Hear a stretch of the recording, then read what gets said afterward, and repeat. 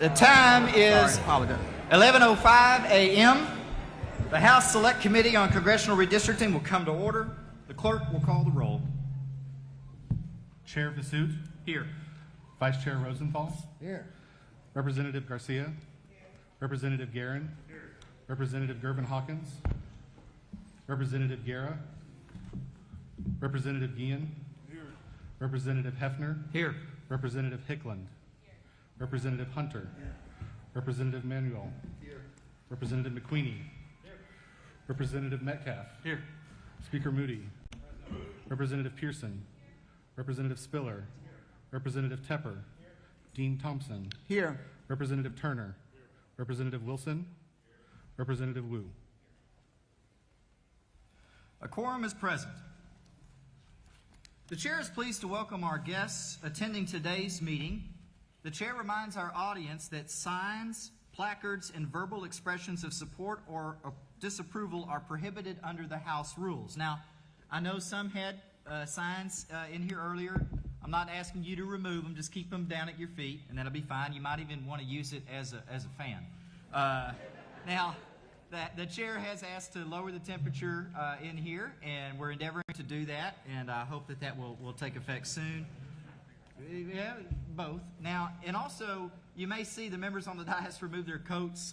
Just understand that's because we've got a whole bunch of lights in front of us. It might get a little warm up here. So I want to thank you for being here today and helping us preserve order and decorum at today's hearing. You know, really, what this is about is making sure that we hear from you. And so when we maintain order and decorum, it ensures that we're able to do that effectively. So thank you for that. Before we take up any revision to the Congressional Redistricting Plan or discuss such a plan amongst ourselves, we're of course here today in our second public hearing to hear about what revisions should be made, if any. As set out in the posting for today's hearing, we will take public testimony regarding a revised Congressional Redistricting Plan pursuant to the Governor's July 9, 2025 proclamation calling a special session of the 89th Legislature. This hearing will focus on those counties of the state lying wholly or partly within Congressional Districts 2, 7, 8, 9, 14, 18, 22, 29, 36, and 38 for the 119th Congress. But the committee will hear testimony about any region of the state. Today's hearing will feature in-person public testimony only. For everyone in the audience, thank you for being here today. In order to testify in person today, you must register outside at the table that's outside those doors back there. We have staff there for you. If you have any questions, please ask the staff there. Be sure to fill out your blue sheet all the way through and make sure to sign it at the bottom. Some of you didn't sign, so when I call you up to testify, I might flag that for you, and we're going to need to have you sign it before you testify, if that's okay. We're going to be, as you know, we've had to kind of limit who can be in this room because of fire code. And so I want to say that if, after you testify, if you wouldn't mind exiting so that somebody outside can come in, that would be appreciative. We're going to be closing registration for in-person testimony today at 12:30 p.m. The chair will remind you all about that, and then we'll close that at 12:30, so make sure to register outside.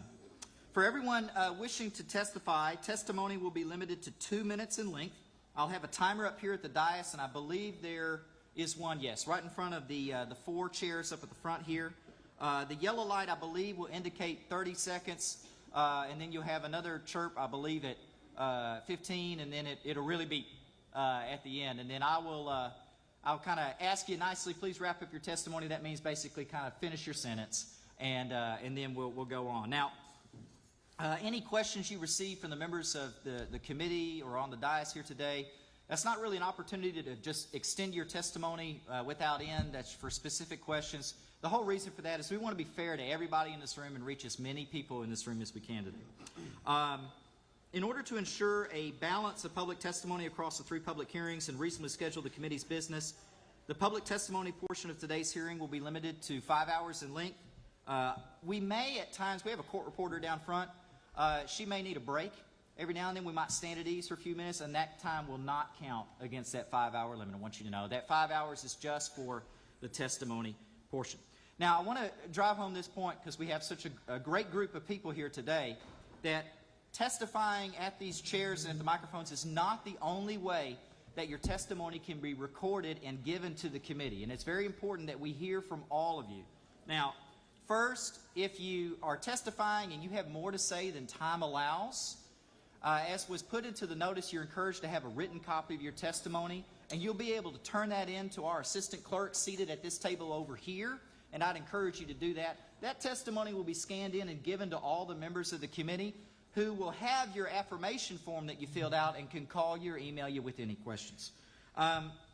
Second, if you have any handouts today, we asked for 22 copies so that we could give one to every member of the committee and then one for the record that will be shared electronically. Please feel free to give those again to the assistant clerk up front if you have them. Third, everyone in this room and anyone watching online is welcome to submit an electronic comment without testifying. You can do that online on the electronic portal. It's linked in today's hearing notice. It can be found at comments.house.texas.gov. Again, that's comments.house.texas.gov. So even if you want to just upload your testimony there too, even if you do testify, you're welcome to do that. We'd love to have it. And so more the merrier. The Texas Legislative Council also hosts a website for redistricting at redistricting.capital. Now that's with an O, C-A-P-I-T-O-L. So just so you know, Capitol with an O is the building, Capitol with an A is Austin. So there's your trivia for today. So that's redistricting.capital.texas.gov. On that website, you can find information about submitting proposed maps for consideration. I believe you click 2020s and then public participation, and then you can upload that there. Finally, every member of the public is always welcome to email, contact, or call any member of the legislature at any time, particularly your state representative, and we welcome you to do so. You can find out information about contacting your member at house.texas.gov. Finally, let's talk about logistics. Since today is only in person, we're going to take in-person public testimony in panels of 4. I'm going to call 4 up to testify at the front, and then I will read off 4 names that'll be on the next panel, or at least I'm going to try to do that. If you hear your name called, just be ready. So if I say on deck, just be ready. Make sure you're in this room. And then that way, when the first panel's done and they're excused, you can come right up. We'll be moving pretty efficiently here. Finally, since we have no bill before this committee at any of these first 3 public hearings, all testimony today will be neutral or on. That's why you had to fill out your form that way. It's just required by the rules. But guess what? You could take any position you want at that microphone or any position you want when you email us. So it's just for the registration under the rules that you're having to be on. We had a few questions about that. I wanted to make sure that you knew. With that, I believe we'll get started. You got opening statement? Mr. Chairman, may I have a point of information? Chair recognizes Dean Thompson for a question. Mr. Chairman, I just want to advise the public that they would not be testifying on a revised congressional redistricting plan because there is no revised congressional redistricting plan. The chair would note that the reason we're kind of reading it off that way is a hyper-technicality of the way the hearing notice was done.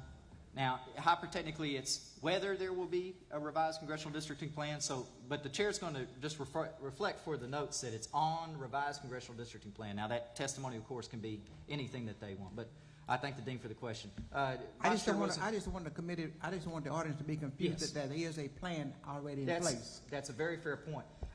All of the congressional districts that were mentioned in this notice or in the other notices are the current districts, and you can find those online in Plan C 2193 on the redistricting website, dvr.capital.texas.gov. But as Dean Thompson correctly notes, there is no revised map in front of the committee at this time. Thank you, Dean. Vice Chair Rosenthal, for what purpose? I would like to make a statement at the beginning. Chair recognizes Vice Chair Rosenthal for a statement. Thank you, Mr. Chairman, and thanks for helping to work with us on invited testimony today. Can you hear me now? Can you all hear me? Good. All right. Y'all, my name is John Rosenthal. I'm actually a state representative in the Houston area, Northwest Houston, District 135. And I often feel out of place in these settings. I'm a career mechanical engineer, and I seek practical solutions whenever we're in this business. So to me, this is kind of anything but that. It's the exact opposite. Now, for someone like me, this This is an incredible responsibility that I feel, and I'm honored, but also feel the gravity to serve as your vice chair on this House Select Committee on Congressional Redistricting. Listen, I've done some big things as an oil field engineer, but nothing in my life compares to this right here today, and thank you for being here. There's a real fight in front of us, and you can count on me and my colleagues to be in it. At the first hearing, I passed out the letter from the Department of Justice that was sent to Governor Abbott, where he specifically mentions, the Department of Justice specifically mentioned 4 congressional districts. That is 9, 18, 29, and 33. Before I even say anything else, I would be remiss if I didn't mention that Congressional 18 is where we're sitting. It's a historic, iconic district. And when I say historic, I mean historic. This district gave us Barbara Jordan, Mickey Leland, Craig Washington, Sheila Jackson Lee, and the late great Sylvester Turner. So when we look at what's going on right now, and the 3 of these 4 districts called out just happen to be represented by African American representatives.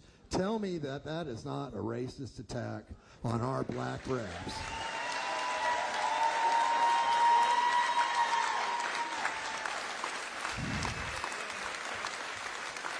And I'll note it's black and brown. We got Sylvia Garcia here, who we're going to hear from in a little bit. Mid-decade redistricting is unusual. It's unnecessary. We actually are required every 10 years to redraw our district boundaries after the census, and we did that. There was a 2020 census, and we redrew the boundaries in 2021. So this process is not about making things fair, which is what it's supposed to be. It's mostly about removing districts represented by people of color.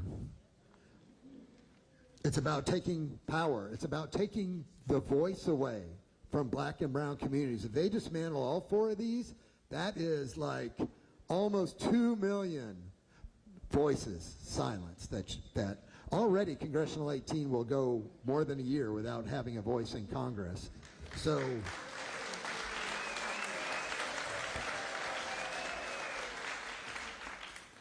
this effort has nothing to do with representing people better. It's the opposite of that. Texas is growing.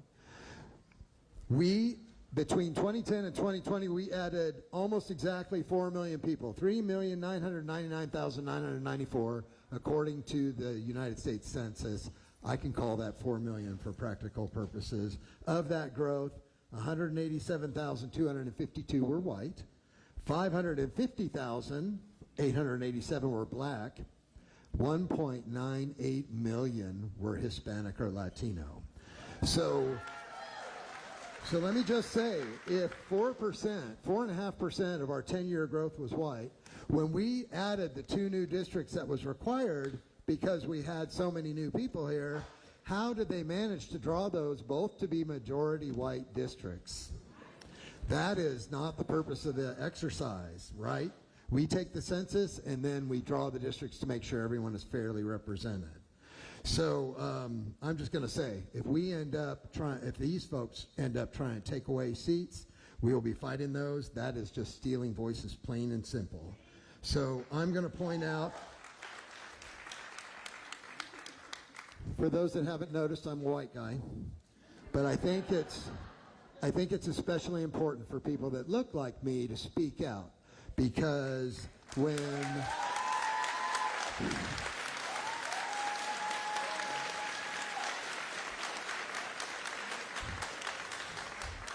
Desmond Tutu said, if you are neutral in situations of injustice, you have chosen the side of the oppressor, sign me up to oppose the oppressor. So it's on us, those of us, and you know who I'm talking to, the people that benefit from this system. We need your help in this fight, because we cannot let our brothers and sisters, no matter what race or zip code or ethnicity or anything else, we cannot let this this process silence their voices. So with that, I'll yield back. But thank you all very much. Mr. Chairman, Mr. Chairman, Dean Thompson, for what purpose? I like to respond. Chair recognizes Dean Thompson for an opening statement.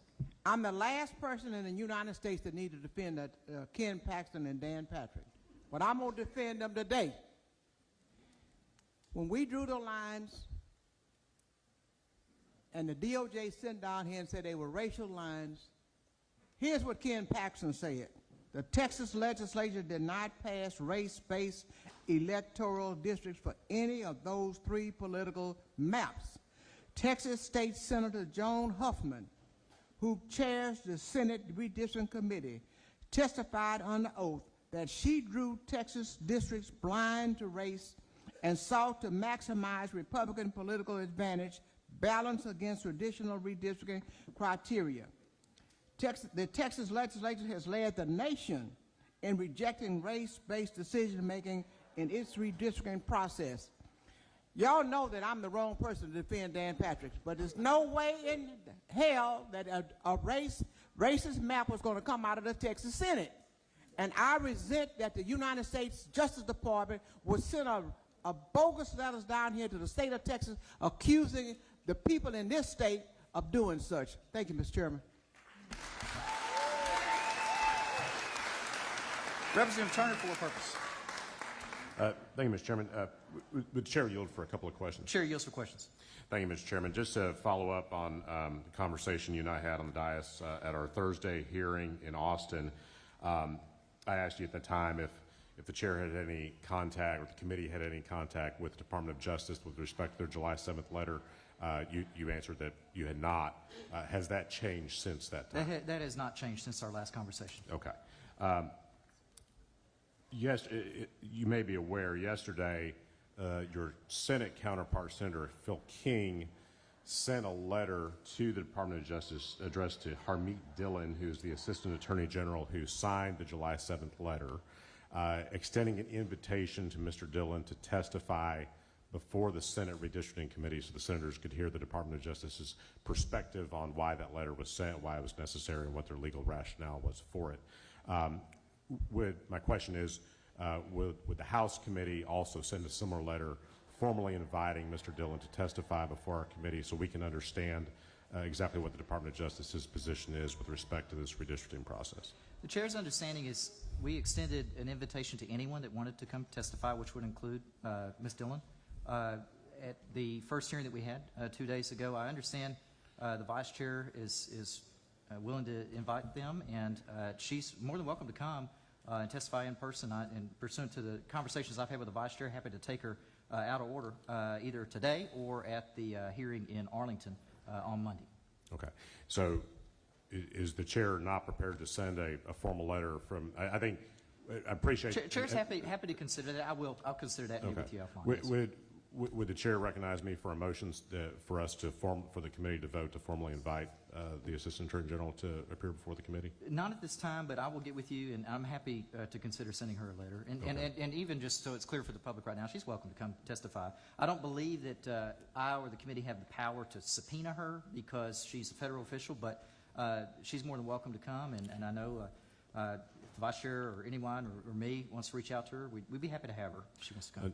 Understood, and I would just hope the Department of Justice would respond positively to a formal invitation from you and from our committee to come and testify. That's why I think a formal invitation would be appropriate and hopefully well received, and we get their testimony here before our committee. Understood. I will follow up with you on that for sure.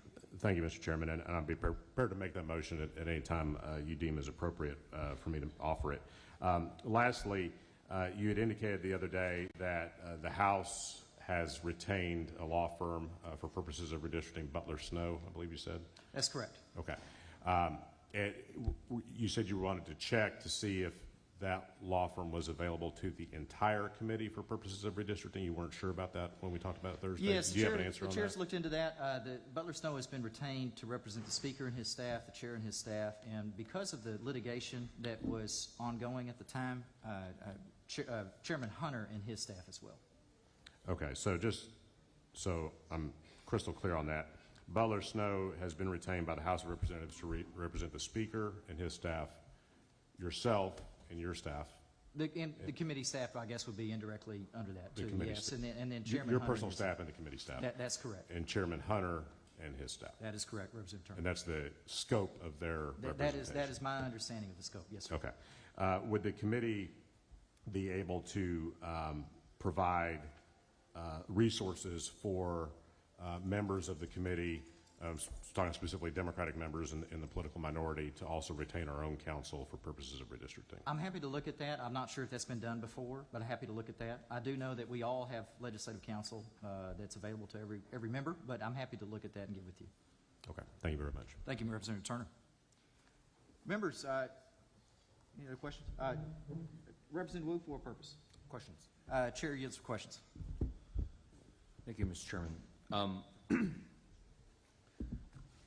In the last hearing, I had asked you if you had any information from the governor's office on exactly the governor's intent or rationale for putting this on the call, thus giving the committee some direction of what we're supposed to be doing, what we're supposed to be looking at, more than just naming an issue. Have you contacted the governor's office since that last hearing? I have not, Okay. Has anyone in your office contacted them? not to my knowledge. Has anyone asked them, could you clarify what exactly your intent is and reasoning is for putting this on the call? Not beyond my personal knowledge. Okay. I don't know. Okay. Have you considered asking the governor to explain what exactly he means when he's putting this issue on the call? Not at this time. I'll take that under advisement. I mean, I think that the proclamation that we have received and that we reviewed at the last hearing was, in my mind, pretty clear in the sense that he's put this item on the call, and it is prudent for this committee to take it up. Could you explain in your mind what is the rationale that you understand of what the governor is?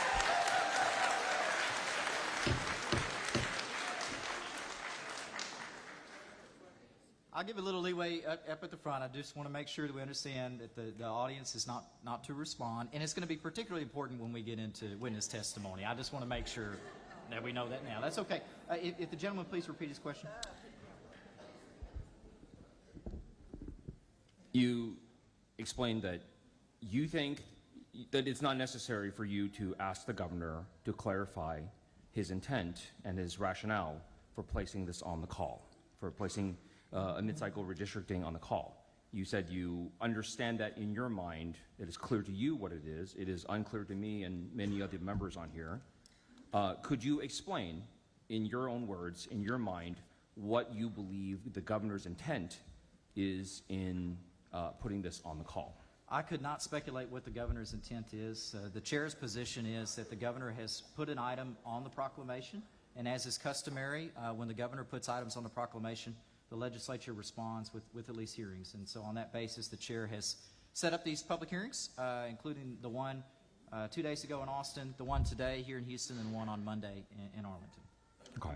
So now I'm even more confused, because just not more than 2 minutes ago, you said it was clear in your mind what the governor intended, what he wants, and his logic, even though you haven't talked to him. But now you're saying that we don't know, and that's why we're having these hearings. My statement was that the proclamation itself was clear as to the jurisdiction conferred upon the House of Representatives under the Constitution to take action or not take action under the Constitution. And on that basis, because the governor has put it on the call, as is customary, the chair was going to take it up. I believe that's the position that has been taken in the Senate as well. And it's customary that anytime we have a special session proclamation, we take up that legislation along with all the other items. Do you know whether or not the governor's true intent is to remove coalition districts from Texas maps? I do not. And I struggle to know anyone's true intent. I'm a mind reader. I haven't been able to read my wife's mind many times, and I can't read the governor's necessarily. Sure. So I can't speculate on what anyone's intent is. Would you be surprised if the governor specifically said point blank, quote, "We have the ability now to draw maps that don't have coalition districts," end quote. Are you aware the governor said that? Publicly. I'm aware of the governor making remarks. I'm not aware of the specific details, but I trust that you've done a quote. So on that basis, I don't have a reason to dispute the quote. But it's not the chair's intention to be taking action based off of the express words of the governor in a private setting. The governor's given a proclamation, and as the chair has indicated, the chair is going to act on that proclamation. Well, that's, again, brings us back to my original point. I'm not clear what the intent is and what the purpose of this is. And here, I've read the proclamation. The proclamation, to me, as an attorney, provides no basis of why we are redistricting under the law, under state and federal law, other than you can, or you have the legal ability to do it right now. But it has not provided to me, as a sitting member of the legislature, of why and for what purpose. So all the other legislation, the governor has provided information on what his feelings are, what his intent is, and what kind of law he would like to see passed. Now, he has not provided that in writing to any of us as members of this committee. Has he provided that in writing or verbally to you? He is not. Okay. So I would assume that you are not a mind reader, as you just said, that you are as in the dark as we are about this. I don't know if I'd use those terminology. The chair's position is that the proclamation was clear as to the jurisdiction conferred upon the legislature under the Constitution to take action on items put on the call, and it has been the intention and the practice of the House for the committees to take up hearings and action Sure. on the items put on the call. Now, you're an attorney as well.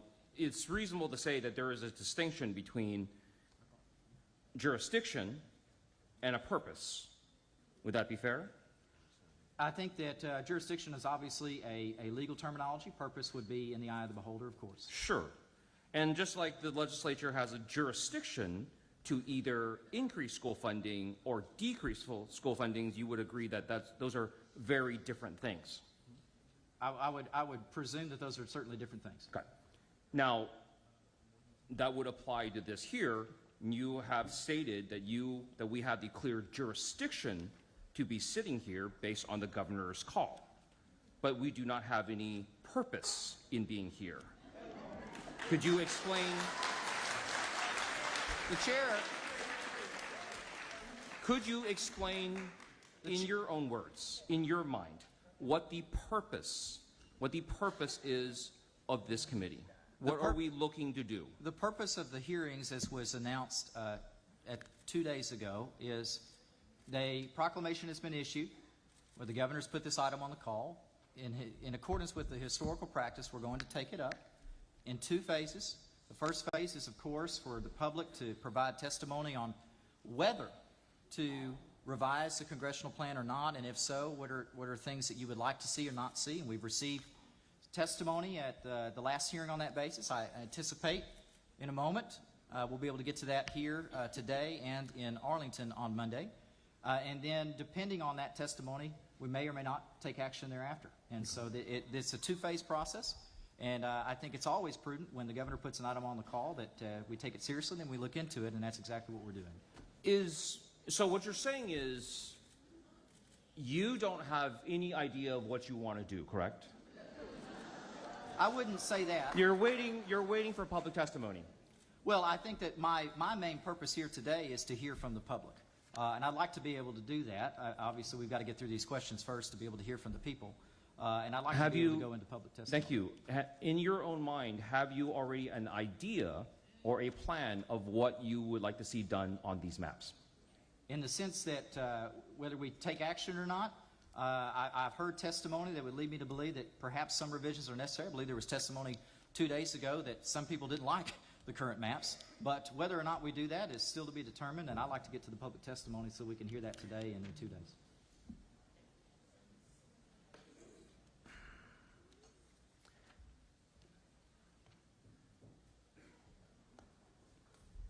All right, let's get to it. All right. Members, any other Speaker Moody for purpose? Just Couple questions of the chair. Chair yields to questions. Since we took up testimony on Thursday and we had a conversation at that point about whether you had been provided any proposed maps or had begun to prepare any at that time, you said no, and I just want to, now that a couple days have passed, some testimonies come online, have you or your office begun to engage in drafting a proposed map for this committee to consider? No. Has any, I keep hearing that maps are coming down from Washington, D.C. Have any maps like that been provided to you or your staff? No. So you don't have anything in front of you after one hearing that would indicate what a potential redraw of congressional districts in Texas would look like? No. The only one that I have seen was that one that was uploaded to the public portal, and I believe there might have been more uploaded. I haven't looked at them, so that's it. Okay. I appreciate it. Thank you, Mr. Chair. Thank you, Mr. Speaker. Members, any other questions? Mr. Chairman. Chair's going to recognize on the dais with us today Representatives Wally, Lalani, Morales-Shaw, Jones, Perez, and Simmons. Did I miss anyone? Okay. Mr. Wally, for what purpose? Thank you. Just to ask a few questions of the chairman. Chair yields to questions. Thank you, Mr. Chairman, for allowing the non-redistricting committee members to at least sit on the committee and allowing us to participate so that voices are heard from every part of Harris County.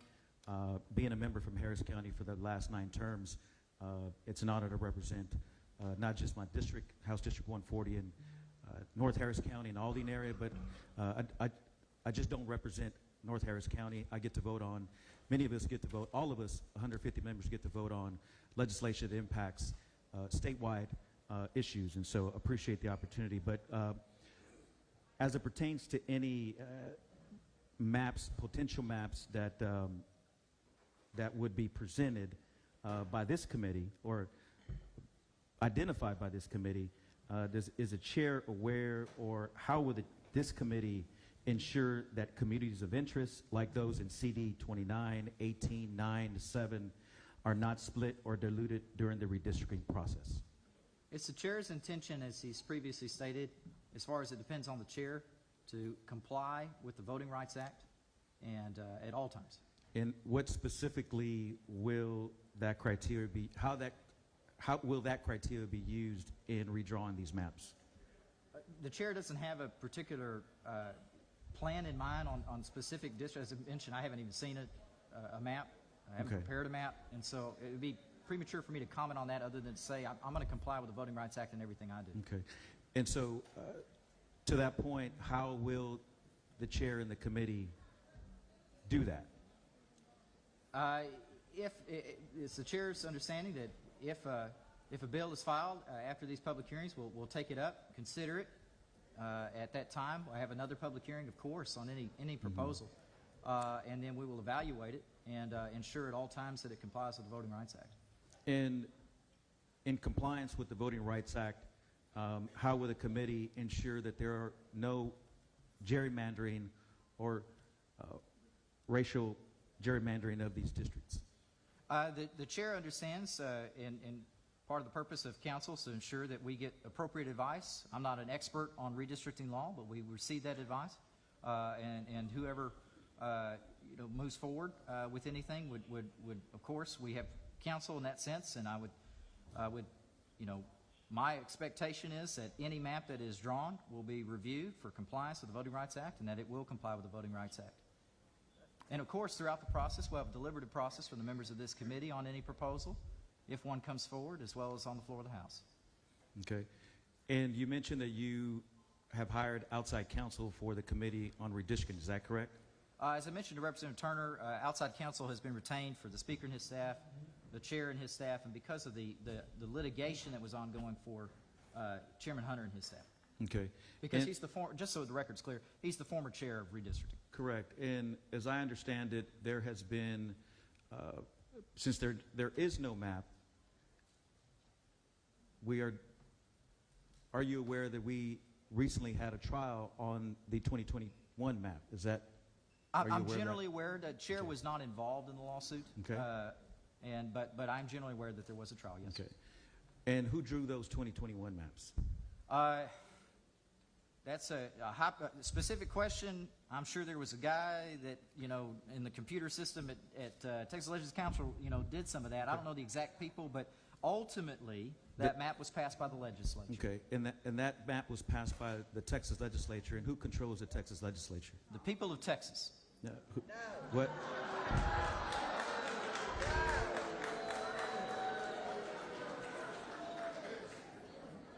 Just to be clear, and I'm not trying to be cute here, but who is in control?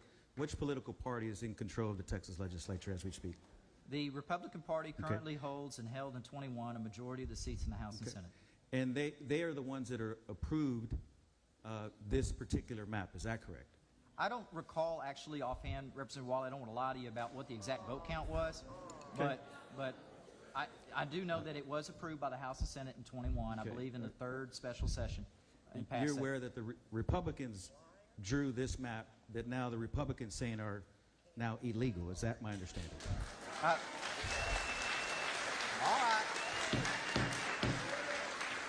The chair will remind the audience that clapping or outbursts in response to statements is not allowed under the rules of decorum.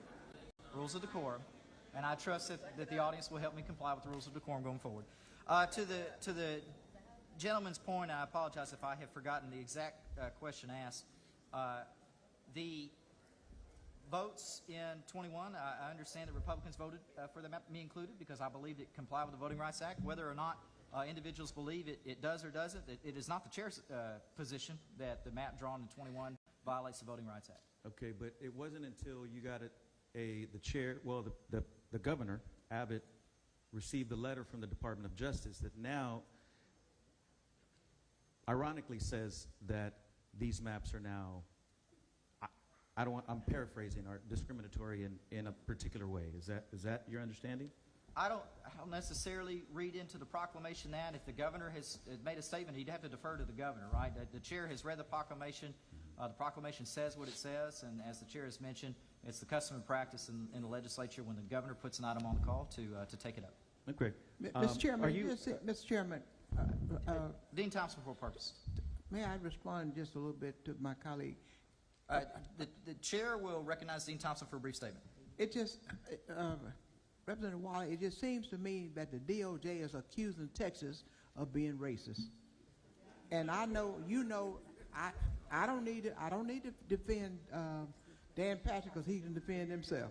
And I don't need to defend the legislature because they can defend themselves. And I definitely don't need to defend Ken Paxton because he can defend himself. But he specifically stated that those maps was drawn and they are not race was not involved in it. And I don't know why the United States Justice Department is accusing us of drawing racist maps. I just don't get it. Chair recognizes Representative Wally for a brief statement, and then if he wants to ask the questions to the chair, he will. Chair will wait for that. I think that's what the perplexing Dean Thompson is really why we're here. We don't know why we're here, honestly. I'm kind of speechless on that fact.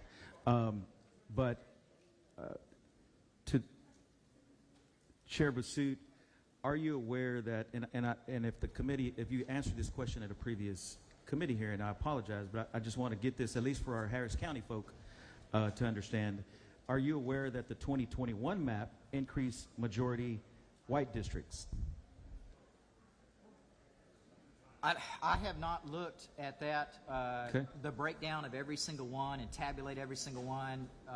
It's been 4 years, Representative Wally. I don't want to give you a wrong answer, so I'm just going to say I'm not advised at this time. Are you or any of the committee members, but particularly you chair this committee, are you aware that the most recent census data shows that the most of Texas's population growth in the past decade has come from communities of color? Is that a fair statement?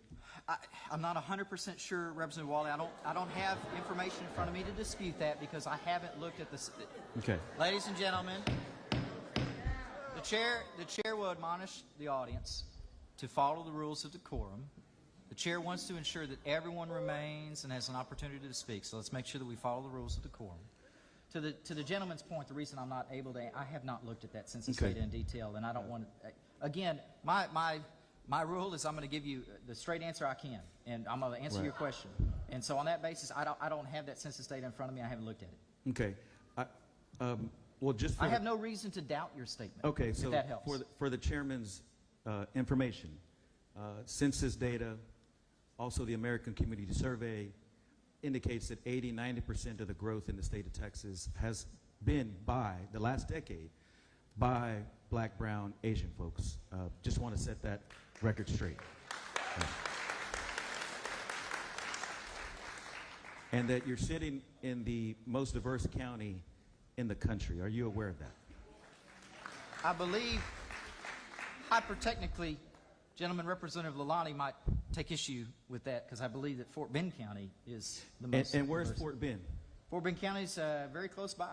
It abuts Harris County, is that correct? In the Houston metro area. You're It's in the absolutely Houston right, metro Reverend area. So this region is one of the most diverse communities in the country. Is that correct? I would assume so, and I think we're better for it. And that would be a strength. That diversity would be a strength because we're all Americans. Is that correct? Absolutely. I think that unity and diversity is the strongest principle that there is. Okay. And is the chair aware that this university campus is one of the most diverse university campuses, the University of Houston, in the country? That's the chair's understanding. As Representative Wally knows, the chair is a graduate of this institution. You are the University of Houston Law Center, as I. Yes, sir. I appreciate the time you've given us to answer, particularly myself as a member of this body, and look forward to hearing from our members of Congress and the panelists. And I want all of you guys to know that you're being heard, and we're going to do everything we can to fight for you, your interests. You deserve it. We're all Americans. Godspeed. Ms. Jones, for what purpose? I have questions of the chair. Chair, yes for questions. Chair, as you know, I represent this district, House District 147, where we are. That's the chair's understanding, yes. Yes, and I have 2 degrees from this institution, an undergraduate degree and a law degree. The chair understands that? Chair understands that. Chair understands that you might have been a track star here at some point in time. That too.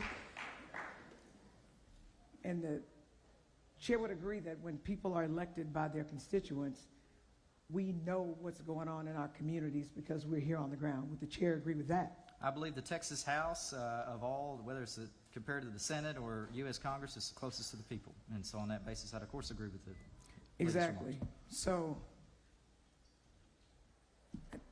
my colleague brought up the 2021 maps.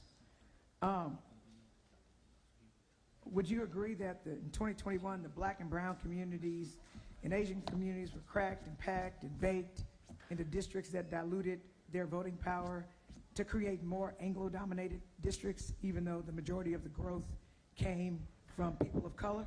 Again, the chair has not looked at the census data for the districts that exist now. It's been 4 years since they were drawn and back in 21, so I can't answer that question in the affirmative. And would the chair agree that we're repeating the same unjust process, only worse because it's mid-decade, mid-census? Would the chair agree with that? Chair would not agree. Chair's position is we're going to always follow the Voting Rights Act, and that's the chair's position, always will be the chair's position. The chair's a lawyer, right? The chair has engaged in what is known as the practice, quote, of law. And the chair is familiar with due process, right? Chair is absolutely familiar with due process. And the chair understands that with due process, we're entitled to meaningful notice and hearing of rights that are being taken away from us, correct? Due process, the due process that is owed depends upon the action being taken, whether it infringes fundamental rights, but in all cases, due process is at the minimum notice and hearing. Right. So at a minimum notice and hearing, does the chair agree that the people that are coming to testify in this hearing, at least at this point, are unable to testify as to how they will be negatively or positively affected by any maps because there are no maps filed for anybody to testify to?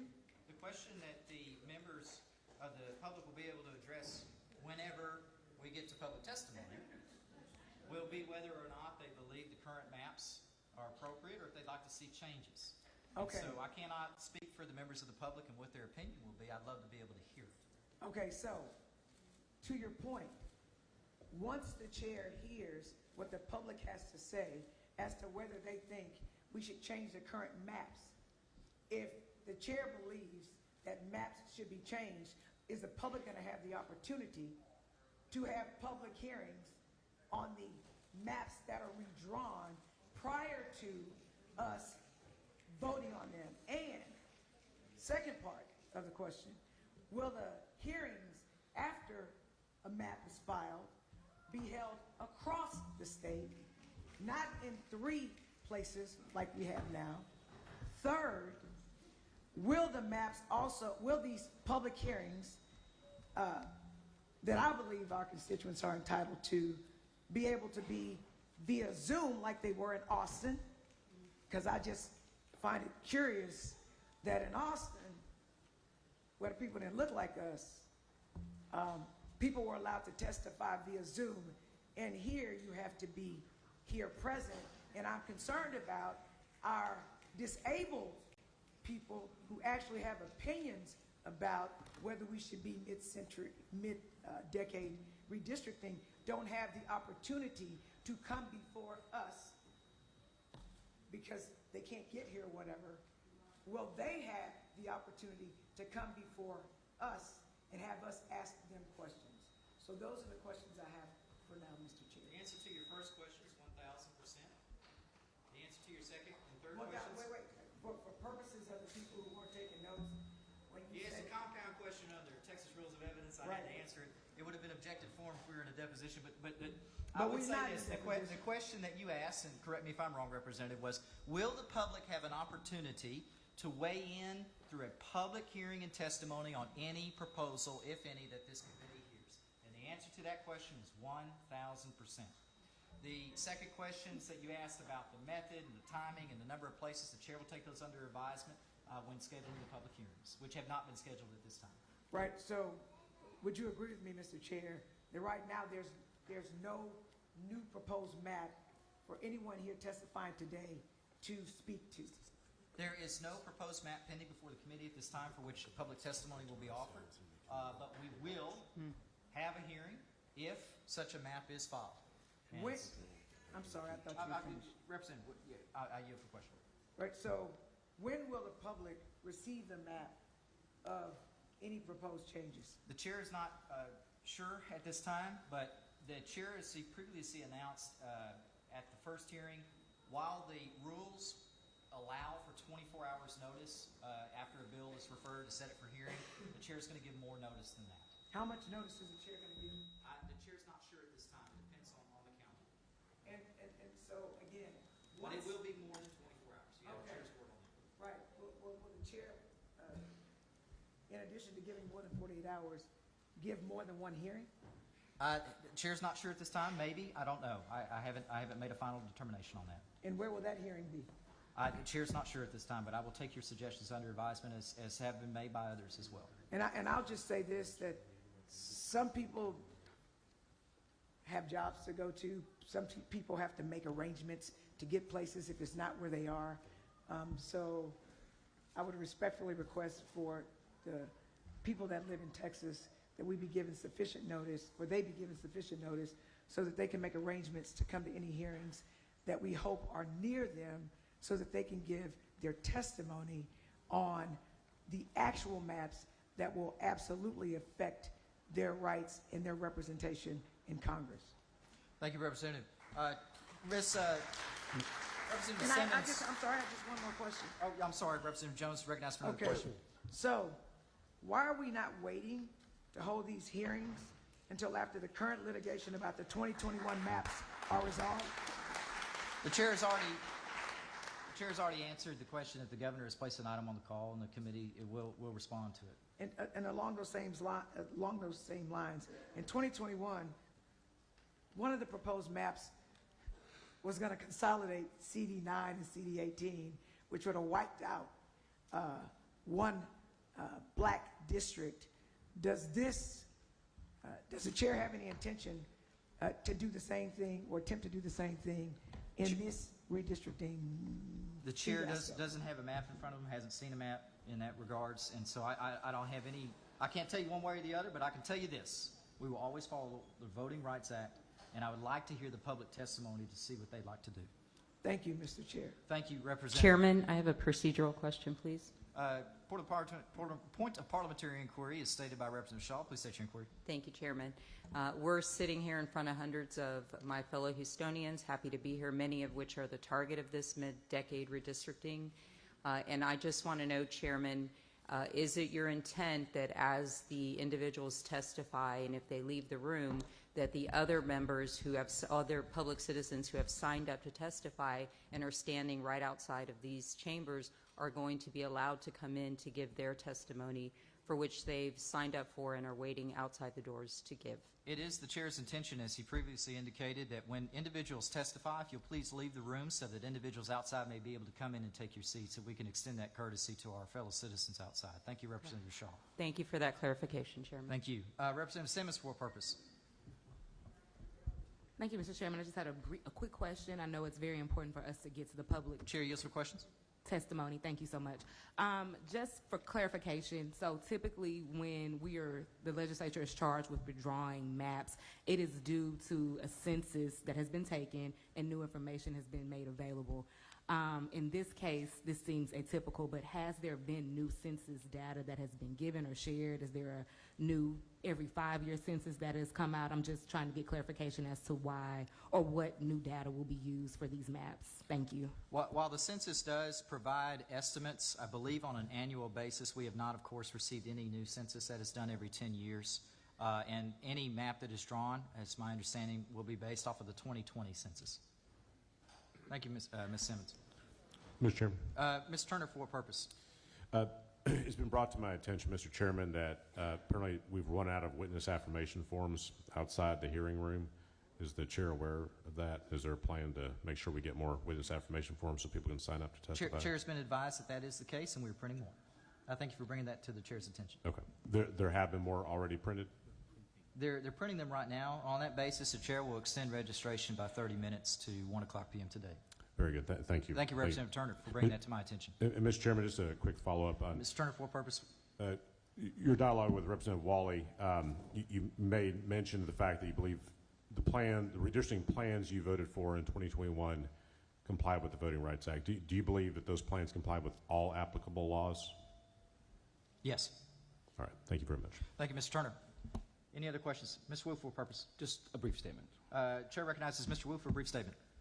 Thank you, Mr. Chairman. And I was just going back over in my mind some of your comments from earlier. And you made a statement that members of the public had said that they were unhappy with the current maps. And I think you're intentionally conflating that, what is happening today with what is happening in the redistricting trial, or what has happened in the redistricting trial, that there, by a lot of people on this dais and a lot of people in this room, accuse the majority leadership of Republicans in the 2021 redistricting of racial gerrymandering. In fact, that is why that map, those maps, the 2021 maps, went to trial in El Paso for 3 weeks. And I think that people in the last hearing, 100% of the people, including the people who testified afterwards, after the 5-hour mark, and you shut the committee down, those people also 100% testified against the process of redistricting and also disliked the past maps for the same reasons. That the past maps, the 2021 maps, included racial gerrymandering because we created a system where the 96% of the growth in the state was in minority communities, but 100% of the growth of elected positions occurred in non-minority communities. That 40% of the state basically governs the other 60%. And I think it is disingenuous and maybe a little bit of a misstatement to say that people are unhappy with the current maps in the way that I think you're saying. That I think that people are unhappy with the current maps because they do include racial gerrymandering as we alleged in the trial. But people would rather accept the current racial gerrymandering over the intensive racial gerrymandering that the governor's proclamation calls for.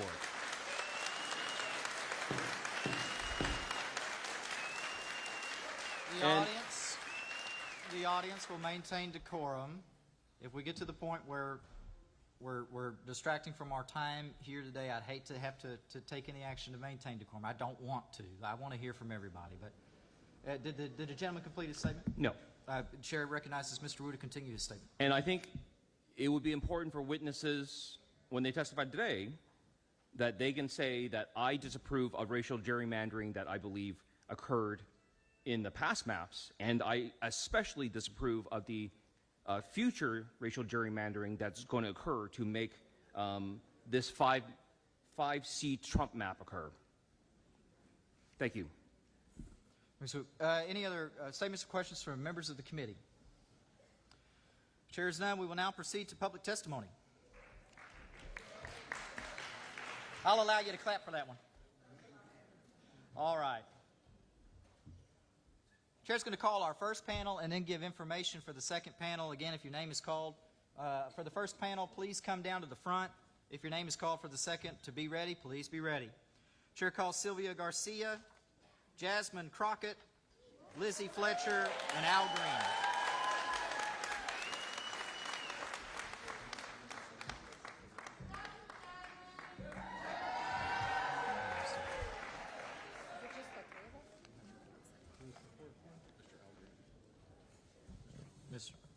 Mr. Green has been called as well. Now, if the gentleman, I believe the gentleman may be sitting at the table right now. Actually, what? That's Sean Mata. You want me to? Is he in your list here? He is invited testimony. Okay. Right, Congressman Green, would you be so kind if I took this gentleman's testimony first? Is that all right with you? All right. Chair will not call, but Congressman Green, please be ready. You'll be on the second panel. Chair calls Johnny Mata, who I believe is seated already. Okay. Now, joining Congressman Green on the second panel will be Nick Lampson, Sasha Leggett, and Dr. Sergio Lyra. Please be ready after this panel to come and testify. Lyra, I apologize. And if I mispronounce the name at all, please correct me. I don't intend to, and I want to make sure that we call you correctly here. I'm looking at these forms since we've done these in paper form.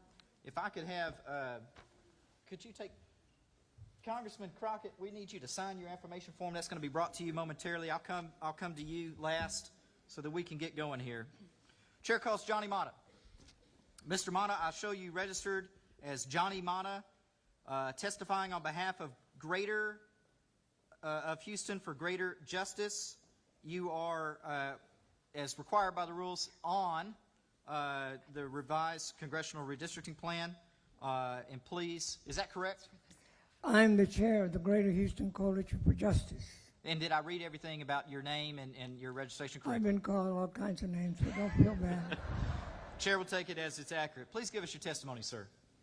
Okay. First of all, I'm very interested, was listening to questions to you as chairman of why are we having this redistricting on a special session. Never heard an answer. But I will say that the issue is, as you know, biblically speaking, about greed and power. It's very funny.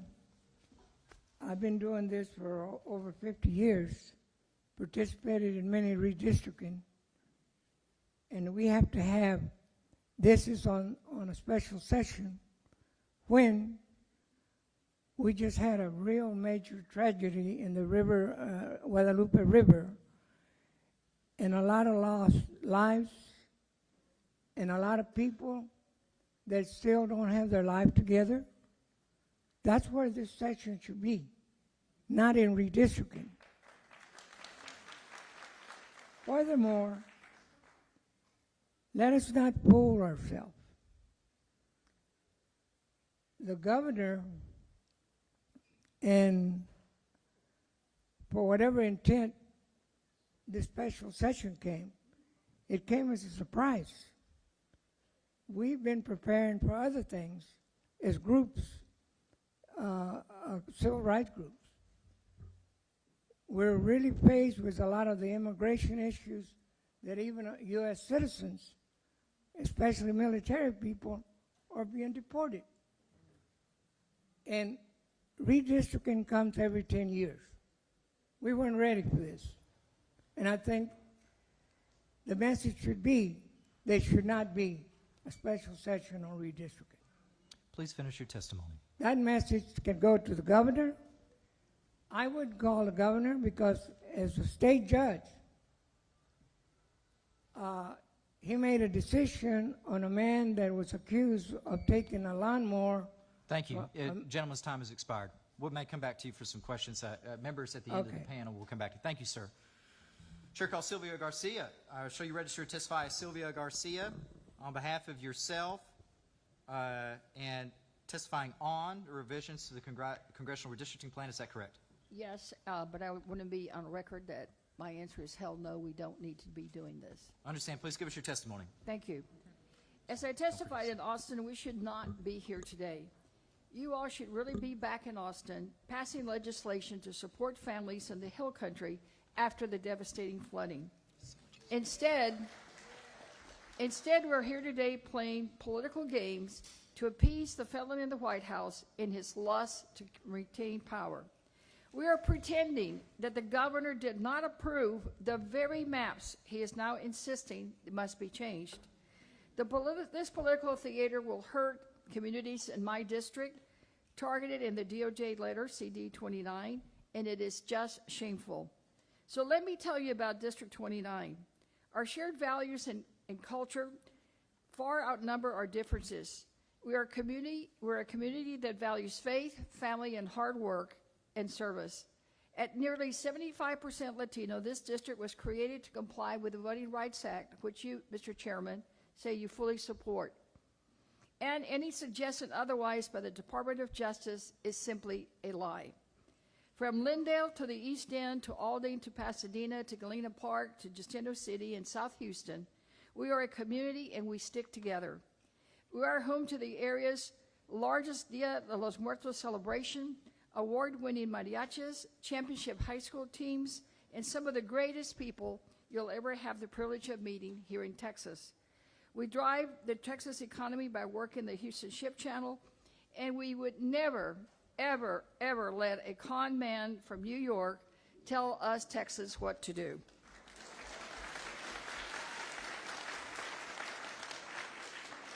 Ripping up the 29th district will silence the voices of this community, and that is a travesty. As has been said earlier, the population growth in Texas is because of the Latino population.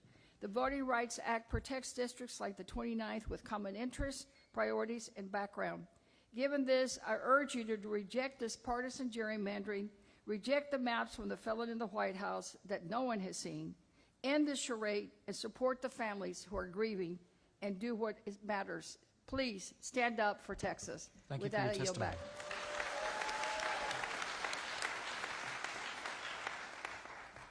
Chair calls Lizzie Fletcher. I show you register to testify as Lizzie Fletcher on behalf of yourself on the revised Congressional Redistricting Plan. Is that correct? It is correct that I'm here to testify on behalf of myself and the constituents of Texas's 7th Congressional District, who I represent. Is it okay if we keep your, and I understand your position, is it okay if we keep your registration on behalf of yourself just because that's not an organization, but in your elected capacity, which we understand? Is that okay? Yes, thank you. Understood. Please give us your testimony. Good morning, Chair Vasut, Vice Chair Rosenthal, and members of the committee. I'm Congresswoman Lizzie Fletcher. I have the privilege of representing Texas's 7th Congressional District, which is made up of diverse and vibrant neighborhoods from central Houston to throughout southwest Houston and Harris and Fort Bend counties. Congressional District 7 is a majority-minority district where Black, Hispanic, and Asian American and other minority citizens have successfully elected their candidate of choice since this district was configured in 2021. I'm proud to be their candidate of choice. It is the honor of my life to serve the people of this district, and it is my duty to defend them against the harm that could come from this redistricting process. I'm disappointed to be here today for a hearing purporting to get the views of Texans on a congressional redistricting map and replacing it with a map that no one has seen.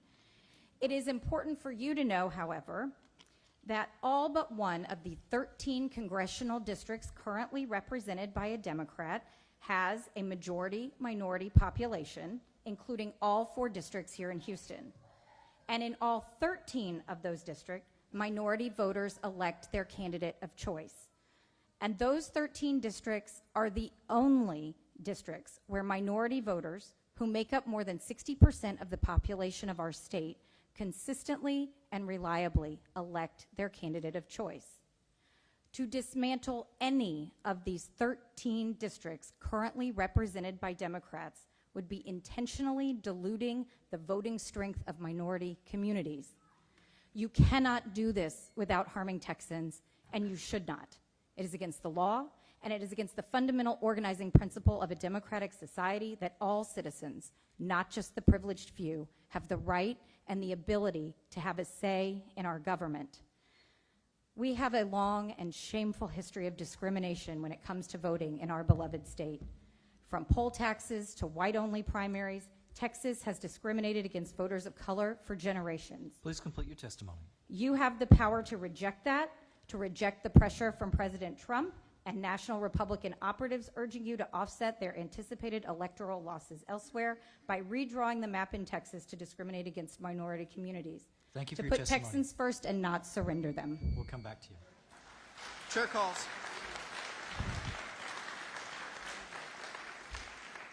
Chair calls Jasmine Crockett. I'll show you registered to testify as Jasmine Crockett on behalf of yourself on the revisions to the Congressional Redistricting Plan. Is that correct? Yes, Please as give us well your as. testimony. Okay, thank you. So I am Congresswoman Jasmine Crockett. I am also testifying on behalf of the people of Texas 30 and frankly all the people that have any sense or any compassion in the state of Texas.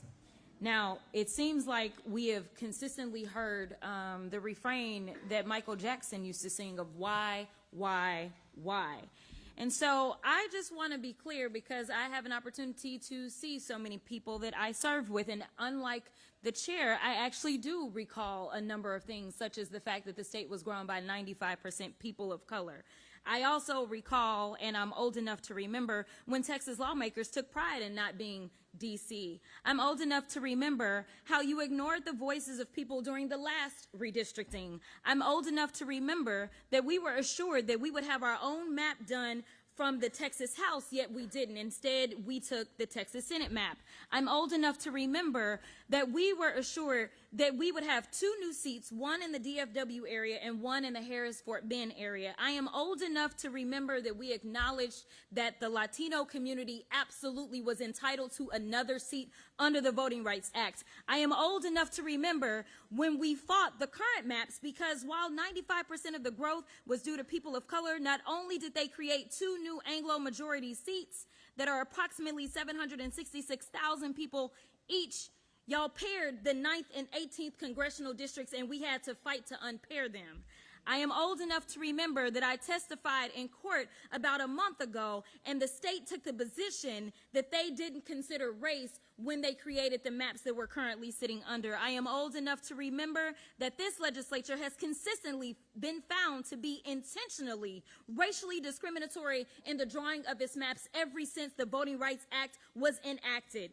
I am also old enough to remember that it was a great Texan that signed the Voting Rights Act of 1965 into law. So, please finish your testimony. To comply with the Voting Rights Act, we should have 60% of the seats that allow people of color to elect their representatives. That would be 24 seats. Instead, we currently only have 14. The ultimate measure of a man is not where he stands in moments of comfort and convenience, but where he stands in times of challenge and controversy. I am asking you, in the words of MLK, where will you stand? Thank you for your testimony.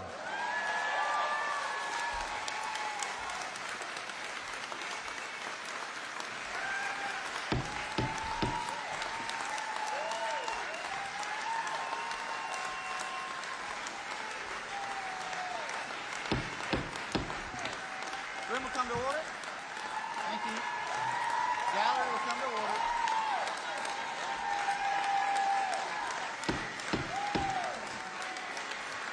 The gallery will come to order, or the chair will have to clear the gallery. The gallery will come to order. The chair will have to clear the gallery. The chair does not want to do that. Remember, every time you're taking away from other people talking. Members of the committee, any questions for this panel? Yes. Representative Wu, recognized to question the panel. Thank you. This question is for everyone here. The preface is, we've been trying to find out why we're here. The chair says that he knows jurisdictionally what the authority is that we're here, but not exactly what we're supposed to be doing. The governor has not really said anything other than he wants to eliminate coalition districts. Could you tell us, do you support districts made up of coalitions of all races, that black, white, Asian, Latino, everyone together, coming together to pick their people, pick the person that they want, no matter who that person happens to be? Do you support that, and do you think that should be protected? Yes, Representative Wu, I do support coalition districts, and as I testified, all 13 districts currently held by a Democratic member of Congress are districts where a coalition of minority voters elect their candidate of choice. And therefore, if this panel does, as President Trump has suggested or stated, that he would like to remove 5 Democratic members and replace them with 5 Republican members, you will be intentionally dismantling coalition districts in violation of the Voting Rights Act and the needs and desires of the people of Congressional District 7 and districts throughout the state. I echo the points that were just made, but I want to say that while we've been talking about law and there's a number of lawyers that are sitting here, we understand what the Voting Rights Act stands for. We also understand that there's a little thing called the Constitution that some people in D.C. want to ignore. The reality is that we are simply seeking representation of all people in Texas. All 30 million people should have a voice in the policies that are made. And frankly, when you live in a democracy, if you have a problem because you don't want to answer to your poor policies, then maybe come up with better policies. But at the end of the day, we absolutely should not be going out of our way to do what this legislature is consistently been found to be guilty of doing, which is to make sure that they can do an overemphasis of Anglo voices in this state. Only 40% of this state is Anglo, yet somehow we have more than 60% of our seats that are elected by Anglo majority districts. As I said in 2021, as I argued against these maps, the math ain't mathing. Yeah, well, Representative, thank you for the question, and I totally concur with both of my colleagues, and I think that is the nature of the Voting Rights Act, and it would in fact be unlawful and unconstitutional to dismantle coalition districts. And I think it's interesting to note that the DOJ letter quotes the coalition district definition of a Supreme Court opinion. What they fail to tell you that it's a dissenting opinion, not a majority opinion, and it's a dissenting opinion by Justice Kavanaugh, who's never been, in my mind, a great warrior for justice. But the bottom line here is, when you ask yourselves why you're here because Donald Trump wants to remain in power. The big ugly bill that takes 17 million people off of Medicaid, the big ugly bill that takes food away from hungry children, the big ugly bill that cuts some veterans' benefits, that big ugly bill passed by just one vote. And that was his signature agenda. So he knows he's got to find seats somewhere in the country to offset some of their losses, because there will be losses. So he picked Texas because he can pick up the phone and talk to our governor and lieutenant governor, and when they call and he says jump, they simply ask how high. That's why we're here.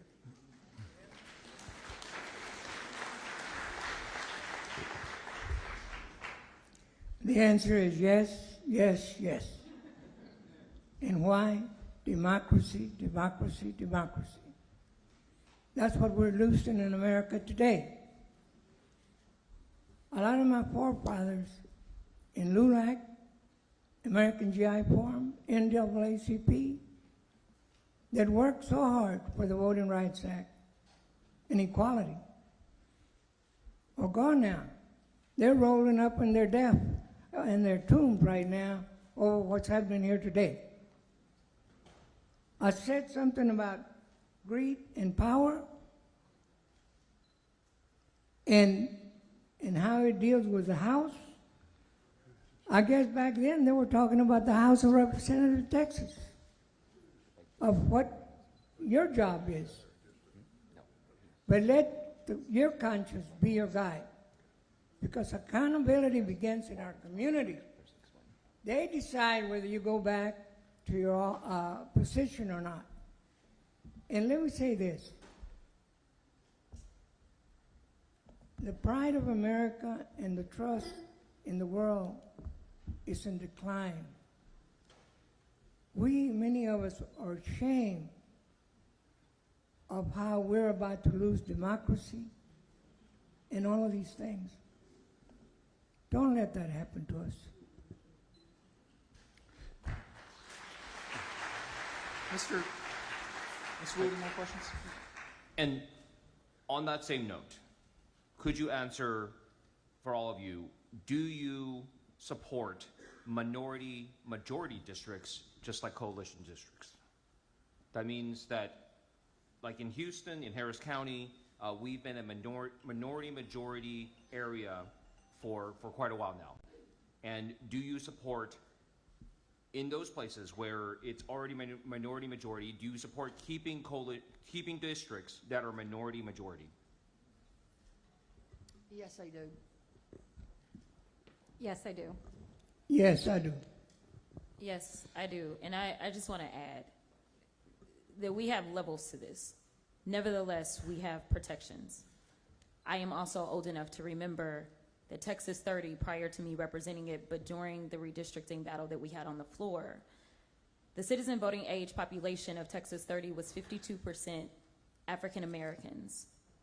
This legislature decided, for no apparent reason, to take it down to 48%.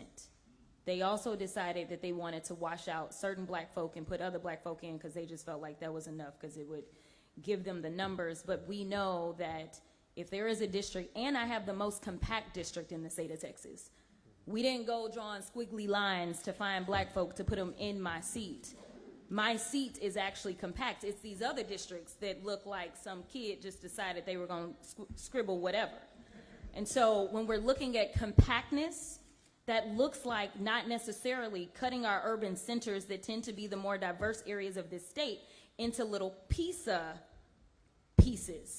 It looks like making sure that you can hold those communities of common interest together. That means that if it's HISD, people stay together so that when there are fights, when they decide that they want to do things like defund HISD, they have a federal representative who understands that instead of giving them HISD and giving them another ISD, it is important that you keep these communities of common interest where they live together, where they play together, where they go to church together, where they go to school together, where they shop together. And that's not what these maps have done. And so, do we need new maps? We do. Do we need better maps? Yes. But your response has nothing to do with the people, regardless of what y'all say. Because the people told y'all in 2021 not to do this, and you did it. The people are going to come up here today, I can guarantee you and tell you, not to break up their communities again because there's a target on their back because they know that they're weak in D.C. I am asking y'all to do what you say you love to do in this state, which is to honor the people that we serve. We are Texas. We are better than this.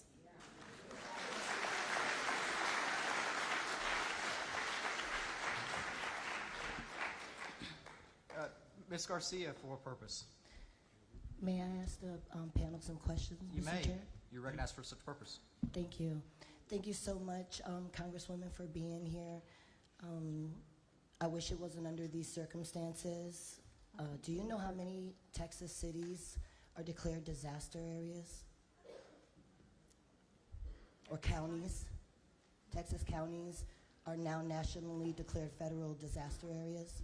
I don't, because I don't have any in mind currently. So. Yeah, I don't know the number, but I suspect that there's still some disaster declaration in the Hill Country, either at the state level or at the national level. As well that's as just a guess, but I don't know for a fact. From federally, just to talk federally, is there any conversation about how many of our counties are declared disasters? No, but I can tell you that we are aware of, obviously, the fires that took place. We're aware of, obviously, the most recent flooding. We're aware of the fact that we've not been hit by any tornadoes recently. No. So I don't know what the current numbers are, especially since we have an administration that just came in, and whether or not they revoked any of those declarations or continued any of those declarations. So I'm unsure, but I can tell you for Texas 30, I currently don't have any. Yes, And thank you, Representative Garcia, for the question. I think it's an important question. We do know that, of course, recently there has been the disaster in the Hill Country, and I know that Kirk County, and I believe there are 5 other counties that fall under that disaster declaration. We also know that we have ongoing disasters here in Harris County. We're continuing to recover from Hurricane Beryl last summer and the derecho, which were also federally declared disasters. We're still recovering from Hurricane Harvey back in 2017.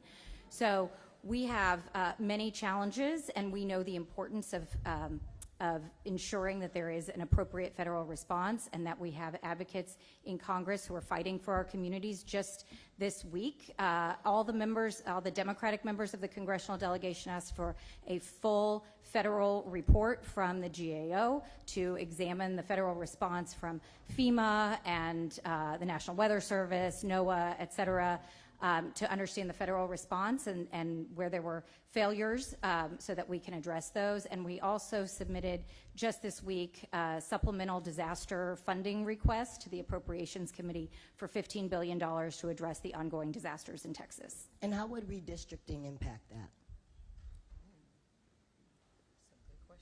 Well, I would say that it would have an impact, because just listen to what Representative Fletcher said. She's still dealing with issues related to Harvey. So constituent work related to FEMA requests, requests from the national, insurance from National Flood Control, those are never, and I mean, it's not easy to just take care of the constituent question, in a week or two. It's ongoing. So when you have redistricting, if Lizzie's opened a file on Jasmine Crockett because she lost her home, then all of a sudden Lizzie gets put somewhere else, then somebody else is going to have to start from scratch. The institutional knowledge, the network, the relationship with the constituent, all that goes away. Yeah. It's about constituent services and access to your member of Congress. People want to be able to know that you can go and say hello to them. You're going to run into them at the grocery store. You can't do that if you've got these squiggly districts that go from, Austin all the way to the Valley, or for me, from Houston to Orange, Texas. I mean, what relationship do I have with Orange other than wearing orange on Go Astro days? It just doesn't work.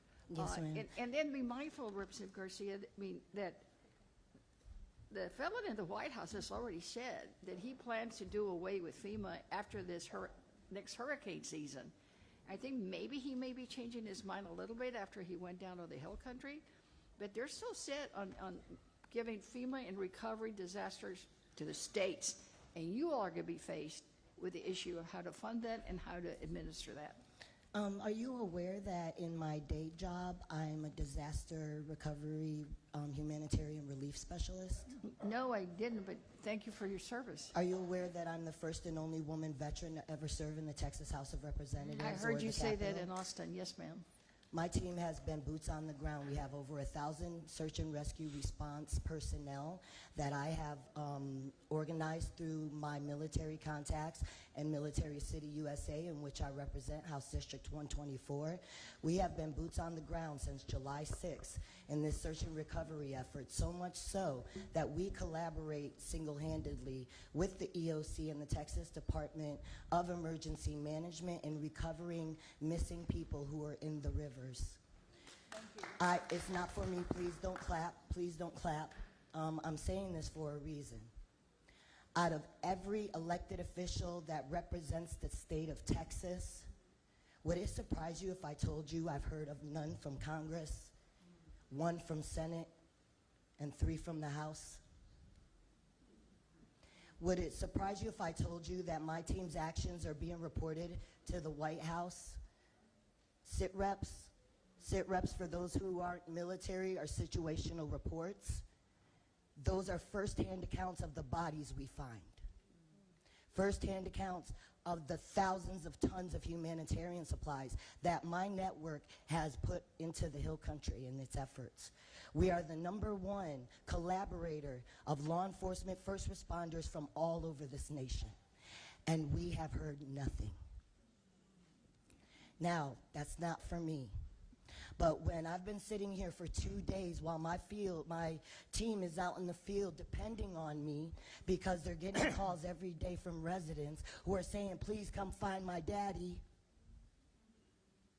And we talk about political theater and all these fun words, you know, felon in the White House, political games, pretending, shameful. These are all words that we lovingly throw around.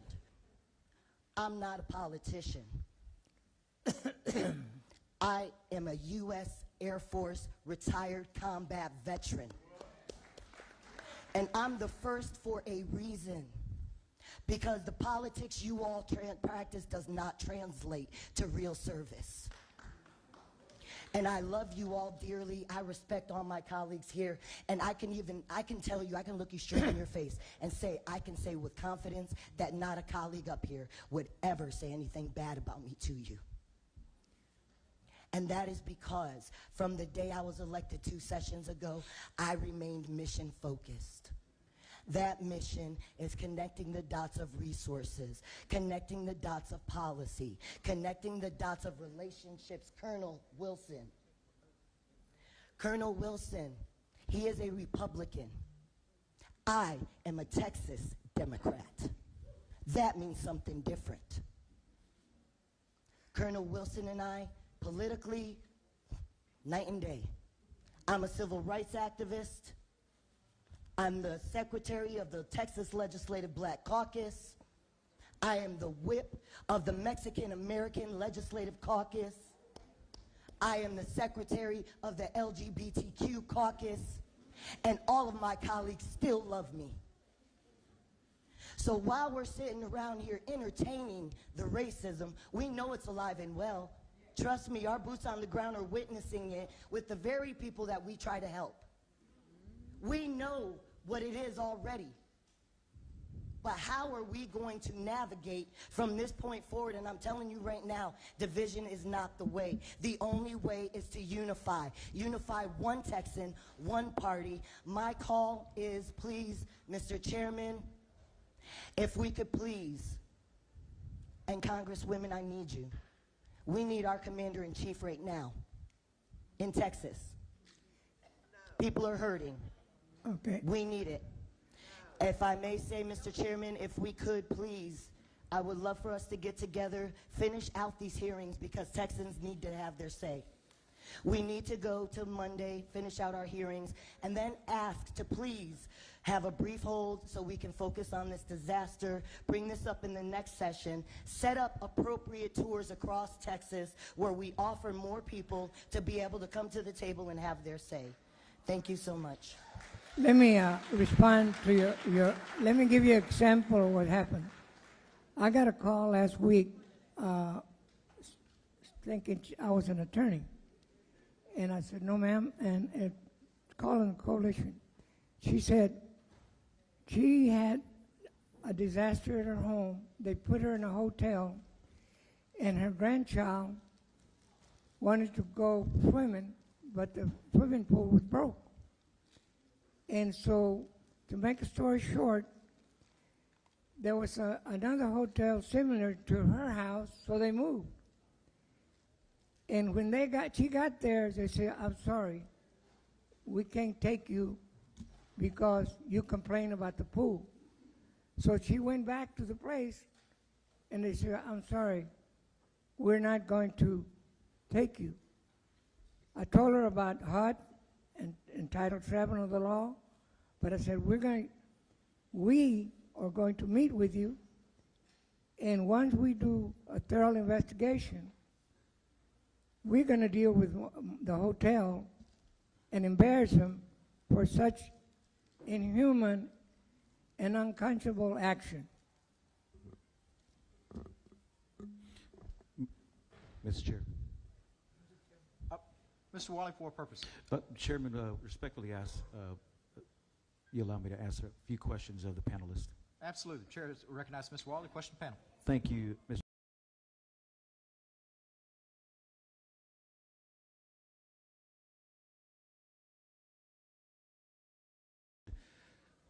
Some data about the creation of this CD29, and that was created after the 1990 census. Is that correct? Correct.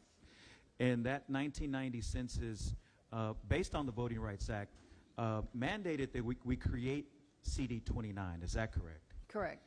And that was because of the growth of the Latino population in Harris County, particularly in these particular parts of Houston. Is that correct?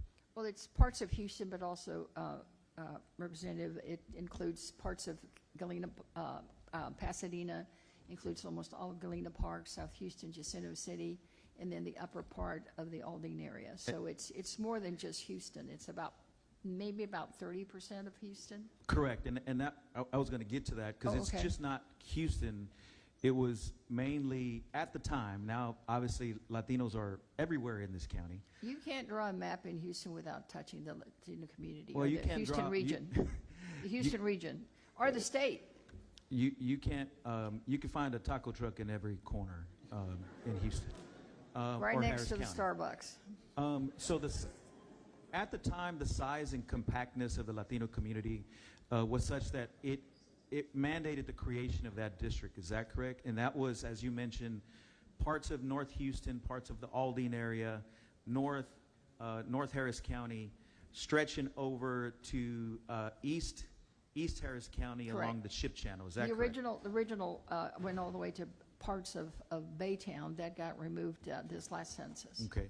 And then it kind of meandered over, kind of hugged the Houston Ship Channel down to southeast Houston and the East End. Is that correct? Correct. And currently, you mentioned that the population of CD29 is 70% Hispanic. Is that correct? 74. Okay. But the citizen voting age population, to clarify, just to make sure that that's on the record, and I think it's been testified as such in many public settings here and in legal settings and courtrooms, that there's about 65% of CD29 citizen voting age population has a Spanish surname or they're Hispanic. Is that correct? Correct. And there's political cohesion in that CD29. Is that correct? Correct. And over time, they've also that community tends to vote as a block. Is that correct? I would generally say that, but a Republican candidate gets between 20 to 22, sometimes 15 to 20%. I don't think anyone's done better than that. Okay, and over time, that district has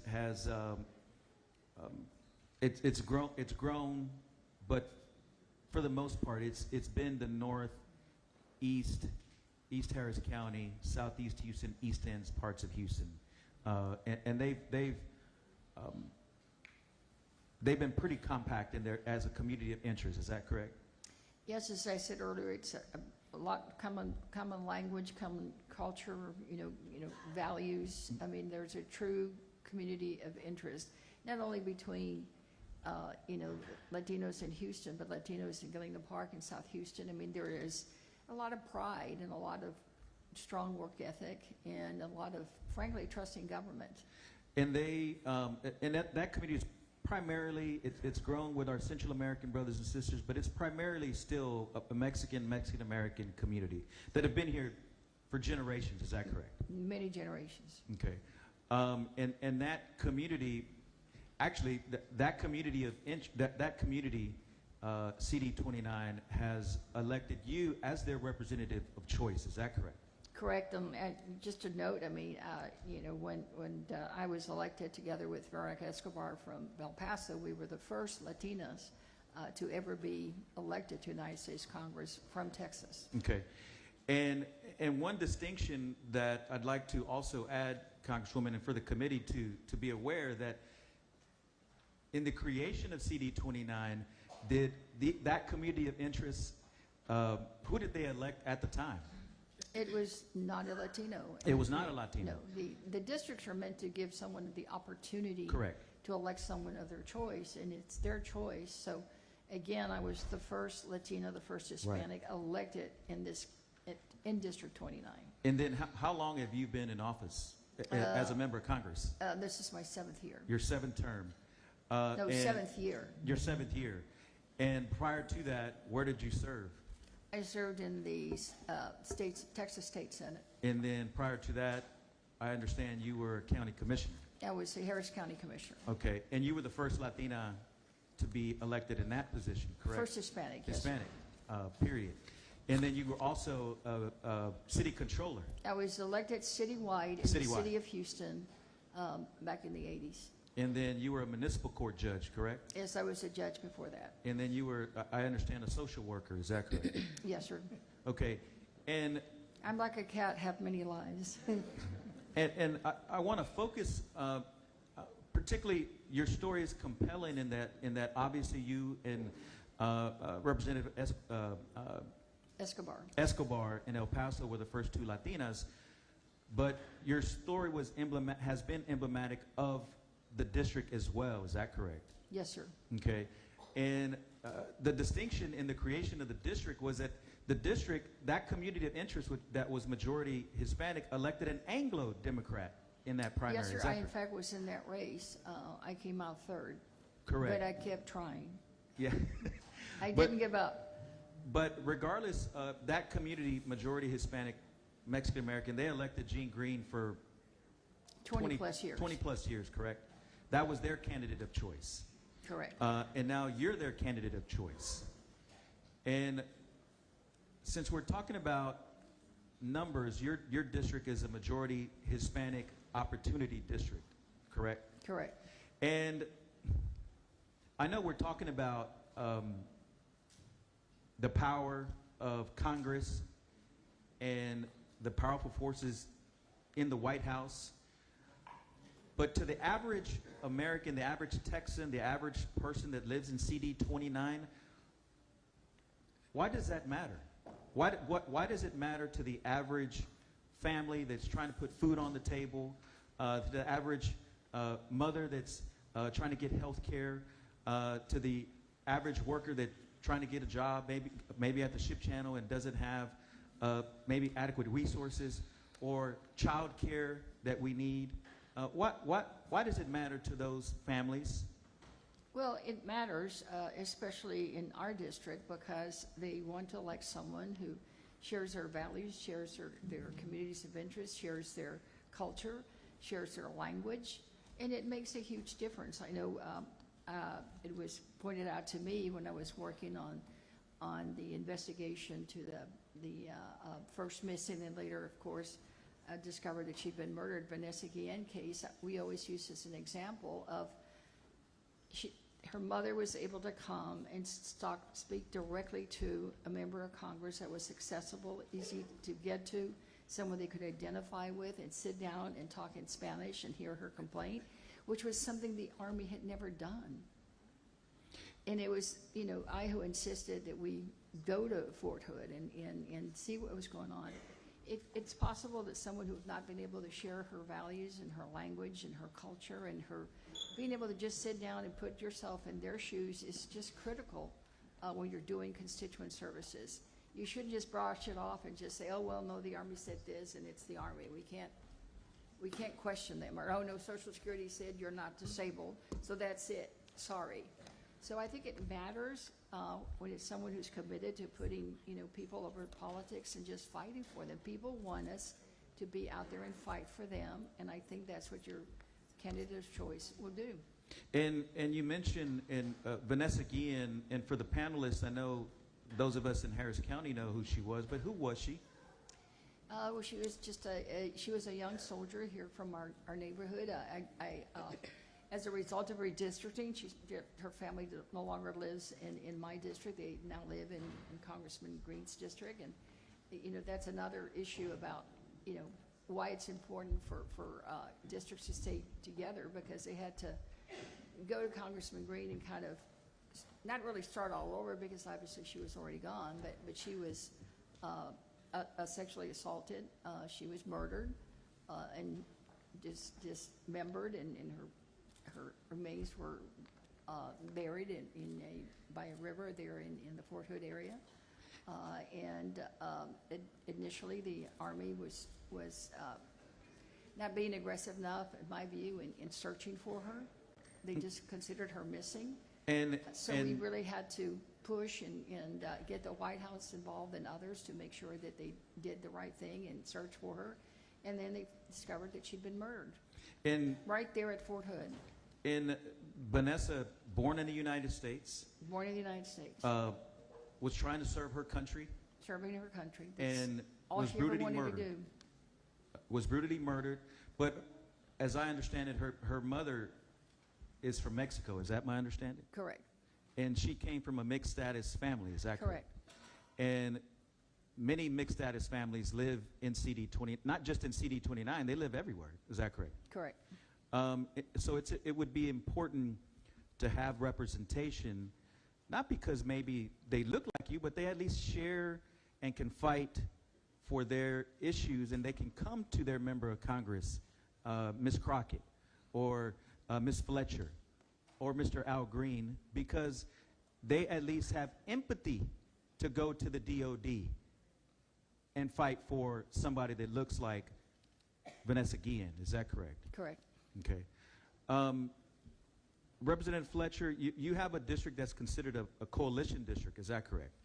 That is correct, yes, Representative Wally. And then that district, majority, minority, as mentioned, and what does that mean? Because we throw that around, but what does that mean? Well, the Texas' 7th Congressional District may be the most diverse district in the entire United States. It covers Southwest Houston, and it includes communities, Black families, Latino families, Asian American families. If you think about what we all know in sort of Southwest Houston, it goes everywhere from the historic heart of the LGBTQ community to Gulfton, down to Sugar Land, A-Leaf, Mission Bend.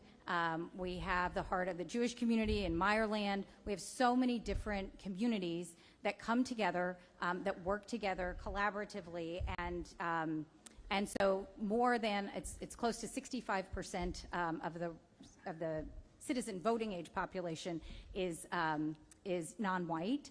Right. But we have an incredible coalition and community that works together to support people throughout Southwest Houston and the greater Houston area. And prior to your election, CD7, who was elected to that position? So I was elected for the first time in November of 2018, and the prior incumbent in that seat was John Culberson, who had been the representative since the year 2000. And we redrew that district since then, is that correct? That's correct. The district as it's currently configured was configured in the 2021 map. Okay. And that's the current map that you distinguished members of Congress are running under, is that correct? Yes, that's correct. Okay. And that district, CD7, rich in diversity, rich in language, different types of languages being spoken in that community, correct? That's right. Not just Spanish? Not just Spanish. As Right. many people know, throughout the city of Houston, there are more than 140 languages spoken in our city, and the 7th Congressional District includes one of the most diverse areas where the most languages are spoken. I get to represent the community in Gulfton, which is its own version of kind of our Ellis Island in Houston. There's so many languages spoken in Gulfton, and in the 7th Congressional District, about 38%, give or take, are people who are born outside of the United States, which is more than twice the average in the state of Texas. And so there's an incredible diversity of experience. I've worked closely with folks. It's a big refugee resettlement area, which is, of course, really struggling under this current administration and cutting off the refugee resettlement funds and the organizations that work in our district and across our community. But there are people from all around the world who call the 7th Congressional District their home. And that part of Houston, CD7, rich in diversity, rich in culture, rich in languages being spoken, rich in food. Yeah, I was going to say great restaurants. Yes. They have collectively, in their size and compactness, in their political cohesion, and they've voted as a bloc to elect you as their candidate of choice. Is that correct? That is correct. Obviously. And so at the end of the day, it's not so much about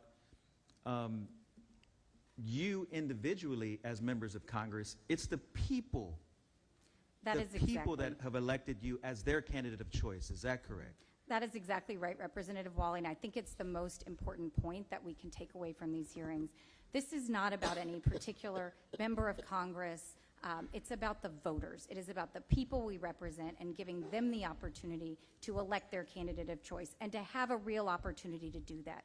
And when we talk about what historically has happened with redistricting efforts in Texas and elsewhere, there are conventional ways that people break up the voices of those communities, either packing them tightly into very compact districts and minimizing their ability to have a voice throughout multiple districts, or cracking them so that they have such little presence in various districts that they can't have enough political power to choose their candidate of choice. And so that's why this conversation about coalition districts, that's why the conversation about why it's so important to give people that opportunity.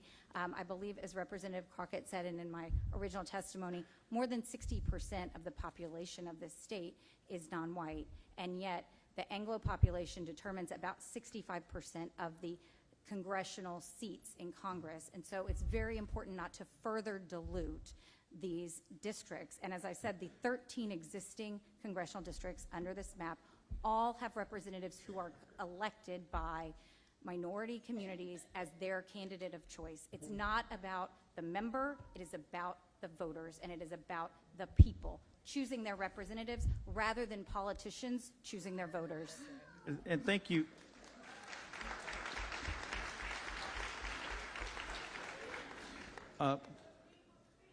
Representative Fletcher, and I think you heard the question that I posed to Congresswoman Garcia, and it's unfortunate because I would ask some of the same line of questioning to our member of Congress from CD18, but they haven't had representation in about a year. And I'm sensitive to that only because I worked for Congresswoman Sheila Jackson Lee for many years ago, and loved my service in working for her as well. But why does it matter? Why does it matter to the average Texan who loves this state like anybody else? Why does it matter? Because we're talking about a power struggle, right? A power struggle that's occurring. But why does it matter to average people that live in your district? Well, I think that this matters, and it should matter to every Texan, because what we're talking about are the fundamental principles of democracy. It's about all of us having not just the right to have a say, but the ability to meaningfully cast our ballots for the people we want to represent us, and to be able to know who they are, as Congresswoman Garcia was saying, to be able to reach out to them, to be able to know that they're there to help you with all the kinds of things we members of Congress can help with, whether it's with problems with the IRS. We've certainly helped people with FEMA and with the Small Business Administration following disasters, with veterans benefits, with the many things that members of Congress can do to help. And it takes a long time to build those relationships, to know who your representatives are and to be able to contact them, reach out to them, and know that they're there and that they're listening to you. And one of the most important things we can do is be connected to our communities and be present in our communities. And one of the challenges that we see in some of the maps, and Representative Crockett talked about this too, in past maps, where communities are broken up so that communities don't have the same ability to have those relationships and to have that contact. But what we're talking about here, as you mentioned, is so much bigger than any one district. It is about the fundamental principles of democracy, and it is about us being able to choose our representatives and have our voices and our votes count at the ballot box. And as Congresswoman Garcia mentioned in her opening testimony, right now we know that in the United States Congress that it's a very slim majority, and that in part the reason that the Republicans are in the majority is because they redistricted North Carolina and took away 3 Democratic seats, which is the margin in the House. The policies that this administration is imposing and directing the House Republicans to vote for are deeply unpopular, and they are going to result in real harm to our constituents. And we're talking about 17 million Americans losing access to health care. We're talking about cutting funding for food assistance.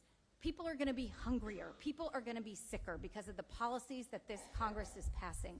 And so if we don't have the ability to send the people that represent us and our values and what we care about to Congress, we're going to continue to see policies that people don't want because they aren't actually able to change the outcome of the election.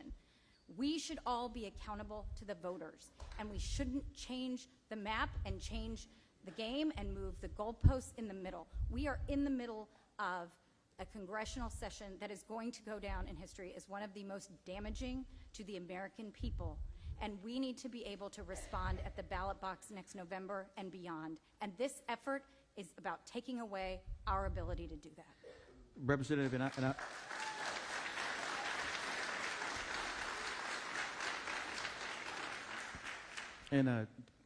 Chairman Pursuit, I apologize. I'm going to end my questioning here, but I'm going to just ask a follow-up question. At the end of the day, though, you mentioned legislation at the federal level that is very unpopular. But what does that mean? Does that mean children getting kicked off Medicare or Medicaid? Exactly. Okay. It means children losing their Medicaid. It means people losing the subsidies that help them afford health insurance. It means people not being able to go to Planned Parenthood to get birth control. It means that there's no food assistance for families, millions of families not getting $6 a day to help keep them from being hungry. It means not having school lunches in schools. It means so many things, and that's the tip of the iceberg. I mean, there's so much that got rolled up into that one big ugly bill, 1,000-page bill, and done in the dark of night. People are still figuring out what's in it. Our electricity rates are going to go up. Our electric bills are going to be higher. There are so many terrible things coming out of that bill. And people need to be able to say no to that. Yeah, Congressman Garcia, it wasn't covered in that particular bill, but the immigration policies that we're seeing that people across our community are devastated by and afraid of. People who live in the 7th Congressional District are afraid to go to church. They're afraid to go out. They're afraid of what's going to happen. And I hear that from my constituents because they know that I share their values, and they know that I'm up there fighting, and they need to be able to continue to have a voice in Congress. And we are talking about taking away their voices. It's not about me, it's not about my voice, it's about taking away their voices and minimizing the number of people who can carry the message from Texas that we don't like what they're doing and that we're going to change things. And you have to be accountable to your voters. And when you talk about drawing these maps this way to make sure that they don't need to worry about whether they get reelected, that's a disservice to every single Texan. Thank you to the panelists. Members, any other questions for the members of the panel? I know we've been going a while on this one. I have a question. Chair recognizes Ms. Pearson for a question. Thank you, Chairman. Thank you all for being here today and sharing your passion on this issue. I will say Representative Wally fleshed out a little bit of what my question was, but not all the way. I'm a little confused because at the beginning of the testimony I heard about, and my question is for you, Congresswoman Fletcher. Your colleagues testified earlier that it was important for people of color to have people who look like them. Your other colleague mentioned that it's important to have the same language and same culture. And then you testified that you have is it 65% non-white district? That's right. And do you agree with that? I'm just curious because for me it sounds like in your position, Black and brown people just simply vote for someone who best represents their values, not based on their race or culture. So I'm just curious on what your position is on this. Well, I think you've heard many people say over the years, if you can see it, you can be it. I think it is important to have diverse representation in the United States Congress of all kinds. And the geographic diversity is built in, but the diversity of members of different racial and ethnic backgrounds is absolutely essential. It's critical that we have women in Congress and more women in Congress. Congresswoman Garcia and I came into the largest class of women ever elected to the Congress, and there will be more. It is important to have diverse voices, and that matters. In our congressional district, it's an incredibly diverse district. There is no one person that can be everything that the 7th Congressional District is. But what we do need is somebody who cares about everybody in the 7th Congressional District, who prioritizes them and their needs and their values and priorities and is accessible to them and is out in the community and is working to understand the experiences that are not necessarily my own personal experiences, but the things that matter to the people I represent. And so I do agree, absolutely, that we need diversity of representation. But the most important thing that we're talking about today is giving the people the opportunity to choose that person. And when Donald Trump says, I need 5 more Republican seats, you are taking the ability away from the people to decide who their representative is going to be, and that is wrong. Well, thank you. Thank you for that response. It sounds like you agree that minorities vote for the person that best represent their values, not necessarily based on their skin color. So I appreciate that. And since you mentioned Donald Trump, I wasn't going to, but since you did, he actually won the majority of the Hispanic vote in the state of Texas. President Trump has actually increased his numbers in Black and Hispanic and Asian voters since 2016. So my question for you now, since you mentioned it, I don't believe this statement is true. My question for you now is, do you believe that those voters should be accurately reflected in the state of Texas? I'm not sure I fully understand your question, but I don't think anyone's contesting that Donald Trump didn't win the state of Texas. I don't have the breakdown. I'm speaking minority voters only. Well, I think overwhelmingly minority voters across the state of Texas elected or voted for Vice President Harris as their candidate of choice. That's not accurate. But my question for you is, do those voters deserve the same representation? I'm going to just jump in really quickly. Thank you. I think earlier I made it clear, you say what? I made it clear that the majority of the state is minority. 60% of the state is minority. So when you're drawing maps, just to be clear, you should not be looking and trying to guess and figure out who voted for who. It should be about minority representation and them allowing them to elect their representation. If we did right in this state, regardless of who anybody votes for, because we don't have a magic wand, even though I know that Trump is afraid of them Black votes, but nevertheless, even though, so when I do the math, 24% or 24 of the 38 seats that we have in the state of Texas, they should be represented. It should be minorities that are electing their representation. So if y'all are going to draw maps, I just want to be clear. Instead of us having 14, I think there's, no, 14 total because it's some. Instead of having 14 seats that minorities are allowed to elect their representation, take it up to 24. If Donald Trump feels like he's going to be real strong, if Abbott feels like he's going to be real strong, if everybody sitting here feels like they're going to be real strong with the black, brown, Asian, whoever, that is perfectly fine, so long as their communities are not broken up. So all I'm asking is that we do follow the law, we follow the Constitution, and we give Texas 24 minority opportunity seats because 60% of this state is represented by people of color. And to go to your point, I do want to be clear because it's not about who sits in the seats, it's who does the electing.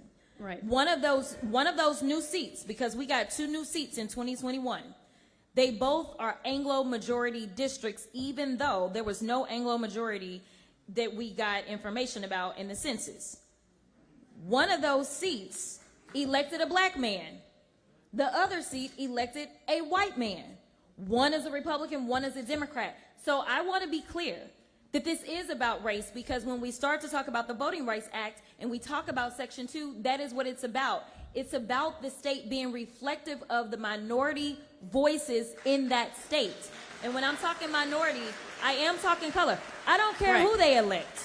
But it's up to them to do the electing of who it is that they want to see, not allowing a minority of people, which Anglos are the minority in this state, allowing them to have an over-representation in D.C. That's it.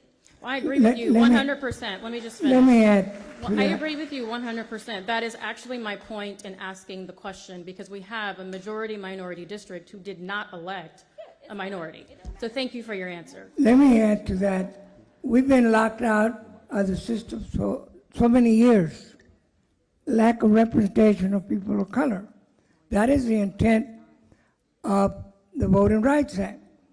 And a person like her that does a good job gets elected by a majority of people of color. But the intent, we must not forget, and I agree with my colleague here, on the number of representation from Texas should be. I agree 100%.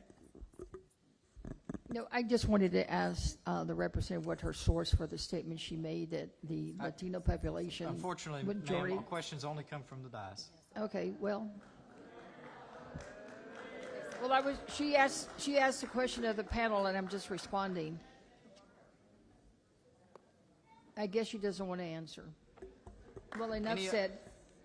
Any other member wishing to question this panel? Chair recognizes Ms. Jones to question the panel. This question is to the congresspersons sitting out there, because you know your districts, your boots on the ground. So all 3 of you are lawyers, correct? Correct. Yes. Okay, I thought so. And have all 3 of you participated in redistricting in your capacity as elected officials ever? I was on the special committee on redistricting when I was in the Texas Senate, and I was been through about every redistricting since we redistricted city council back in the 90s. Okay. And I was in the State House in 2021 when we doing did that this redistricting. Yes. So you have or you have not? I have not been involved in redistricting in any official capacity. I was a sitting member of Congress when the last map was drawn, and so I observed the redistricting process, but I have had no involvement in it. Okay, so then my question is to the 2, Congresswoman Garcia and Congresswoman Crockett. This redistricting process, please explain to me if it's the same or different than previous redistricting processes. Could you do that, please? I can tell you that we noticed a lot of inconsistencies, and I was able to testify about this because we are in litigation, and it is so interesting that the state for 4 years has been arguing how these maps were race neutral and how great these maps were. And we do know that every single Republican voted for these maps. But now all of a sudden they don't like the maps that they put into place. But nevertheless, I will tell you that there was some random person or persons that were in some random room that were drawing maps. I never got to see the person. We heard rumblings that it was a guy that had messed up maps, I believe, in Colorado or some other state he had been in. And so this was not a matter, just for the people that are sitting here. We have the ability to draw maps as lawmakers. There is this thing called Red Apple. And we actually, when it comes down to doing our maps for the State House, we didn't let some random person in the room come and draw those for us. We actually drew the maps ourselves. And so I participated. I offered an amendment specifically on Texas 30, which I was not representing or running for at that time. And in order for me to get my amendment approved to even be able to make the amendment, number one, we had to pre-file, which that never happened. We had gone through redistricting for our state house maps. There was no pre-filing of the amendment required before you could actually bring the amendment to the floor. So I had to pre-file with an amendment, and then ultimately, before I could actually bring the amendment on the floor, whoever these random people were in the room, I never got to go. I had to hand my amendment off to one of my colleagues from the Republican side. They then went to the people in the back somewhere. Then they came back out and told me whether or not I could actually present my amendment on the floor. We also know that they did what they're doing now, which is pretended as if they were going to draw some maps, but in actuality, somebody else is going to give them the maps. And then they had people testifying as if they were listening, but then there is no clear record for the courts about how people feel when they directly impact their districts, because they weren't given an opportunity to talk about the impact on their districts because they don't know the impacts. So, but they get to say that we did hear from them when you really didn't. So in order to file, would you agree with me that in order to file an amendment, there's got to be something filed? Yes. And I have to like it or not. Yes. And then if I think something needs to be changed, then I file an amendment to change that. Would you agree with me on that? Yes. Okay. So in the process that we're having right now, there literally is nothing to file an amendment on. Would you agree with me? Correct. Right. And so let me ask you this. Whenever there's a map proposed, because whenever there's one filed, and for purposes of people who don't understand, the way that a bill looks for a map is it has a whole bunch of like zip codes. Yes. It tells all of the zip codes that are a part of whatever congressional district it is. So it's hard to tell what it looks like on the paper, right? So, but sometimes you can see the picture when you file what the map actually looks like in Red Apple. Correct. So my amendment, it had the picture of the district. So you could see the counties, you could see, because Texas 30 fell under the Voting Rights Act, it was important to lay out what the citizen voting age population was as well, to make sure that there were no violations. So it's a little bit more, but you do get typically a picture. But my point is this: after you give them the picture and the people in Ledge Council redistricting put all the zip codes in there, then you can tell. And would you say that's, and this is a yes or no question, is it simple or is it complicated? Oh, the entire process is very complicated. Right. And the reason I bring that up is the fact that we're not having public hearings where people have time in advance to look at these maps so that they can figure out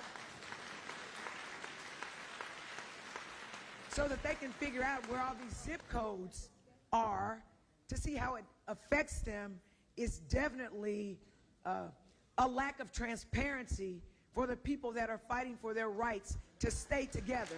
Would you agree with that? Yes, I would. I would say that this is not a flaw in the process, but instead this is a design. Correct. In the process. Correct. And so that's a problem. So are you asking this committee specifically, who holds these public hearings, that once the bill is filed that has everything divided up, that there be public hearings across the state so that people will actually know how this bill/map affects them, and only then can they make educated testimony about how the maps will affect them. Do you agree with that? Oh, absolutely. I mean, as we heard the chairman say, we are here to testify on this instead of for or against. And you know, as a representative, that typically when we have hearings, you are testifying for or against. But when we go to court, because this ultimately will go to court, because I know how Texas likes to do, ultimately, when you're looking at the record, it doesn't look like anybody was against it. Exactly, which is why when you come up to testify, and you understand this because you used to sit in this seat in the House, they're asking you to be neutral. Correct. Right? Which hurts us in court later, correct?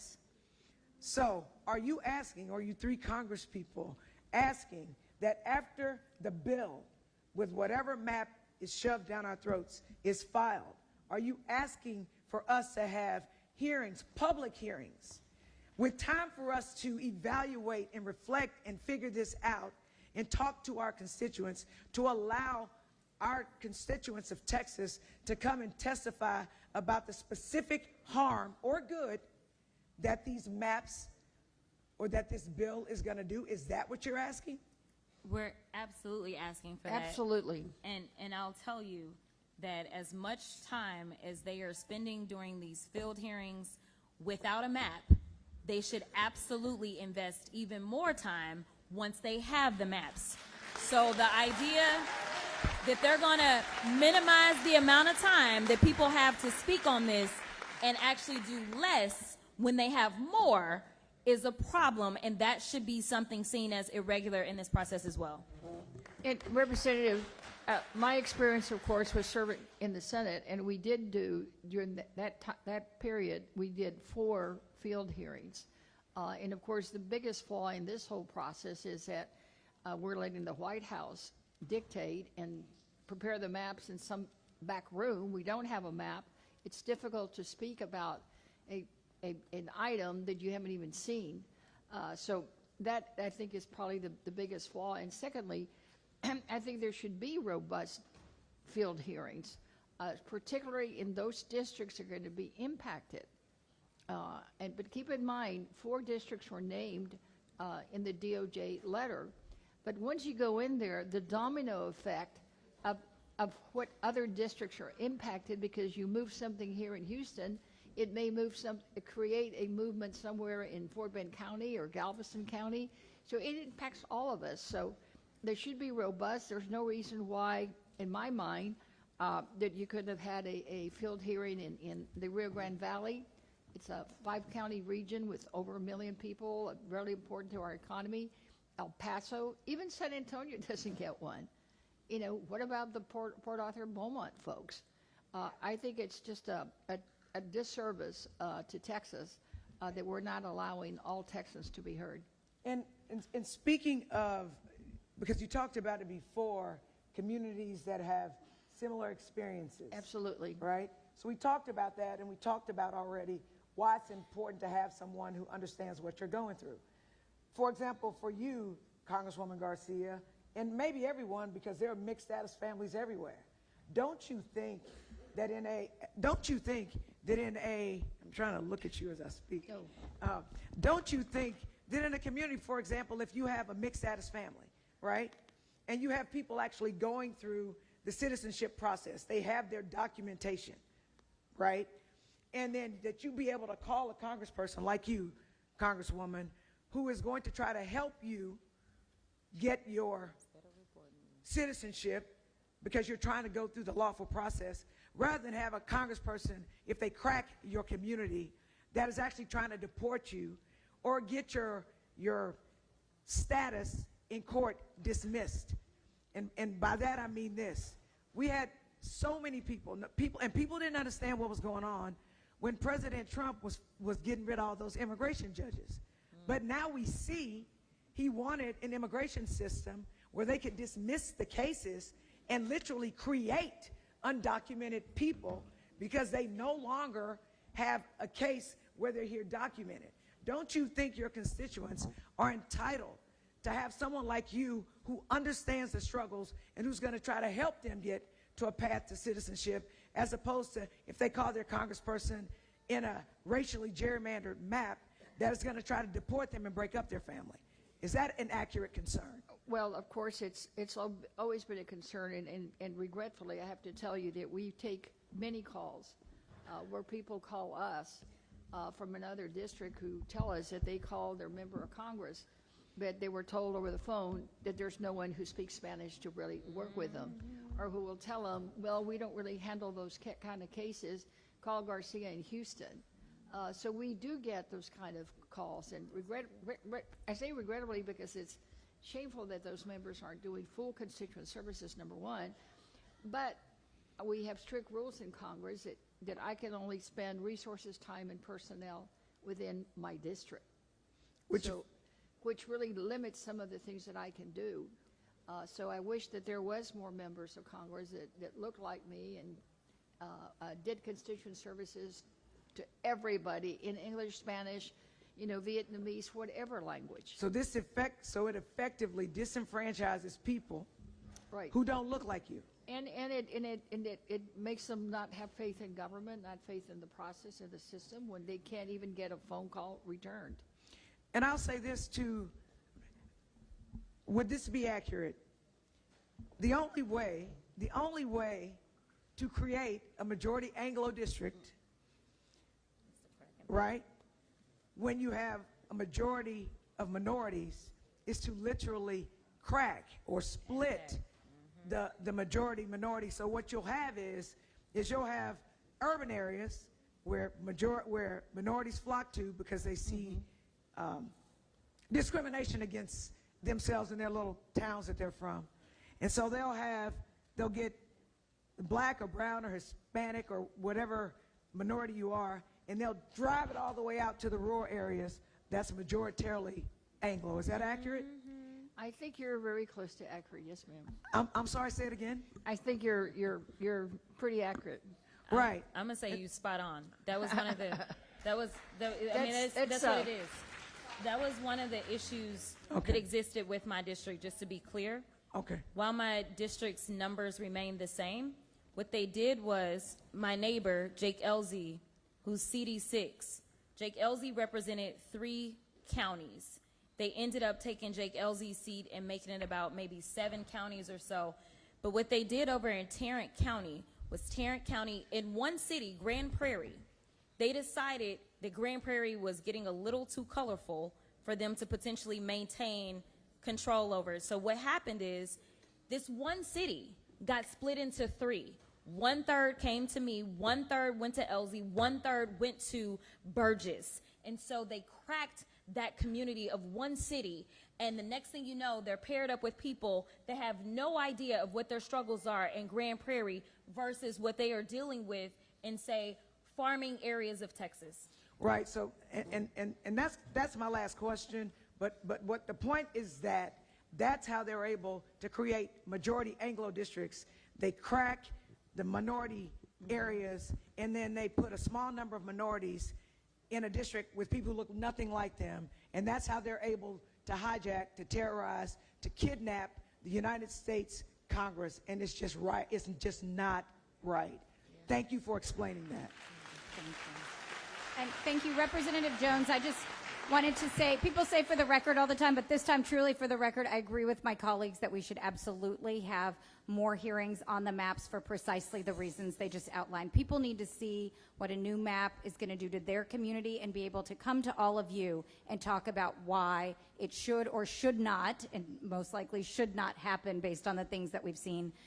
So it's really important that once there is a bill and a map, that the public has an opportunity to see it and to meaningfully give you all input before you proceed. And I would ask that you not proceed, that you make the decision whether to do this or not, that you choose to end this process and focus on the real and urgent needs of our fellow Texans and our great state. Thank you so much. Absolutely.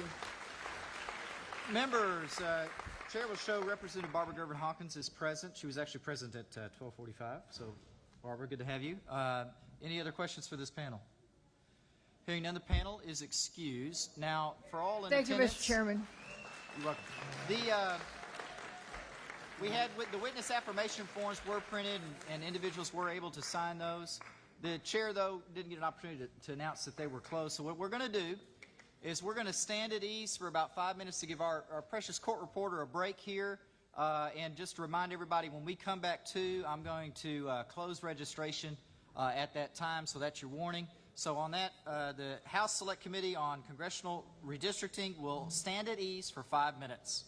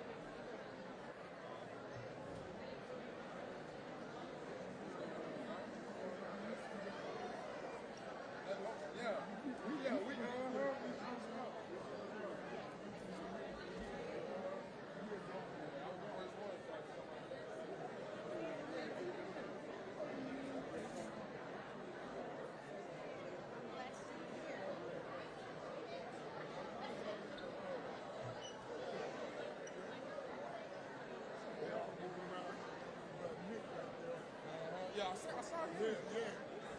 Hey, Mr. Nick. No, you're fine.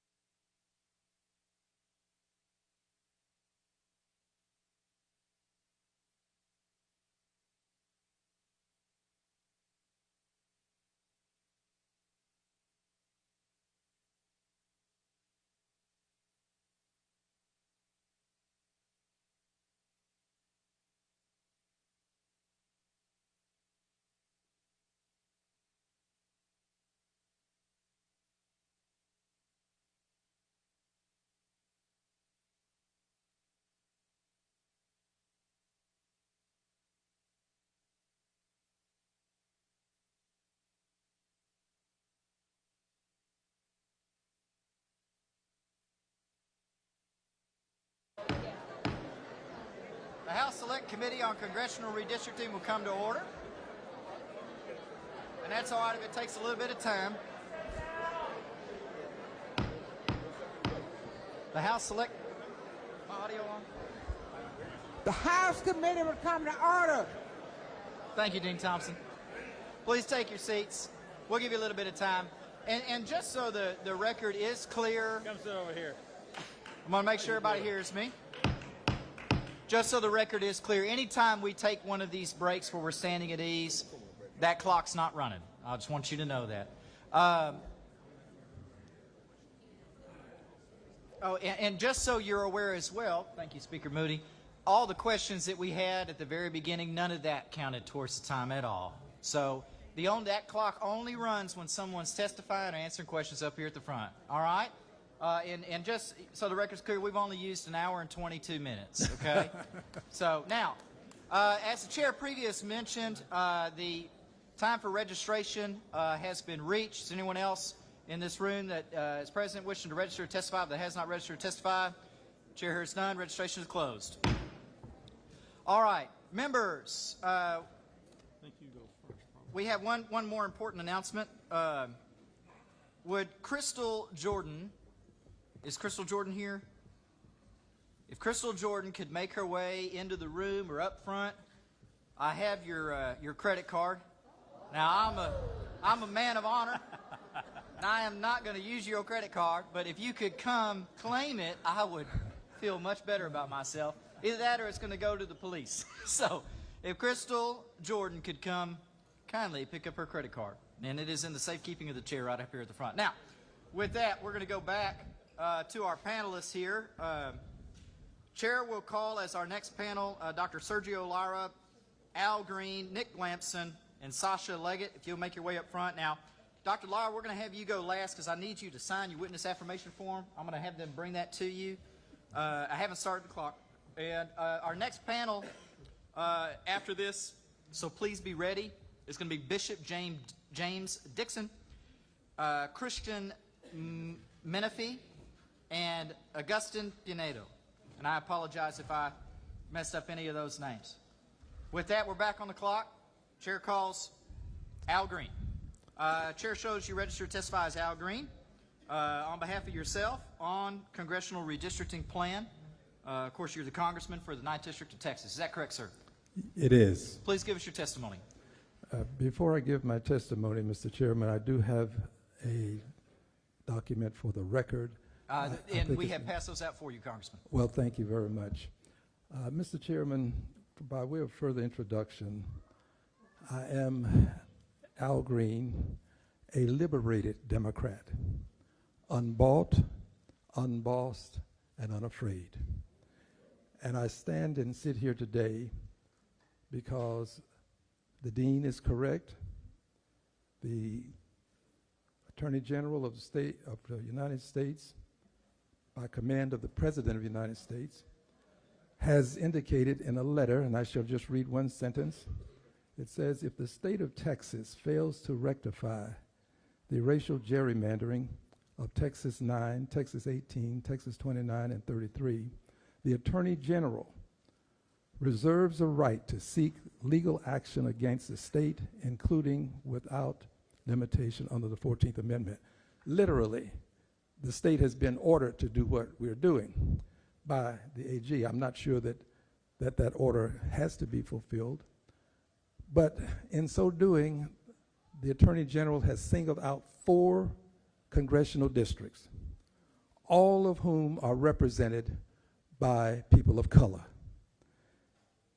The co-chair is eminently correct. This is about racism.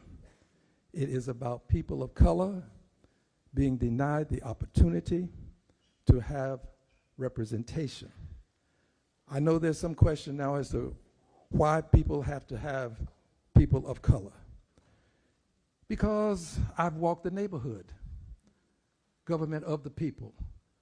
I played pool in the pool halls. I've been on the buses. I know the bus lines. I kind of think it's good to have somebody who's been in the hood with you. It means something. It does. And while my time is short, let me just end with this, because Thank I you. have much more I could say, but I want to end with this, Mr. Chairman. Mr. Chairman, if this plan is perfected, there will be more white faces in Congress and fewer black and Latino faces. I thank you. Thank you for your testimony. Chair calls, and again, members will question the panel at the end. Chair calls Nick Lamson. Shall you register to testify as Nick Lamson on behalf of yourself on the revised congressional redistricting plan? Is that correct? Yes, it is. Please give us your testimony. Thank you. I'm Nick Lamson. I served Southeast Texas in Congress for a decade and as the Jefferson County Tax Assessor Collector for nearly 2 decades. I appreciate the opportunity to be here today. I thank the chair and the committee. I got to tell you, I'm experiencing a troubling sense of deja vu. Governor Abbott has called this special session to advance a mid-decade redistricting plan just as the Department of Justice raises constitutional concerns about several congressional districts, all currently represented by black or Hispanic members of Congress. And with midterm elections on the horizon and a narrow Republican majority in the United States House of Representatives at stake, the motivation behind this effort is clear, and we have been here before. In 2003, I was a target of Tom DeLay's mid-decadal redistricting scheme, the first in the country. That plan was not about reflecting population changes. It was about locking in partisan power. I was approached and offered a deal. Switch parties, and they'll leave my district alone. I was even promised a committee chairmanship. I refused because public service is about the people you represent, not personal gain. DeLay thought he had drawn himself a safe seat, and I ran against him to prove that no abuse of power goes unanswered, and I won. Communities of interest deserve fair and undiluted representation. The people of Texas deserve maps that reflect who they are, not maps that are designed to protect the powerful. Now, 20 years later, the same playbook is being reopened, and Jefferson County, once an anchor of a congressional district, still lives with the consequences. Our influence was stripped away, and we have yet to recover.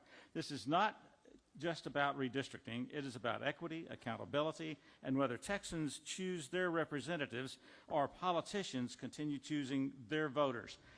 Democracy does not belong to a party, it belongs to the people. And it is the responsibility of every person in this room to protect it. I urge the committee to reject the effort, not because it is inconvenient, but because it is wrong. Thank you for your testimony.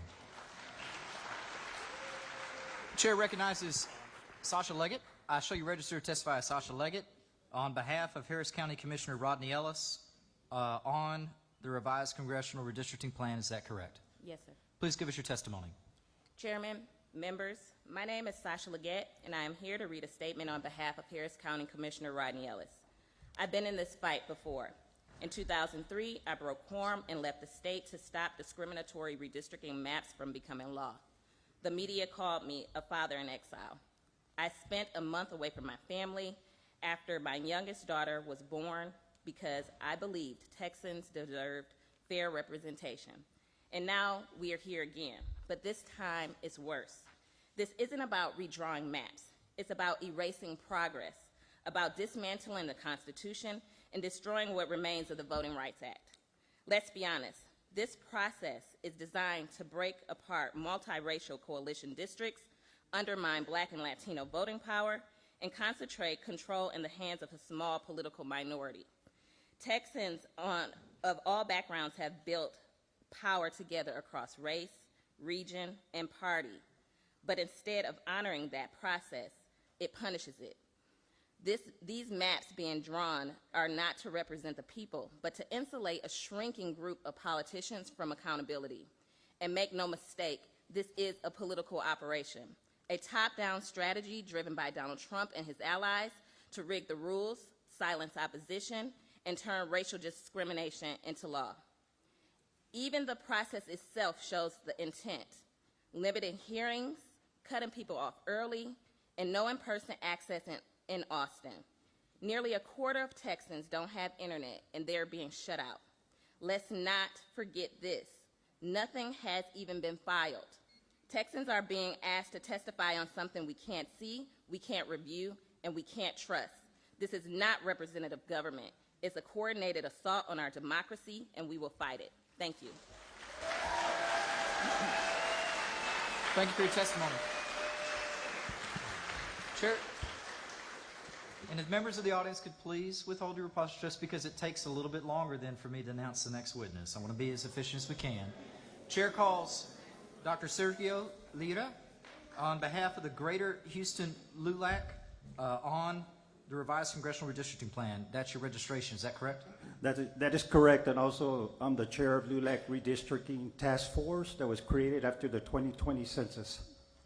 Are you intending to testify on behalf of them, or is it okay if your form just says testifying on behalf of the Greater Houston LULAC? I'll go ahead and testify on behalf of Greater Houston LULAC. Okay, understood. Please give us your testimony.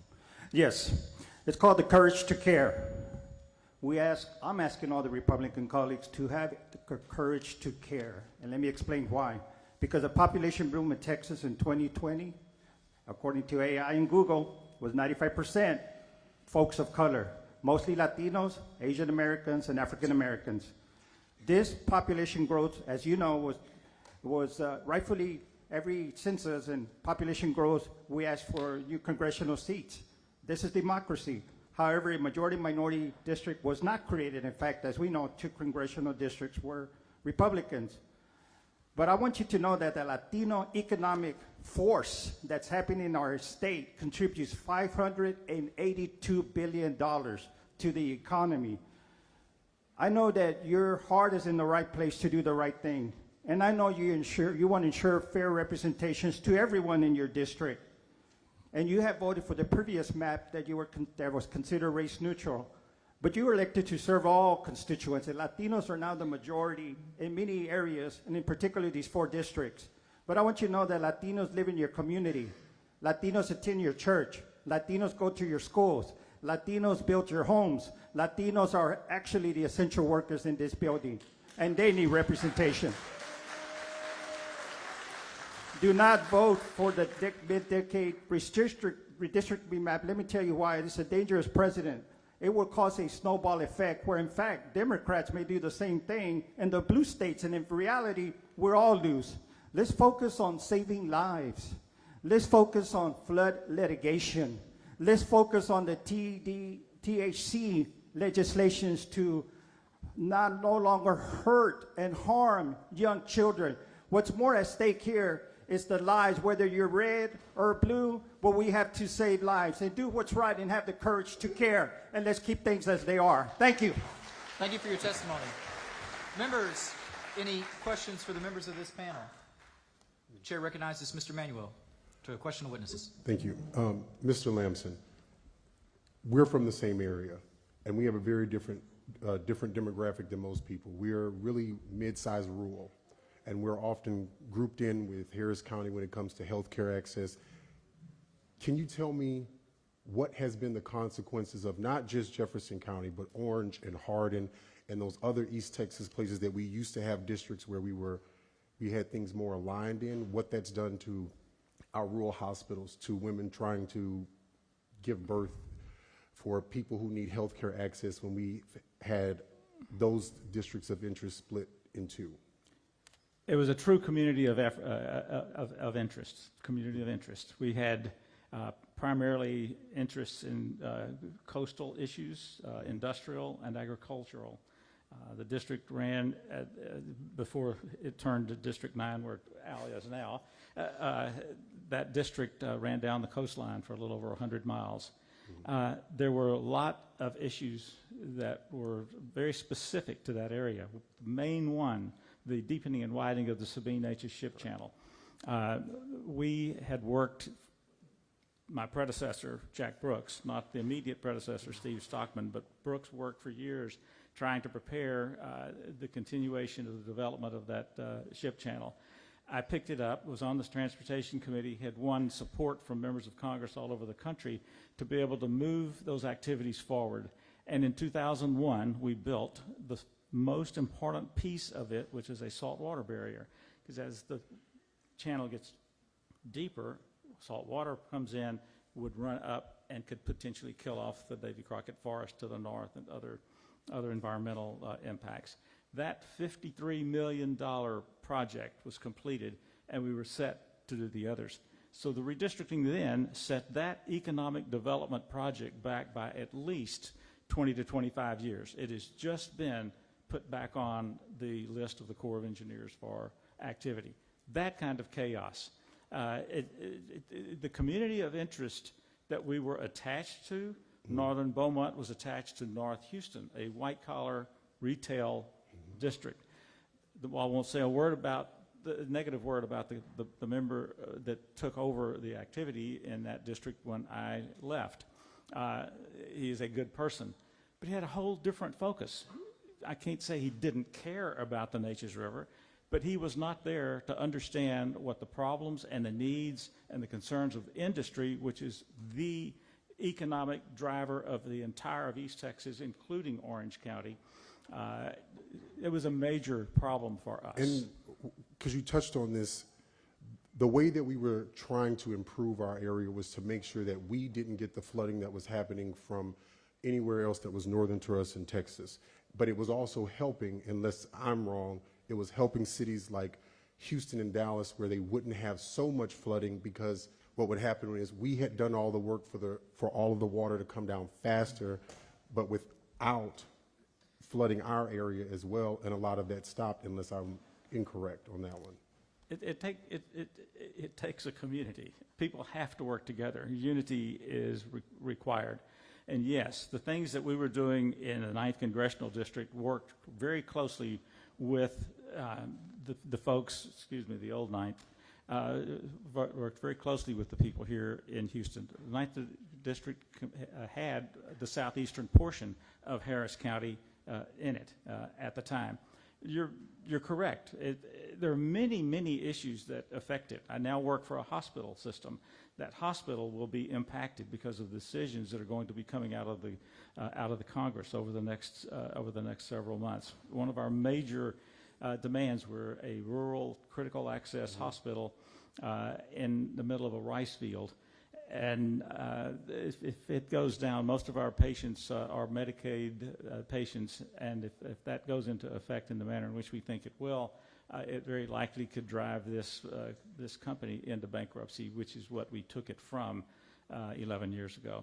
And then this is my last question. When it comes to the Health Care Act, we know that we have women who are trying to get to the hospital in our area and just dying because they're driving 40 minutes to an hour just to give birth because there are no hospitals in certain parts. Can you explain, I guess as fast as you can, explain, have people's income in East Texas gone up or down since they started busting up districts with community interest, that were coalition districts or majority minority districts? Has that helped people's income when we said we were steady in the 90s, or has that made areas like ours go down and become poorer? Poorer. It has not been helpful. And I was on a task force that included folks as far up as Jasper. Actually, some people from Lufkin came down and participated in it as well. And the study was, is there something that our hospital system and the hospitals in Beaumont could do to assist those people up around Jasper, an hour and a half north of us, deep East Texas. And what we found that over I forgot the exact number, approximately 600 women with their pregnancies could not find assistance and had to drive for more than an hour and a half to get prenatal or postnatal care or delivery services. That area is a poor place to be, and it needs improvement and needs someone who cares enough to inject themselves into the issues and make something happen. Thank you so much. Thank you. Ms. Jones, for what purpose? To ask one question to Congressman Green. So recognized. Congressman,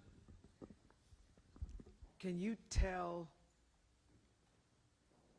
why redistricting, specifically Congressional District 18, is disadvantaged in this process because it does not have a sitting Congress person?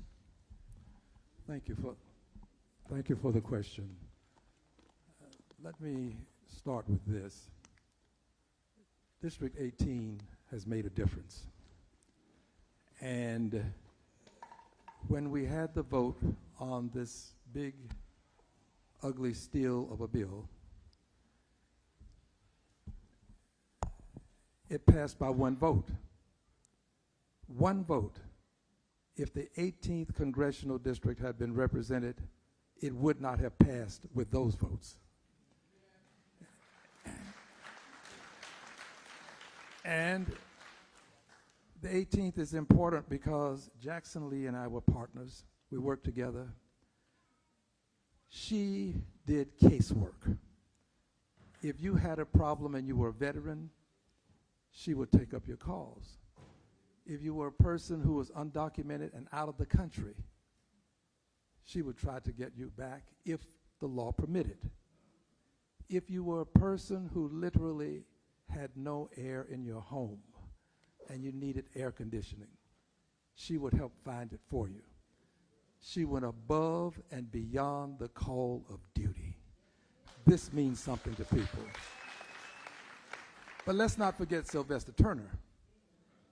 Sylvester Turner had a very brief tenure. But in that period of time, it became intuitively obvious to even the most casual observer that he was going to be a great congressperson. I was with him the night that he transitioned. We were at the joint session of Congress. Some of you may recall that I was there. And after he and I talked, he traversed his way up the aisle, and I saw him no more. He was no longer there. But I want his legacy to be important too, because he didn't control that part of his destiny. But what he did in Houston as mayor was indicative of what he would have done in Congress as a United States congressman. So yes, the 18th congressional district means a lot. It does. Mr. Chairman. Thank you. May I add one thing, Mr. Chairman? It's heard. Not at this time. Members, any other questions for the panel? Mr. Chairman, I'd like to make a... Ms. Thompson, for what purpose? Mr. Chairman, a lot of people are here to testify, and I know my colleagues have a lot of questions. If they can shorten some of those questions and get to the public testimony. Understood. Thank you, Dean. Members, any other questions to this panel? Seeing none, thank you for your testimony. The panel is excused. The next panel, as we previously mentioned, if you'll make your way up, Bishop James Dixon, Christian Menifee, and Augustin Pinedo. While they're making their way up, the chair recognizes Vice Chair Rosenthal for a brief announcement. Thank you, Mr. Chairman. And thank you all really for bearing with us. So first, housekeeping item, we've confirmed that if you need to get up and like go to the restroom, get a water break, whatever, they will let you back in. You won't lose your seat. So that's first. Second, we want to move through this next panel quickly if we can, because we came here to listen to you and we want your testimony. So I'll be moving at the end of when we reach 4 p.m. I'll be moving to extend time. We'll take a vote on the objection to adjourn and stuff. Should that end up being voted down, or even if we do extend time, so many people have signed up to testify today that we have arranged for you to speak directly to us. We're going to reconvene outside of the formal hearing at Wheeler Avenue Church. So when this is over, anybody who has not been able to be heard yet, you are invited to come speak directly to us. We will live stream it. We will record it. The gym at the church. Wheeler Avenue Baptist Church Gymnasium after this. Okay. Thank you very much. Thank you, Vice Chair. And as our panel is up here, our next panel, so please be ready to come up after this one. Lenita Robinson, Eric Ross, Emily Rain Eatman, Deborah Allen. Please be on deck. All right. Turning now to our panel here. Chair calls Augustin Pinedo. Is Augustin Pinedo here? Chairperson Augustin Pinedo registered to testify on behalf of LULAC District 18 on revised congressional redistricting plan, but not testifying. Okay. Chair calls Christian Menifee. And before you testify, Bishop Dixon, I have a signature on your form here, but it's on the line that I'm supposed to sign. Do I have your permission to put a little arrow up from your signature to the line you were supposed to sign? No, just sign yours under mine.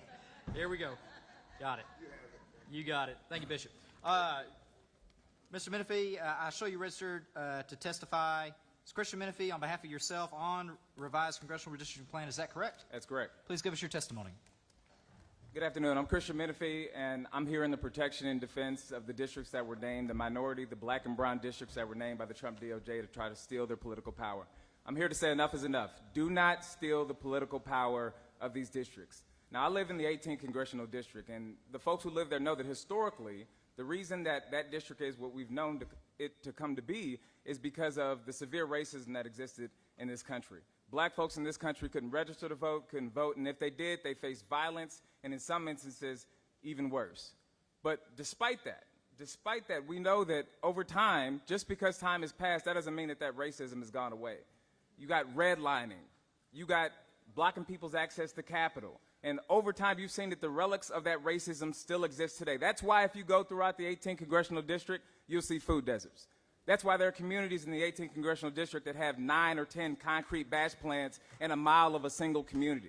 That's why you have lower life expectancy, and that's why you got cancer clusters all across the 18th Congressional District.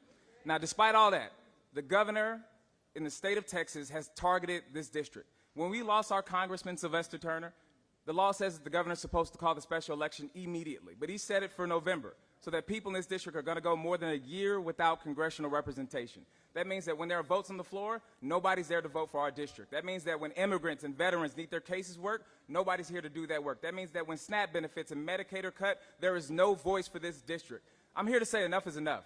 State leaders have targeted this district for far too long, and it's time for you to do the right thing. Do not strip these folks of their political power. Do not adopt a redistricting plan that does that. Thank you. Thank you for your testimony.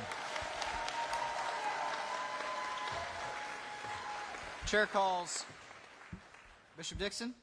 Thank you, Mr. Chairman. Mr. Dixon, I'll show you registered to testify on behalf of the NAACP and Ministers of Houston. Is that correct? That's correct. And it's on the revised congressional redistricting plan. Yes, sir. Please give us your testimony. Thank you, Mr. Chairman. And to all of the representatives here, welcome to Houston, and thank all of you for being here today.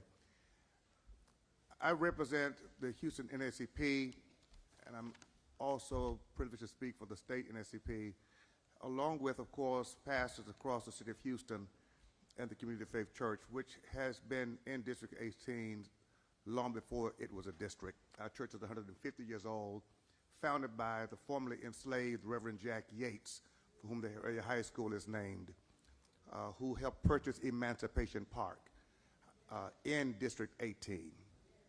I want to say that because those individuals who are making decisions about the future of District 18 and 9 and the other districts mentioned need to really understand the richness of the history and the value that representation has added not just to people of color, but to everyone who resides in the greater Houston and Harris County community.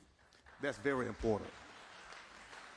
We're here today under unfortunate circumstances. As it's been articulated multiple times, we have a census every 10 years, the data from which should dictate necessary changes to the maps for congressional representation. That is a common sense plan. We're here today not because the data has dictated it. We're here today because there is a decision that the people of this state don't deserve to elect their own representatives. And it's proven that political and racial gerrymandering proves that the elected chooses their voters as opposed to the voters choosing their elected. And whenever that occurs, the people always lose. I want to say to us very quickly. Yeah, please finish your testimony. I will. very, very quickly that what is being done is oppressive, it's racist, and we need to be clear on this, that it's unconstitutional and immoral.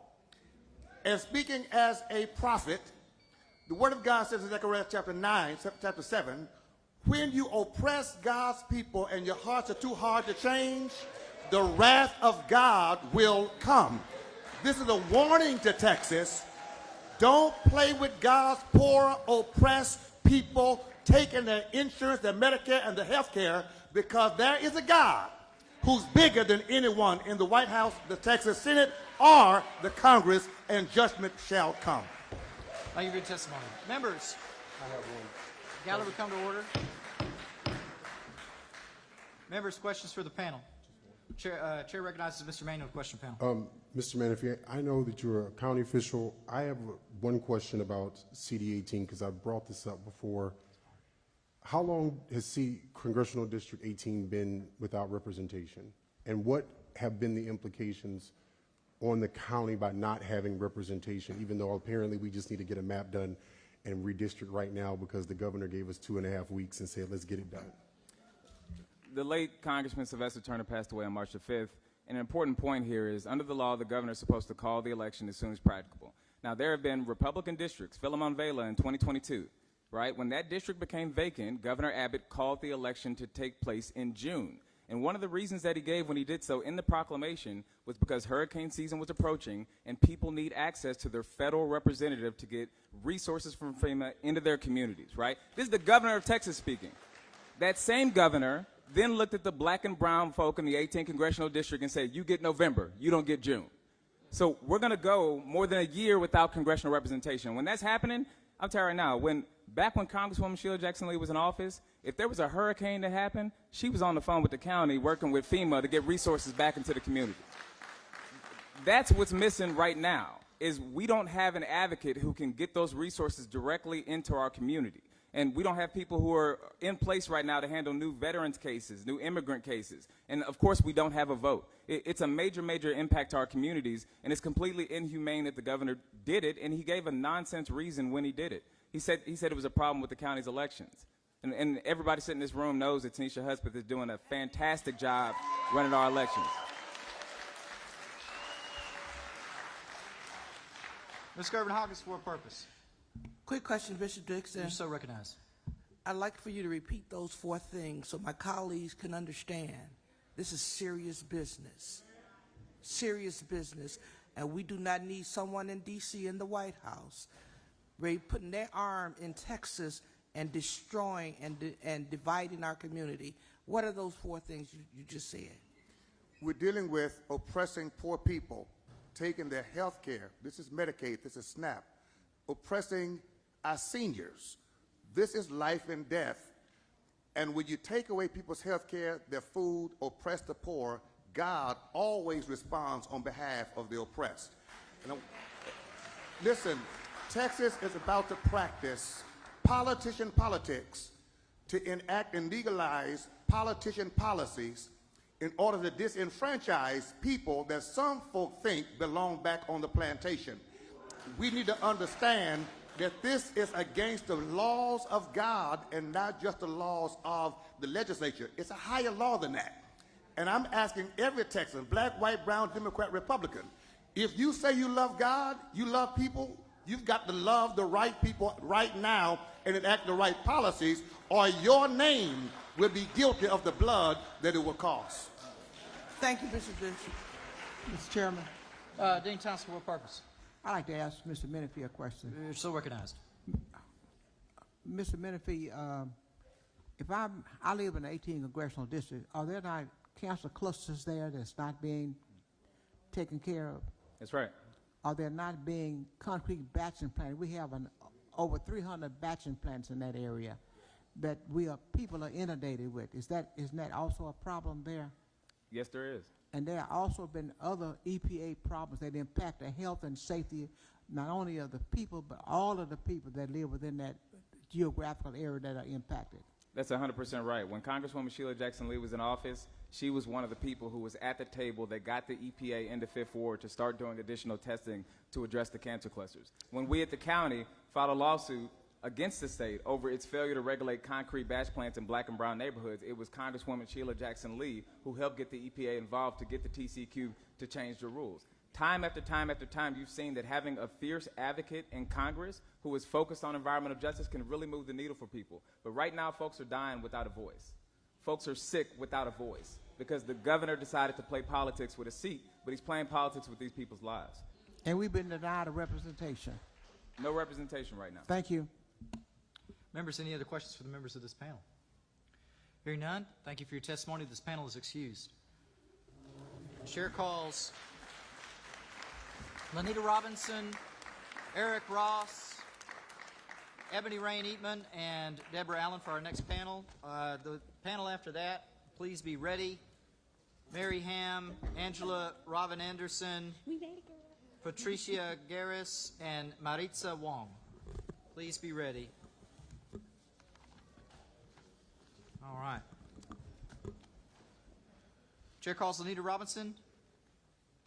Okay, I show you registered to testify as Lanita Robinson on behalf of Pure Justice on revised congressional redistricting plan. Is that correct? Yes, sir. Please give us your testimony. Is that mic working?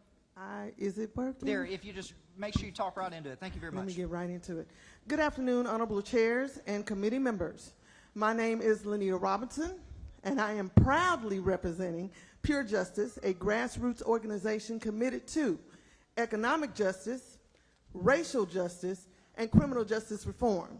I am also a 7th-generation Texan and the granddaughter of a 100-year-old matriarch whose life spans from Jim Crow to George Floyd, from poll taxes to voter ID laws.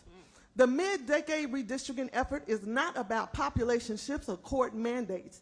It is a calculated move that threatens to dismantle the decades of hard-fought progress in black and brown communities across Texas. When you fracture and manipulate districts, you weaken our collective power to push for economic opportunity, for fair wages, infrastructure, and education.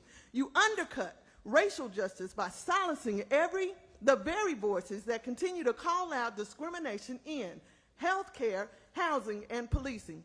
You stall criminal justice reform by reducing our ability to elect leaders who understand what it means to be over-policed and underserved. This is not the first time black Texans have seen power stripped away through redistricting. After Reconstruction, black representation was legislated out of existence. Now, in 2025, that same suppression is dressed in legalese and wrapped in political strategy. I call on this committee, do not be the architects of another rollback.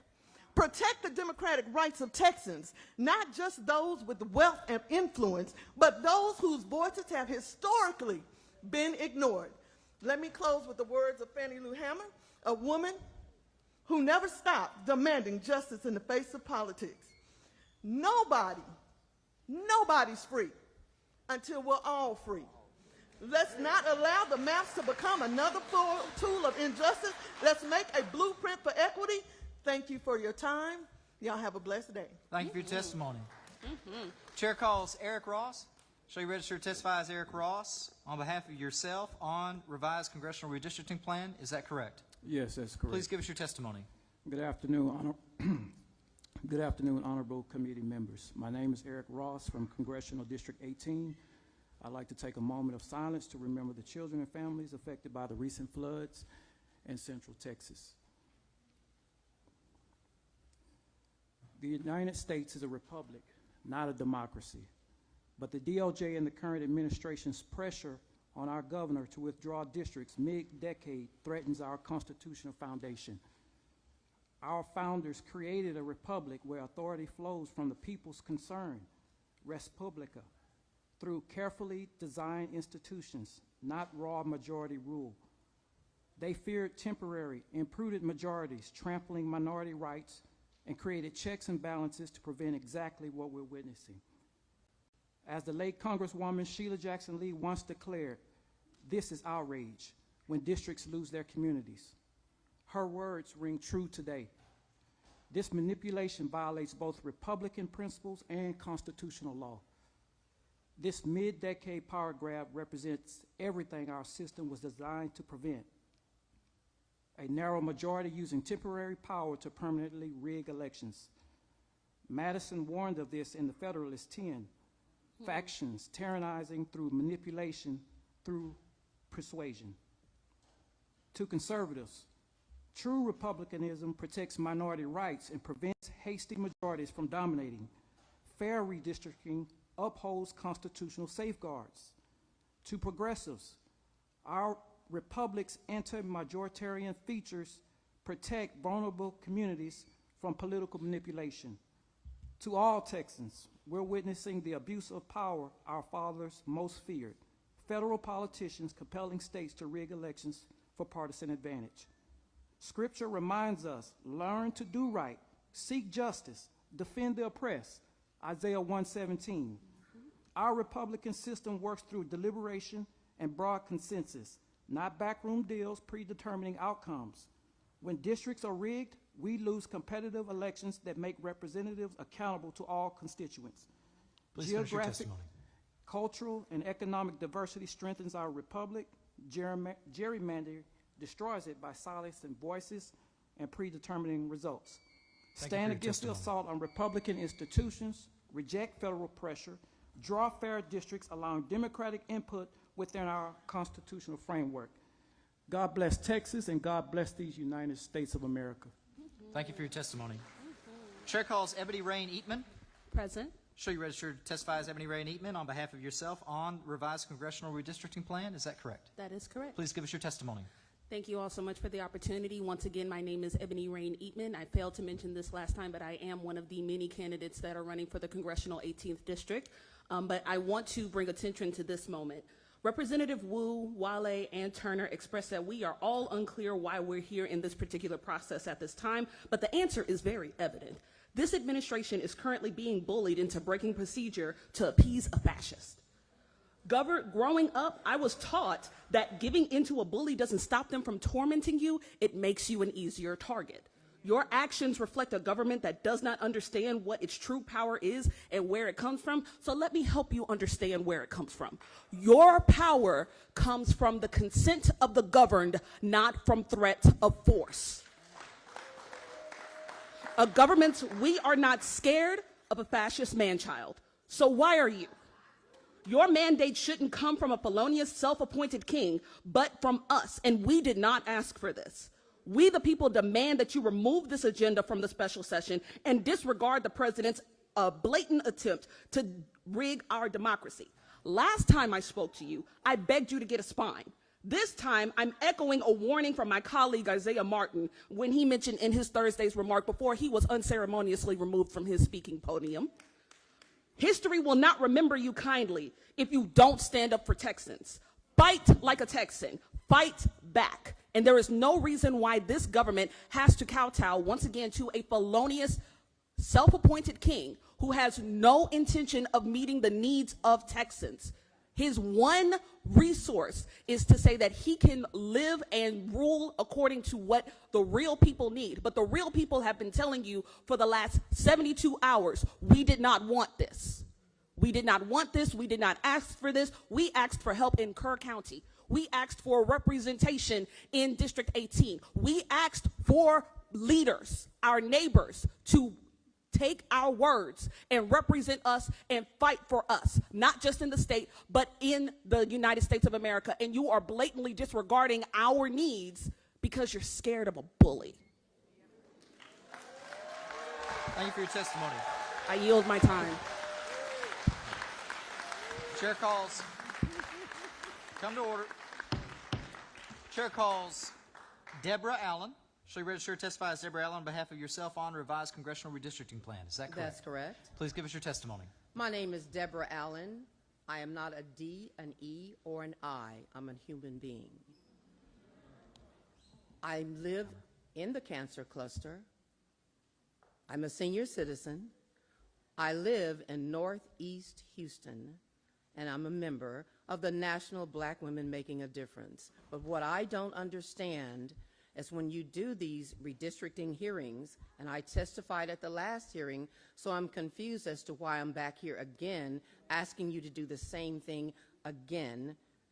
I'm here representing my children, my grandchildren, my great-grandchildren, and my great-great-grandchildren. So if you can please explain to me why when you draw the lines, my community stays in the flood zone, why my neighborhood is in the cancer cluster, why when it floods, it doesn't flood in your area, but only in mine. So I want to come to the table to ask you if you can explain to me how this is happening in my community, in Congressional District 18, which I am a proud member of, in Representative District 142, in the State Senate District 13, so you'll see where I'm going with this, 18, 13, 142. So when you're drawing these lines, someone is deliberately drawing us inside of basically death. It doesn't flood in your area like mine, but your water flows down to where I live in Northeast Houston. So you guys are safe. You don't understand what it means to jump into a dump truck to get out of flood water. You don't understand what it means when I have to drive 20 and 30 miles out of my community to get quality food. You don't understand, and if you do, please correct me, because I'm taking care of my family and my neighbors, but if I came to your house, would you feed me? If I came to your house, would you help me? So when you draw those lines, make sure that you are taking that into consideration, because where we live in Northeast Houston, we help everybody. We don't care if you're black, blue, brown, or green. Thank you. We help everyone. Thank you very much. Thank you for your testimony. Members, any questions for this panel? Seeing none, the panel is excused. Thank you for your testimony. Chair calls up for our next panel Mary Ham, Angela Robin Anderson, Patricia Garris, and Maritza Wong. If you'll make your way up to the front for these 4 seats.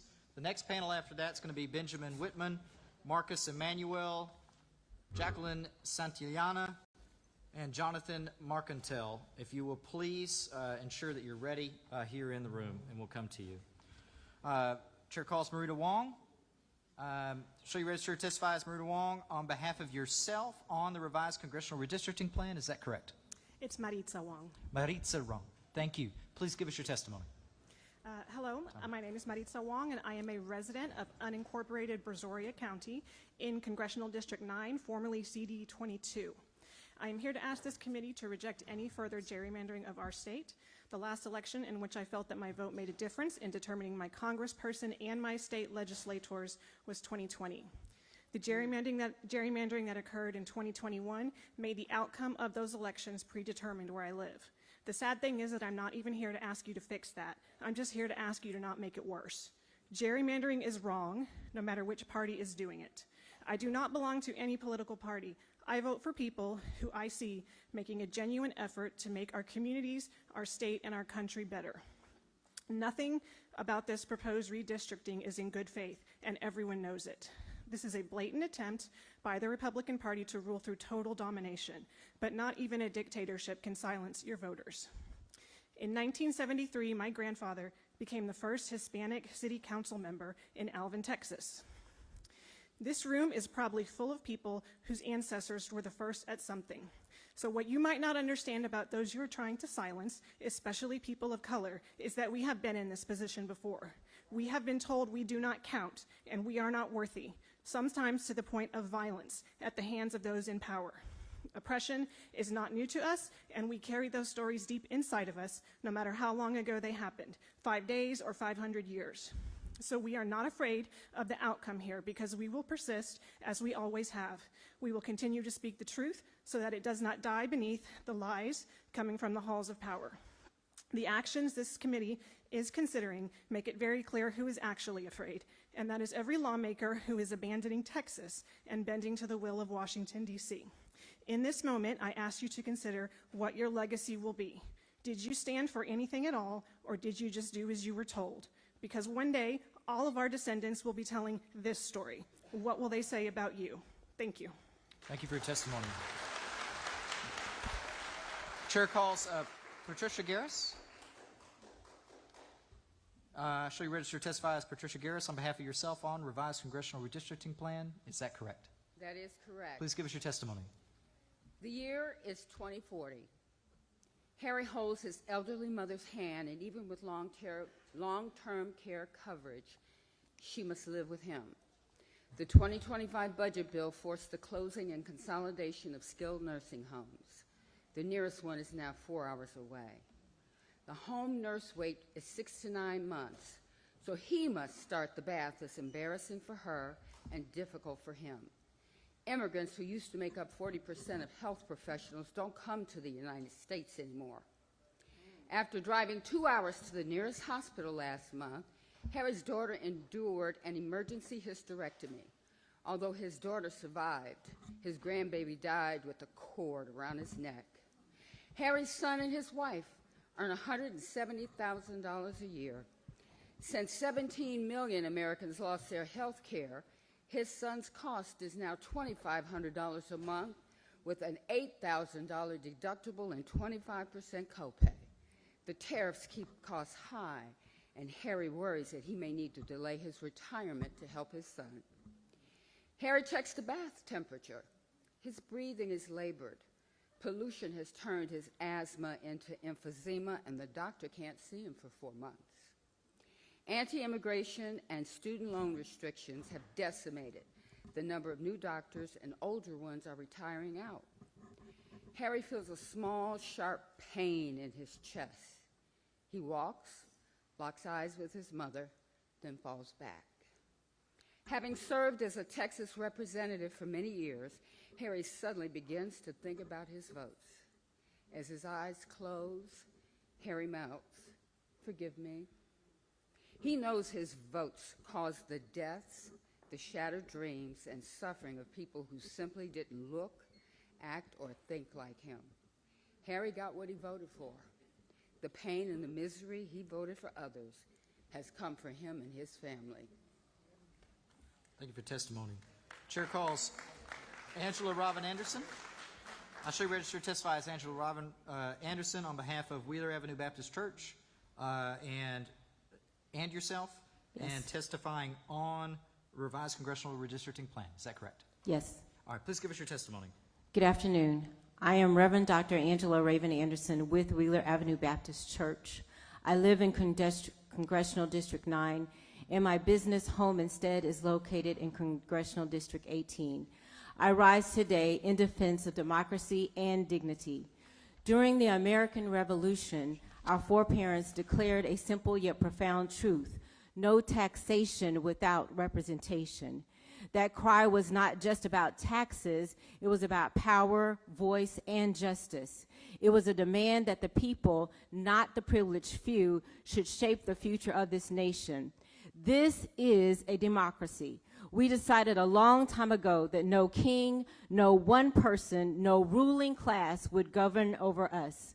We would govern ourselves through fair and free representation. Today, in 2025, that same cry echoes in our hearts as we confront the deliberate, racist assault on congressional districts 18 and 9 and others like them, districts that have long served as platforms of power for Black and brown communities. Let's be clear. Every line that is drawn on a map determines more than political boundaries. It determines the flow of resources, the funding of schools, the protection of civil rights, and access to quality health care. These lines either open the door to progress or slam it shut.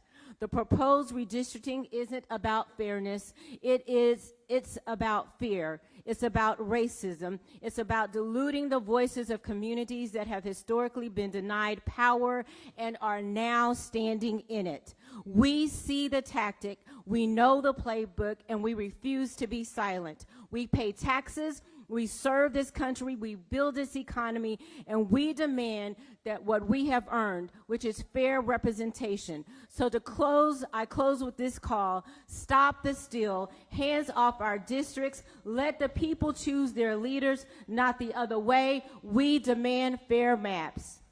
Thank you for your testimony. Chair calls Mary Ham. Should register testifies Mary Ham on behalf of the Texas Democratic Party CD2, or is that where you reside? Congressional District 2, I am the SDEC committee woman. Okay, so you're testifying on behalf of Texas Democratic Party CD2 Yes. On the revised congressional redistricting plan, is that correct? Yes. Please give us your testimony. Okay, and I'm going to be very brief. Part of what I was going to say already got covered by Congressman Lamson. Looking at the numbers, Republicans hold over 2/3 of the congressional delegation in Texas. When you look at statewide races, this does not correlate. And actually, in statewide races, they're very closely matched. About 48%, about 5% difference between Republicans and Democrats. So you would think that there would be a, you know, the maps would be a little more generous to Democrats, that we'd have more seats, but that's simply not the case. Given impartial lines, the numbers would be more even. Representative would actually have to work for the betterment of the people.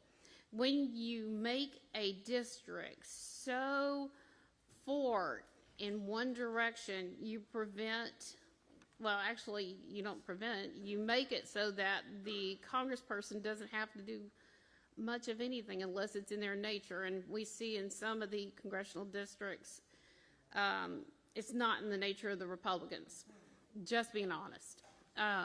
Now, times change. When you look at demographics on how you do the map, since you don't have a recent census, basically redistricting is going to be a crapshoot, okay? So you would basically be looking at the numbers from the last election, who voted what, to draw lines. And what you've got to understand is people move. Times are changing, people are changing jobs, and we are moving quickly. So what you got to understand is what you think is there may not be there. And I'll tell you a quick story, and it was told to you very, very, very little while ago. In the early 2000s, I worked for like the best boss in the world, Congressman Nick Lamson. And as he said, due to redistricting led by Tom DeLay, he lost his seat. Well, he didn't let that faze him. He then moved to family property, and he won DeLay's seat that should have been set for a Republican. So you cannot guarantee outcomes. People are fed up. We're tired of the games. The people need... Please finish your testimony. You need to go back, and you need to tell Abbott it's time to work on progress for the people of the state of Texas, and not more power grabs that are not helping anybody. Thank you for your testimony. Members, any questions for this panel? Seeing none, the panel is excused. Thank you for your testimony. Chair calls up our next panel, Benjamin Whitman, Marcus Emanuel, Jonathan Marcantal, and Jacqueline Santillana. Benjamin, I'm going to need you to sign your witness affirmation form, if you don't mind taking it, Benjamin. So we're going to come to you last. That's okay. Our next panel after that, so please be ready, is Ashley Tabor, Michael Anthony Watson,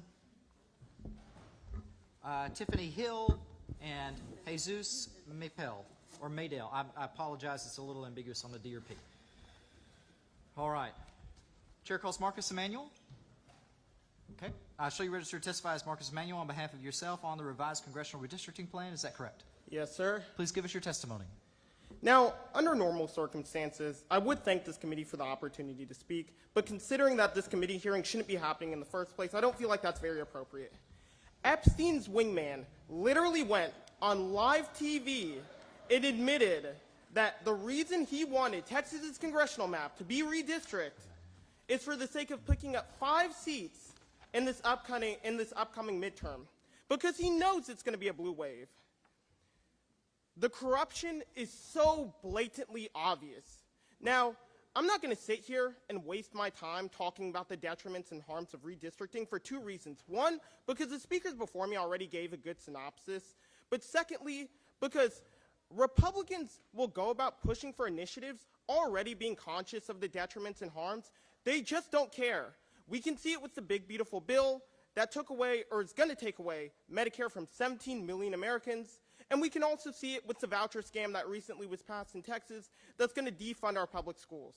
That's why I'm more focused on making sure or encouraging voters to go out and vote in this upcoming midterm election, specifically vote Democrat, because my prerogative is to make sure that bad actors don't hold office anymore, rather than trying to beg and plead with bad actors to vote against their own immoral self-interest, although we know they're not going to. Americans have to realize that democracy is being torn down right before our very eyes. What the Republican Party currently stands for needs to be completely eradicated, and hopefully something more moderate rises from the ashes. And if not, then it needs to be eradicated again and again and again, as many times as it takes. Because if the Republican Party keeps moving in the direction that it currently is, under this fascist dictator, there won't be an America to speak of anymore. That's Thank you my for testimony. Chair calls Benjamin Whitman. Shall you register to testify as Benjamin Whitman on behalf of the Cameron County Democratic Party and yourself on the revised congressional redistricting plan? Is that correct? Yes, that's correct, sir. Please give us your testimony. Good afternoon. My name is Benjamin Guillermo Whitman. I'm a resident of Harlingen in Cameron County and a constituent of House District 37 and Congressional District 34. I'm here today because I care about the Rio Grande Valley, and I'm against the current redistricting efforts. I travel across the state regularly advocating for RGV-focused policies and greater investment in South Texas, but it's frustrating that to participate in this process, I had to leave at 3 a.m. from my home in Harlingen to get here and testify. So I've looked at many of those proposed maps, but among the most radical, Plan 2202, which stretches CD 34 from Cameron County all the way up to the coastline, just literally the coastline, to Brazoria County. Another Plan 2201 shoots inland but reaches all the way up to Warden, again, hundreds of miles from the valley. I wouldn't be left speculating if I just saw what the map that's being proposed. So many of these proposals as well do not reflect the communities of Texas. They're blatant attempts to gerrymander us into Republican pickups and dilute the voices of Latinos. It combines border towns like where I'm from in Harlingen with rural counties near Houston that have vastly different needs and cultural identities. For years, I've heard Republicans say that areas where I'm from are forgotten, that border communities are underinvested, and yet this process and these proposals actively undermine our voice by diluting it across hundreds of miles. Cameron County deserves dedicated representation. Our challenges require a member of Congress to be focused on our area, not having to balance rural areas hundreds of miles north. In March, for example, Harlingen was hit by hard flooding where I myself was trapped. But redistricting like this could very well cost us funding and attention we need for things like critical infrastructure. And I want to take a moment to speak directly to my fellow South Texans. Republicans are trying to dilute your voice and our region's importance in Congress. I'm still going to show up for my community, even if it's designed to discourage our participation. But I urge you to make your voice heard and to join me in rejecting this current partisan, mid-decade redistricting effort. Thank you. Thank you for your testimony. Chair calls Jacqueline Santillana. She registered on behalf of yourself on the revised congressional redistricting plan. Is that correct? Yes. Thank you. Please give us your testimony. Good afternoon. My name is Jacqueline Santillana. I live in Willacy County, and I am a constituent of Congressional District 34. I have lived in the Rio Grande Valley for most of my life. I care deeply about my community having fair representation and their voices being heard, which is why I'm here today. In 2021, I testified to urge that the redistricting process be conducted fairly and transparently. It is concerning that we are once again having to testify, especially when this process is happening 5 years early and while the 2021 congressional district maps remain under review in federal court. I'm also disappointed that no public hearings have been scheduled in or near the Rio Grande Valley. leaving our community with more barriers to speak here today. Our community deserves the opportunity to participate within their proximity and not be limited to 5 hours online or in person. I've also seen maps proposals that stretch as far as north as Warren County, areas with vastly different needs, cultural identities, infrastructure projects, and priorities. Redrawing these maps risks diluting the voices of communities in the Rio Grande Valley, taking away resources, and effectively stripping us of fair representation. We should be able to elect leaders who have the same lived experiences and understand our needs. Instead of stripping power away from communities of color, our focus right now should be on delivering relief and support to those still struggling from the recent floods, not on redistricting that further divides us. Thank you. Thank you for your testimony. Chair calls Jonathan Marcantel. Shall you register to testify on behalf of the Texas Democratic Caucus and yourself on revised congressional redistricting plan? Is that correct? Yes, sir. Please give us your testimony. Mr. Chairman, if you will permit it, I have provided written testimony to the committee, and I will let that stand as my testimony in the interest of time. Well, we accept it and thank you and appreciate your help earlier. Members, any questions for this panel? Yeah, Dean Thompson. Would you like for that testimony to be a part of the written? Yes, ma'am. I'd like it to be part of the written record. Thank you. Perfect. And I believe you've handed that in to the assistant Yes, sir. clerk. We'll make sure that the members get it. Members, any other questions? Ms. Marcantel, thank you. Panel, thank you for your time. You're excused.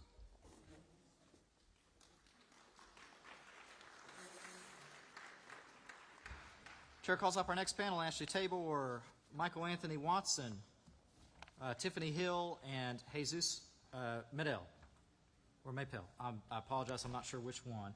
Our next panel, just so you'll be ready, is going to be Karen Knapp, Jerome Wald, Christopher Campariel, and Victoria Sullen.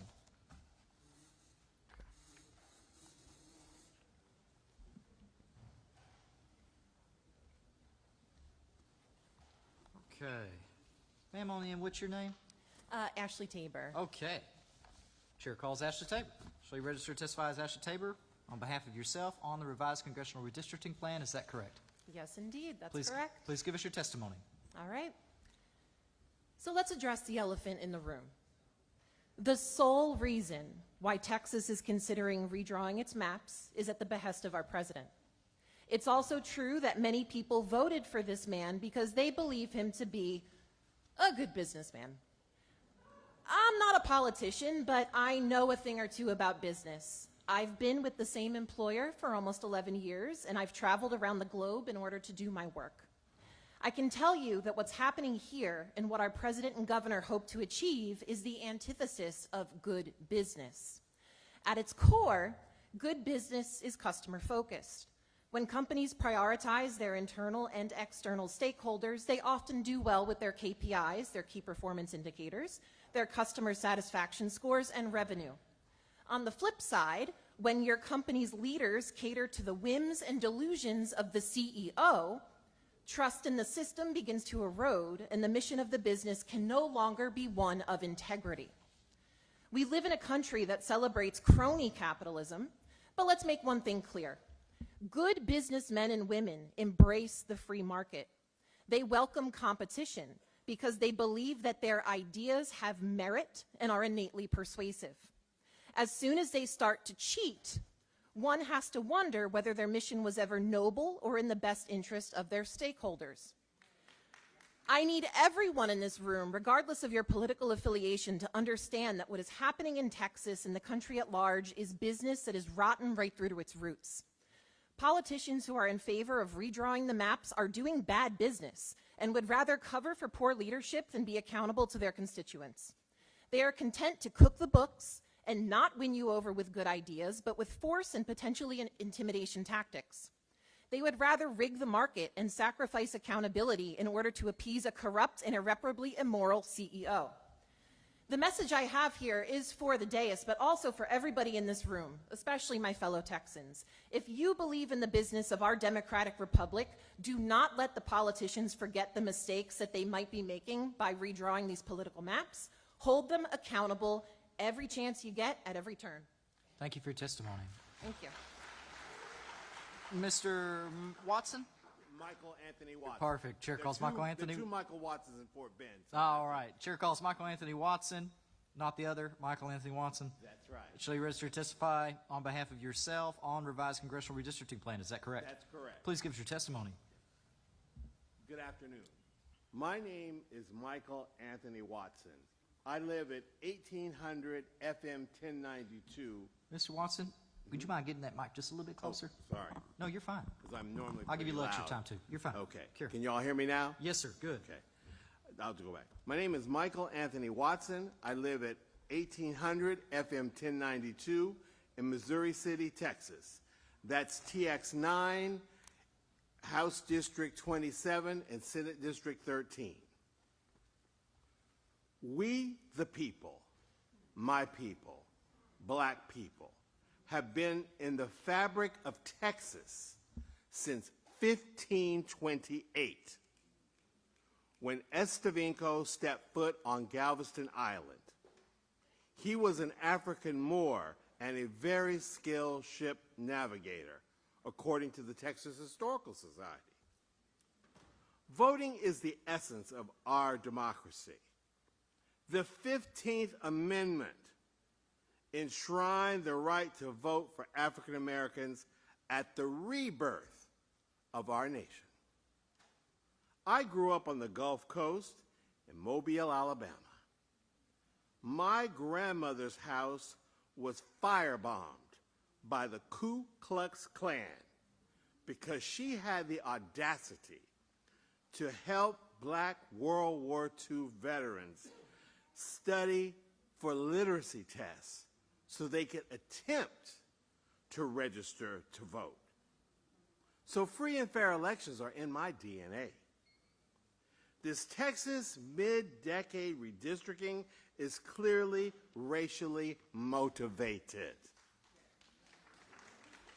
Res ipsa loquitur. The thing speaks for itself.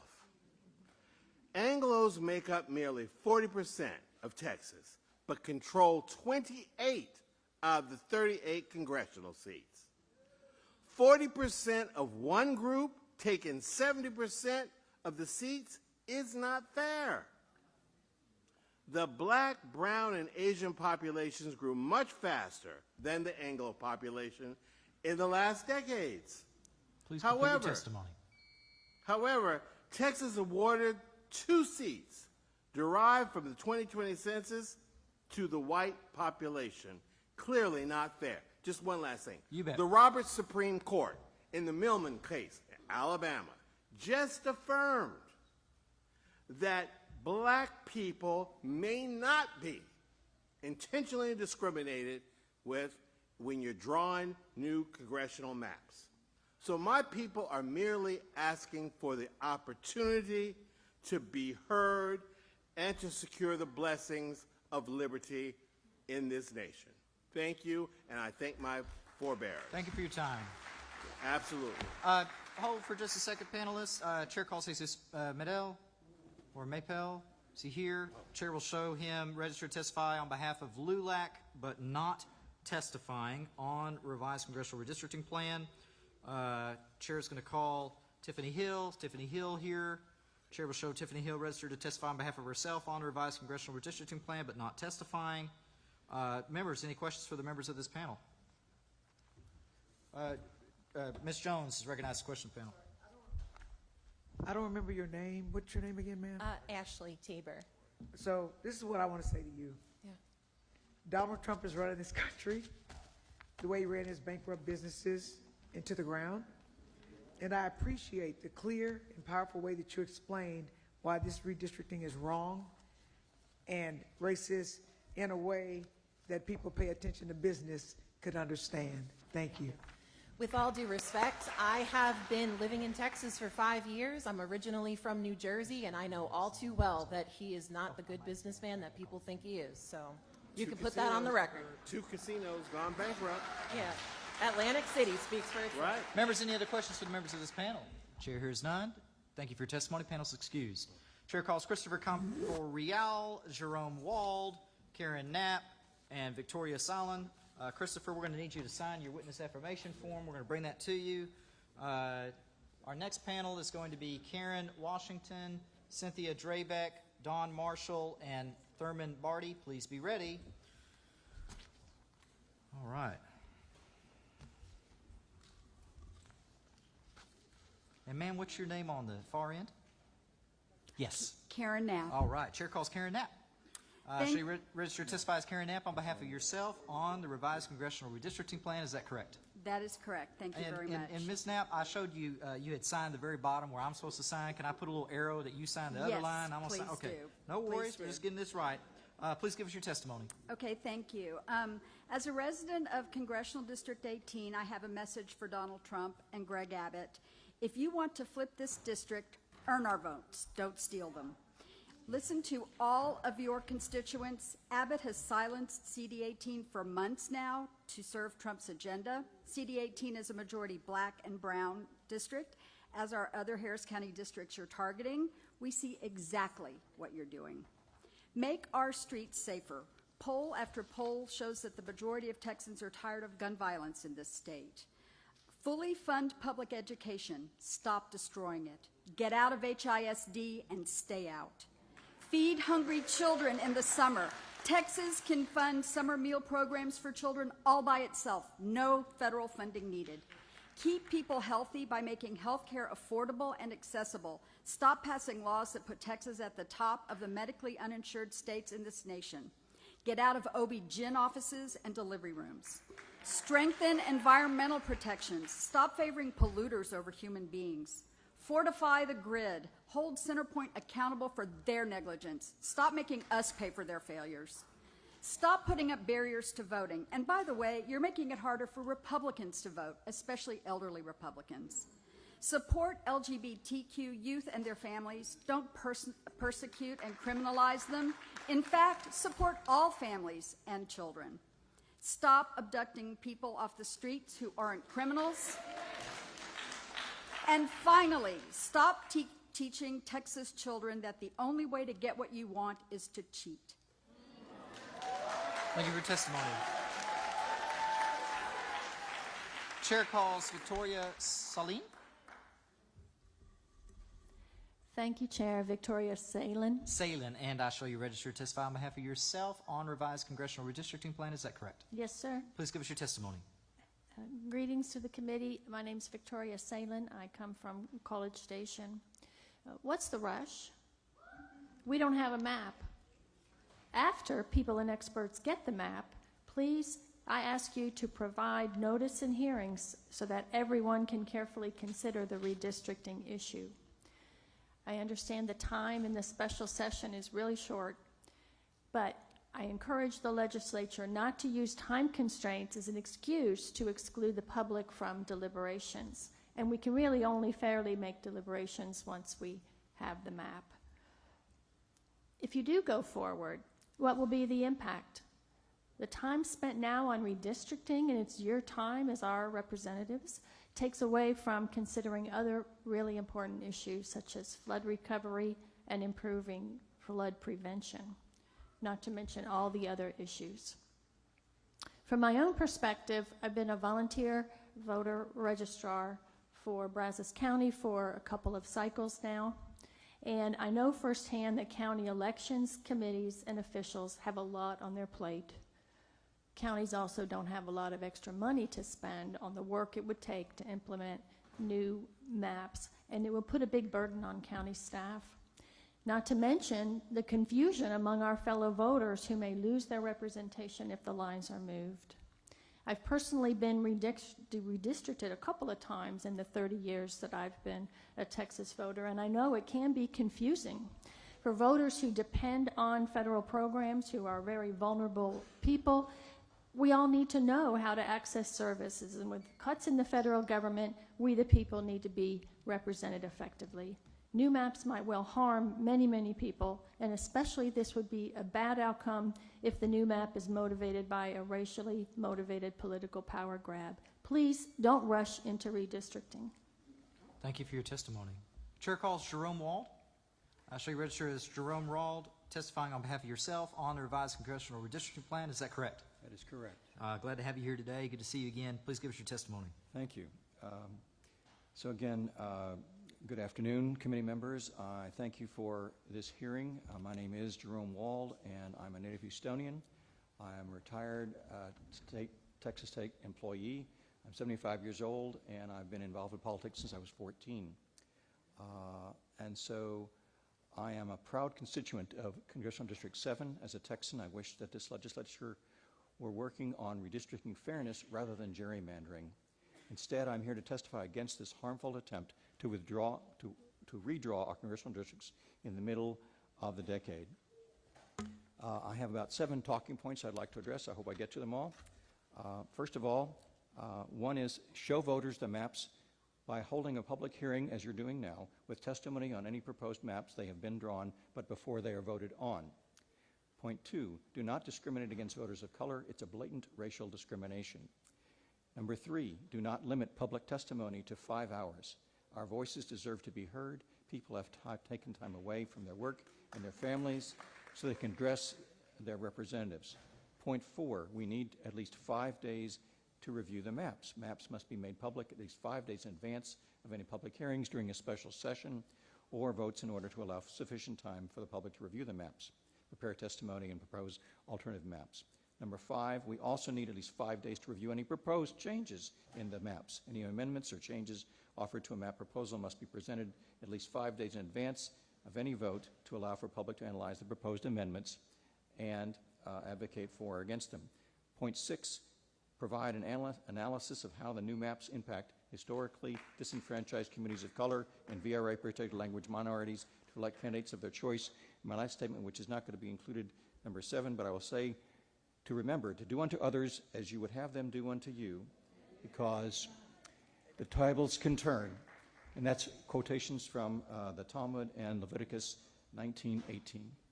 Thank you for your testimony. Thank you.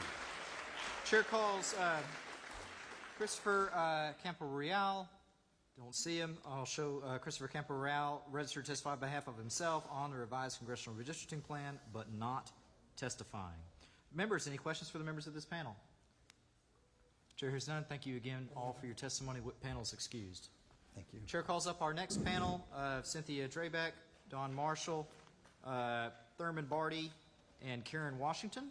The panel after that is going to be Carmela Walker, Judson Robinson, Demetra Orion, and Lucy Reyna. So please be ready. Okay.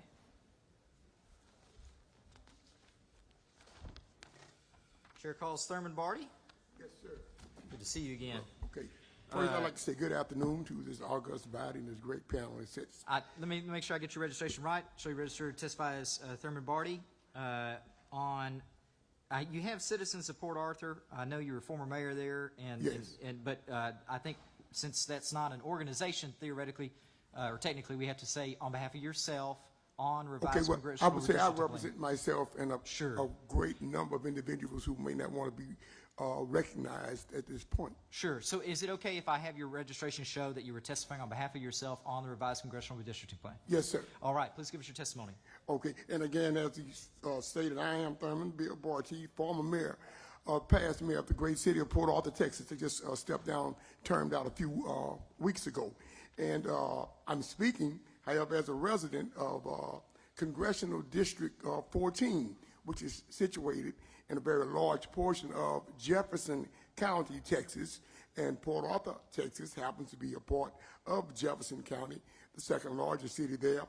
And again, I represent unofficially a very significant population situated in Congressional District 14. And with that in mind, I pray upon each of you for consideration to not, please do not, gerrymander the district any more than it already is. Presently, a large portion of the population is systematically disenfranchised because of political ideology interference. There are certain other issues that this special legislative session can actually be addressing besides polluting the political atmosphere with more disgusting maneuvers. So please consider not changing the description, the boundaries, or anything that deals with Congressional District 14, and for that reason, any of the congressional districts here in our great state of Texas. Allow Texans throughout this great state to be proud participants of the governance in our great state without regard for political, ideological interference on all levels. So again, I pray upon you. We've learned to live with what we have since 21. Don't change it. I cannot remember in 71 years that we've gone through a change in 4 years or 3 years simply because it might be constitutionally correct. But just think it's not morally proper. And for sure, it's not politically sound to do this right now and hurt this country. And might I add, to hurt minorities, to hurt blacks and browns, just because you have a leader or we have a leader who doesn't care about anybody but himself. Because if you think he cares about you, get in the tight. God bless you. Thank you for your testimony. Chair calls Cynthia Drabeck. Okay. I show you registered to testify as Cynthia Drabeck on behalf of yourself on the revised congressional redistricting plan. Is that correct? That is correct. Please give us your testimony. Absolutely, and thank you for your time today. American attempts to tailor district lines for political gain stretch way back to the country's very origin. Patrick Henry, who opposed the new Constitution, tried to draw district lines to deny a seat in the first Congress to James Madison, the Constitution's primary author.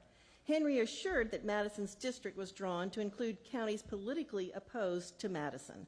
The attempt failed, and Madison was elected, but American gerrymander had begun. Here are my districts. I'm in a United States Rep District 2, and then here are my other two gerrymandered districts, as you can see. They look like pieces of a puzzle. These maps should reflect communities, not be driven by racial quotas or political manipulations. Based on the population growth and the problems currently presented in the currently drawn districts, redistricting into neighboring districts should be considered. These hearings should continue. I'm humbly asking for representative districts to be concise, to adequately represent contiguous neighborhoods, schools, businesses, infrastructure, and constituents. Thank you for your time. Thank you for your testimony. Chair calls Don Marshall. Show you registered to testify as Don Marshall on behalf of yourself on the revised congressional redistricting plan. Is that correct? Yes, it is. Please give us your testimony. My name is Dawn Marshall, and although I'm running for the Texas 10th U.S. Congressional District, I'm here today to give testimony, as is my right as a citizen of Texas, in opposition to this unconstitutional redistricting proposal. Our elected officials are not rulers. They are representatives. They hold office not by divine right or family name, but by the faith and support of we, the people. And that faith must be earned and re-earned through transparency, accountability, and a profound respect for our will. Freedom means that we, the people, choose our leaders, and we must terminate their employment when they no longer reflect our values, our struggles, or our hopes. It means that no one, no governor, no senator, no president is above the law or beyond the reach of a ballot box. But freedom only works when we exercise it, when we show up, when we raise our voices, when we hold elected officials accountable for what they do, not for what they say, for how they vote, who they protect, and whether they stand with the people or stand in our way. So let us be very clear. In a free country, democracy doesn't end on Election Day. It begins there, because freedom is not a gift. It is a responsibility, and the will of the people is not a whisper, it is a force. I urge this committee to do what they know to be right. It is time to do your job and not just keep your job. Say no to the gerrymandering and stop the redistricting. Thank you for your time. Thank you for your testimony. Chair calls Karen Washington. Show you registered to testify as Karen Washington on behalf of yourself on the revised congressional redistricting plan. Is that correct? That is correct. And I had you signed at the bottom. Is it okay if I do a little arrow up there and I sign under you? That is fine. All and right. if you'll also notice on that application, I did not agree with neutral. Understood. So I checked that I am against redistricting. Understood. I want that to be noted. And absolutely, as part of your testimony, it will. Technically, for the minutes, it'll have to just say neutral, but again, that's just because the rules require it, and I understand completely. Please give us your testimony. So this morning at 7 o'clock a.m., I am a part of an organization that gathered to collect items to send to Kerr County. I was not available to participate in that because I had to be here, because I vehemently do not agree with what's happening here today. I wanted to work with my grandchildren because I'm teaching them to learn to be a volunteer regardless of, and helping others in our community regardless of race, color, or creed. It is important to me that we help one another. That is what I teach my children. I teach them integrity, and I teach them to have morals. So with that being said, I'm wondering why we're here today, because it appears to me that someone did not have the intestinal fortitude to say no. There are no maps. What are we looking at and what are we discussing? So when that event occurs that we do get redistricting maps, I certainly want to be here to talk about it again. All my life, I've had to fight. I'm not stopping now. Normally, I roll up my sleeves, but this time I'm taking the jacket off. I'll be considering calling all of my friends in all of the districts where you guys sit and say, listen, we've got to get people who are going to speak for us. That is very critical to the survival of democracy. You guys were voted into position to speak for us. We shouldn't have to sit at this table and beg you to speak on our behalf.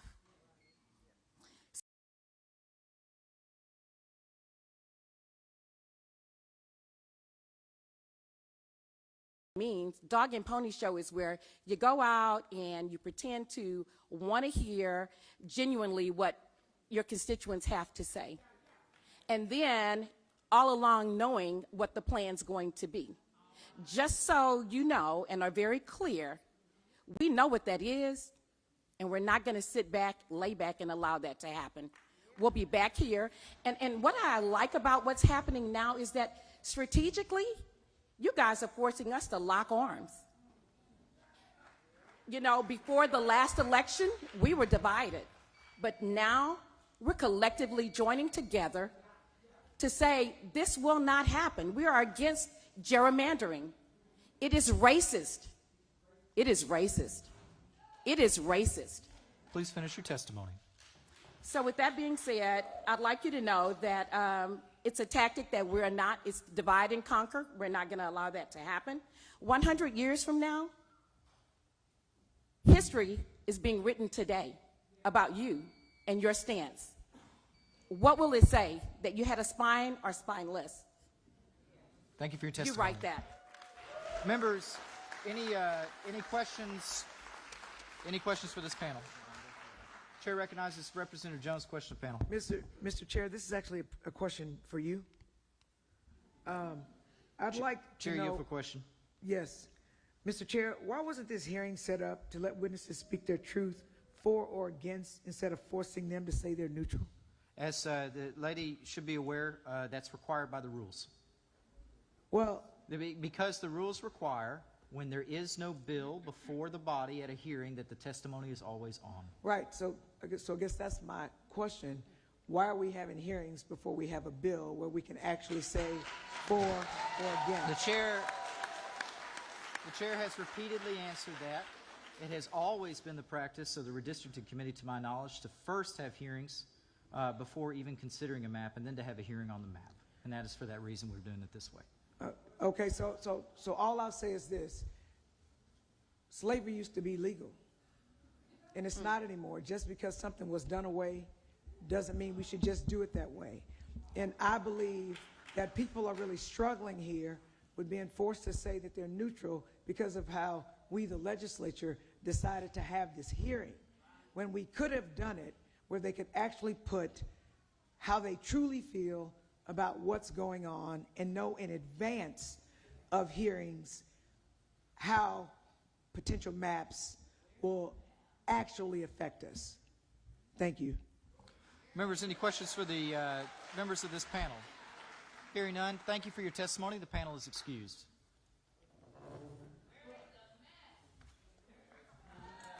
Gallery, stay in order. Chair calls Carmela Walker, Judson Robinson, Demetra Orion, and Lucy Reyna.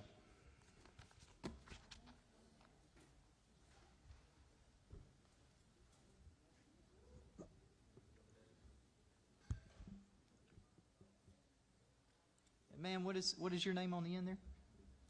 Carmela Walker. Okay. Chair calls Carmela Walker. Shall you register to testify as Carmela Walker on behalf of yourself on the revised congressional redistricting plan? Is that correct? Yes, it is. Please give us your testimony. Thank you to the chair, vice chair, and members. Really appreciate this opportunity today. I worked in the 83rd legislative session with Honorable Sylvester Turner through the legislative internship program under Senator Ellis when he was senator. Now he's commissioner. And, you know, he was a master at bipartisanship. But what we're seeing today is not bipartisanship. It's very partisan. And I wanted to say that we don't need packing and cracking and stacking issues. What we need, or jacking our constituents and our community, you know, and robbing them of inalienable rights and due process. We need a process that's going to work, and this is not working. What we're seeing here is a partisanship position that's literally ripping Texas apart.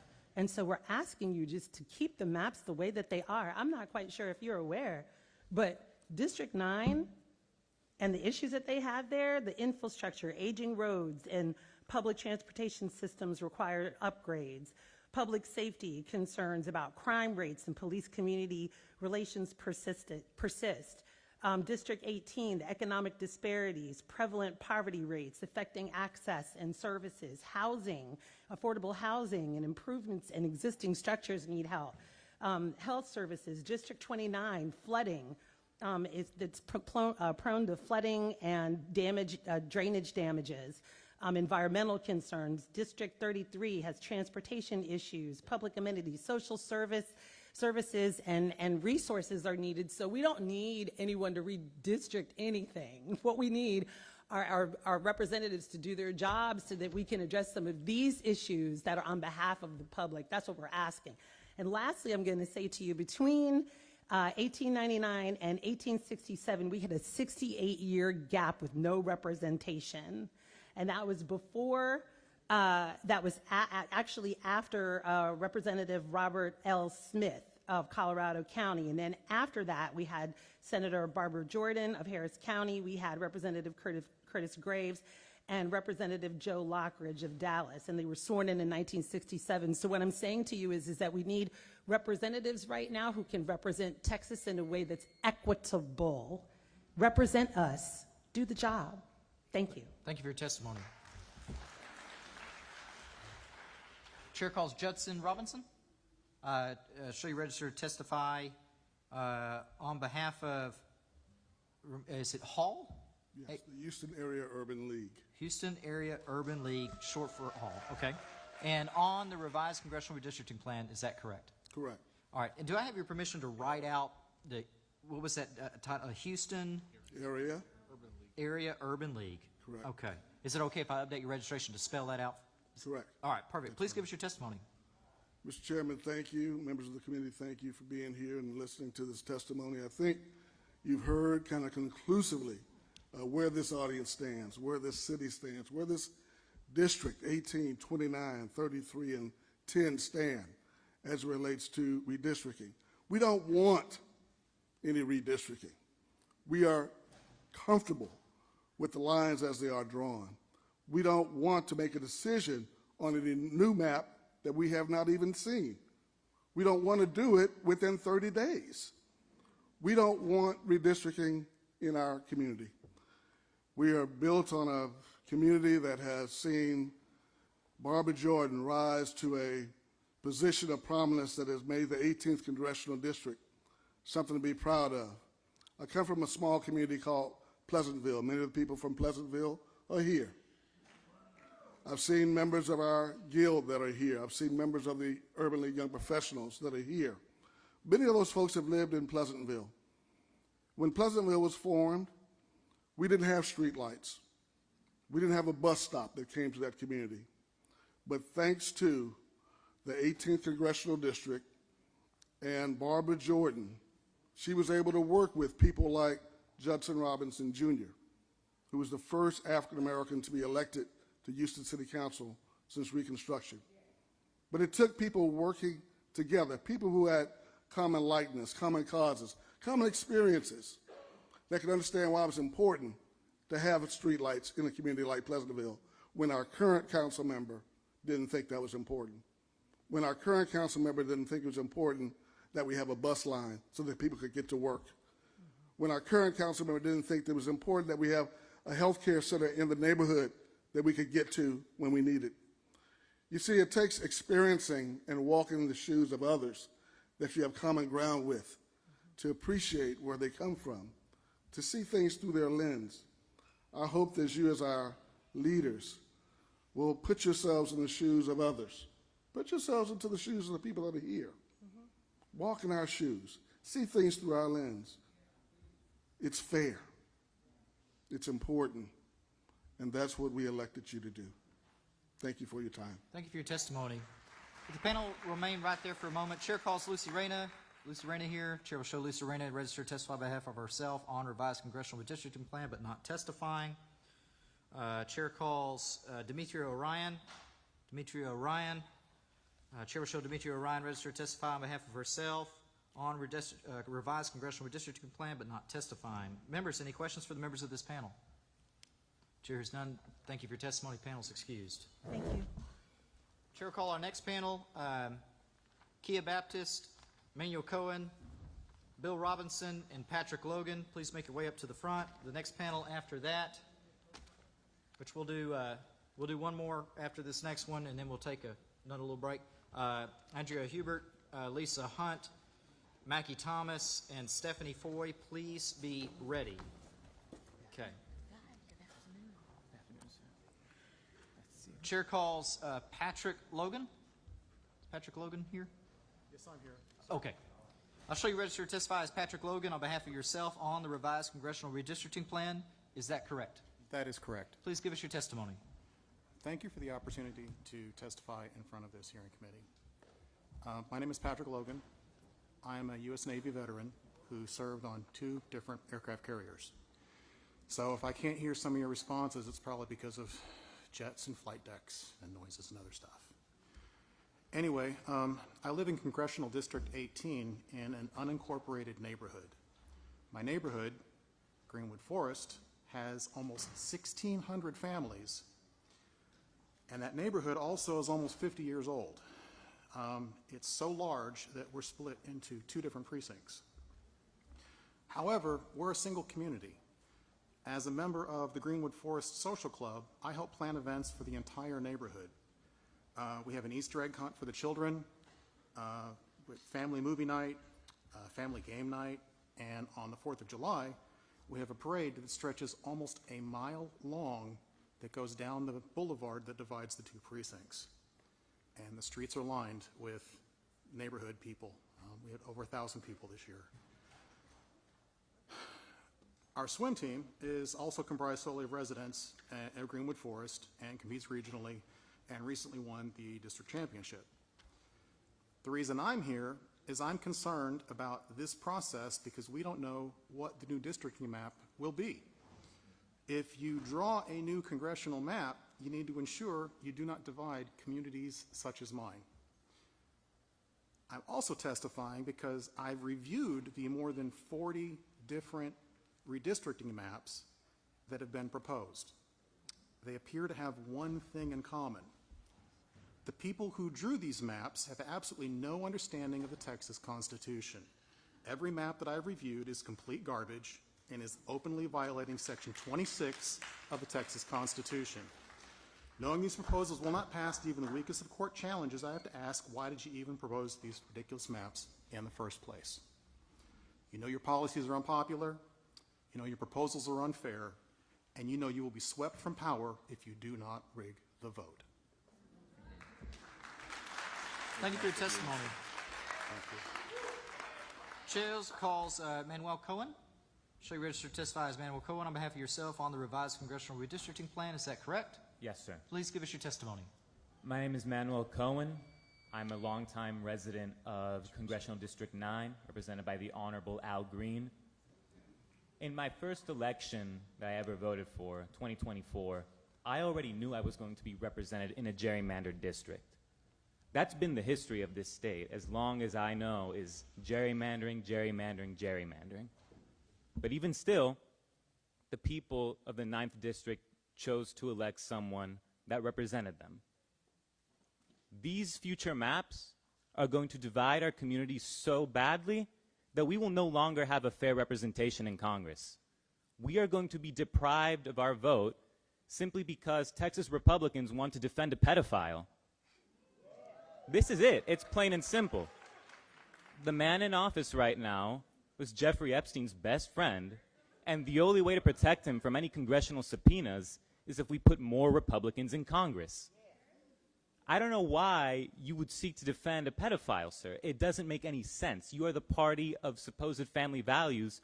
I don't think of family values being a pedophile. I want to make an appeal to you to at least try to draw a fair map. You know it's possible. I know all of you on this committee have the power to do so. Draw a fair map that repudiates this disgusting criminal in the White House and actually represents Texas voters. To the Democrats in this committee, y'all have said for a long time that every option is on the table. I want to make it clear to you that should include breaking the quorum. When the time comes, y'all need to be prepared to break the quorum so that way you defend our voices in Congress. We understand that the Republicans here are going to do everything in their capacity to gerrymander the state more and more, and y'all are in the minority. The one thing that y'all have left is to break that quorum. Please, for the state, break the quorum and actually force the Republicans to create a map that represents us. Thank you for your testimony. Chair calls Kia Baptist. Show you registered to testify as Kia Baptist on behalf of yourself on the revised congressional redistricting plan. Is that correct? That's correct. Please give us your testimony.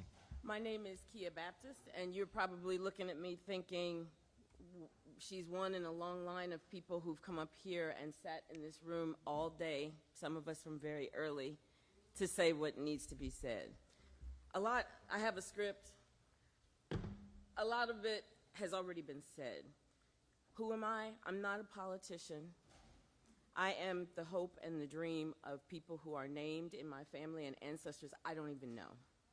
I think it is very important for you to understand, because I suspect a whole lot of y'all are sitting at your house frustrated at the news every day the same way that I am, the same way that a lot of us are, and wondering when on earth is somebody going to not be afraid of speaking truth to power and speaking truth to anarchy and oligarchy. And this is not an autocracy. We are a democratic republic. That means no oligarchy, no kings, no people who just said, I want 5 more seats and I want Texas to go get them. Now, I have lived in Texas for 20 plus years, and not one of those years has any Texan decided that they were going to go along to get along if they didn't agree with what was going on. Why are we doing it now? Why now? It used to be that bipartisanship was something that was lauded. People were elected because they were able to work across the aisles and work together to see that the right things were done. Where did that go? We are relying on you all to make sure that that happens. Don't give in to fear. They are trying to, we know why we're here. I know you said, we've asked the question, we know why we're here. because the person in the White House has said this is what he wants, and he's going to figure out how to get it from our governor. And if the governor is not going to stand up for us, darn it, I expect for you to. Yes. Thank you. Thank you for your testimony. Chair calls Bill Robinson. Bill Robinson here. Chair will show Bill Robinson registered to testify on behalf of himself on a revised congressional redistricting plan, but not testifying. Members, questions to the panel. Chair recognizes Vice Chair Rosenthal to question the panel. Thank you, Mr. Chairman. Ms. Kia, thank you for being here today. Sometimes you just walk out of a neighborhood and into a room like this with 1,000 of your dear friends and make a difference, and my dear, you have made a difference there. Nope. A lot of people have said a lot of powerful things in this room. Nobody said it as clearly and concisely as you did right now, so thank you for bringing that. Members, any other questions for the members of this panel? Chair has none. Thank you for your testimony. The panel is excused. Chair will call up our next panel, Stephanie Foy, Mackie Thomas, Lisa Hunt, and Andrea Hubert. When we're done with this panel, of course, we'll take a brief break. And just a reminder, Crystal Jordan, we're still looking for you. Got your credit card up here. Promise not to do anything with it, but if you wouldn't mind coming to get it, if not, it's going to go to the police. I think that's right. Yes. All right. Ma'am, what's your name on the end? I'm Reverend Lisa Hunt. Lisa Hunt. Chair calls Lisa Hunt. Shall you register to testify as Lisa Hunt on behalf of yourself on the revised congressional redistricting plan? Is that correct? Yes, that's Please correct. give us your testimony. Thank you. Hello, members of the committee and Mr. Chair. Thank you for coming to Houston in person to hear our remarks. My name is Lisa Hunt. I'm a resident of House District 29, an Episcopal priest, and a target of this rushed gerrymandering effort. In the biblical book of Proverbs, we find where there is no vision, the people perish, but those that keep the law are happy. The effort to disappear thousands of Texas voters of color by redrawing congressional districts is a cynical attempt to undermine any possibility of a vision for the common good of our state and our nation. Income inequality, lack of access to health care, hunger, cancer clusters, housing shortages, fear of immigration raids, and food deserts rack my community.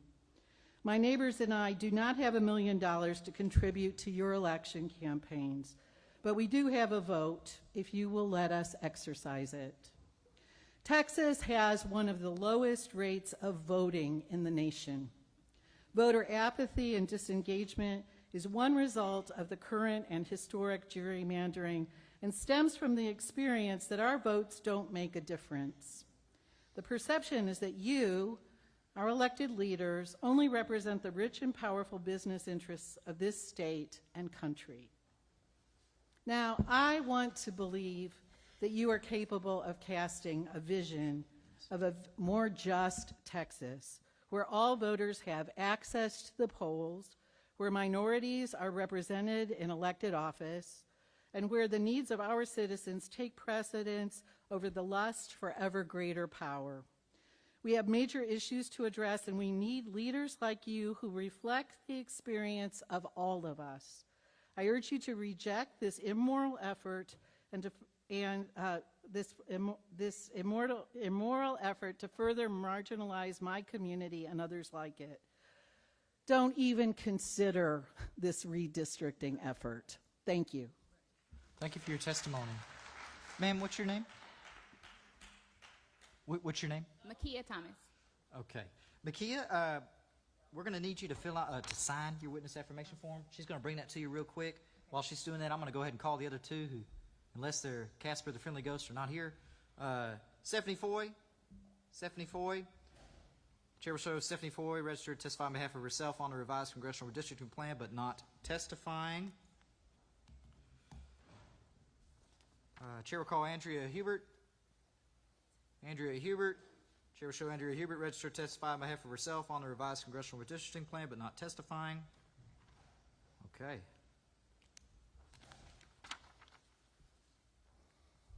Let that WAF, as it's commonly known, make its way back up here.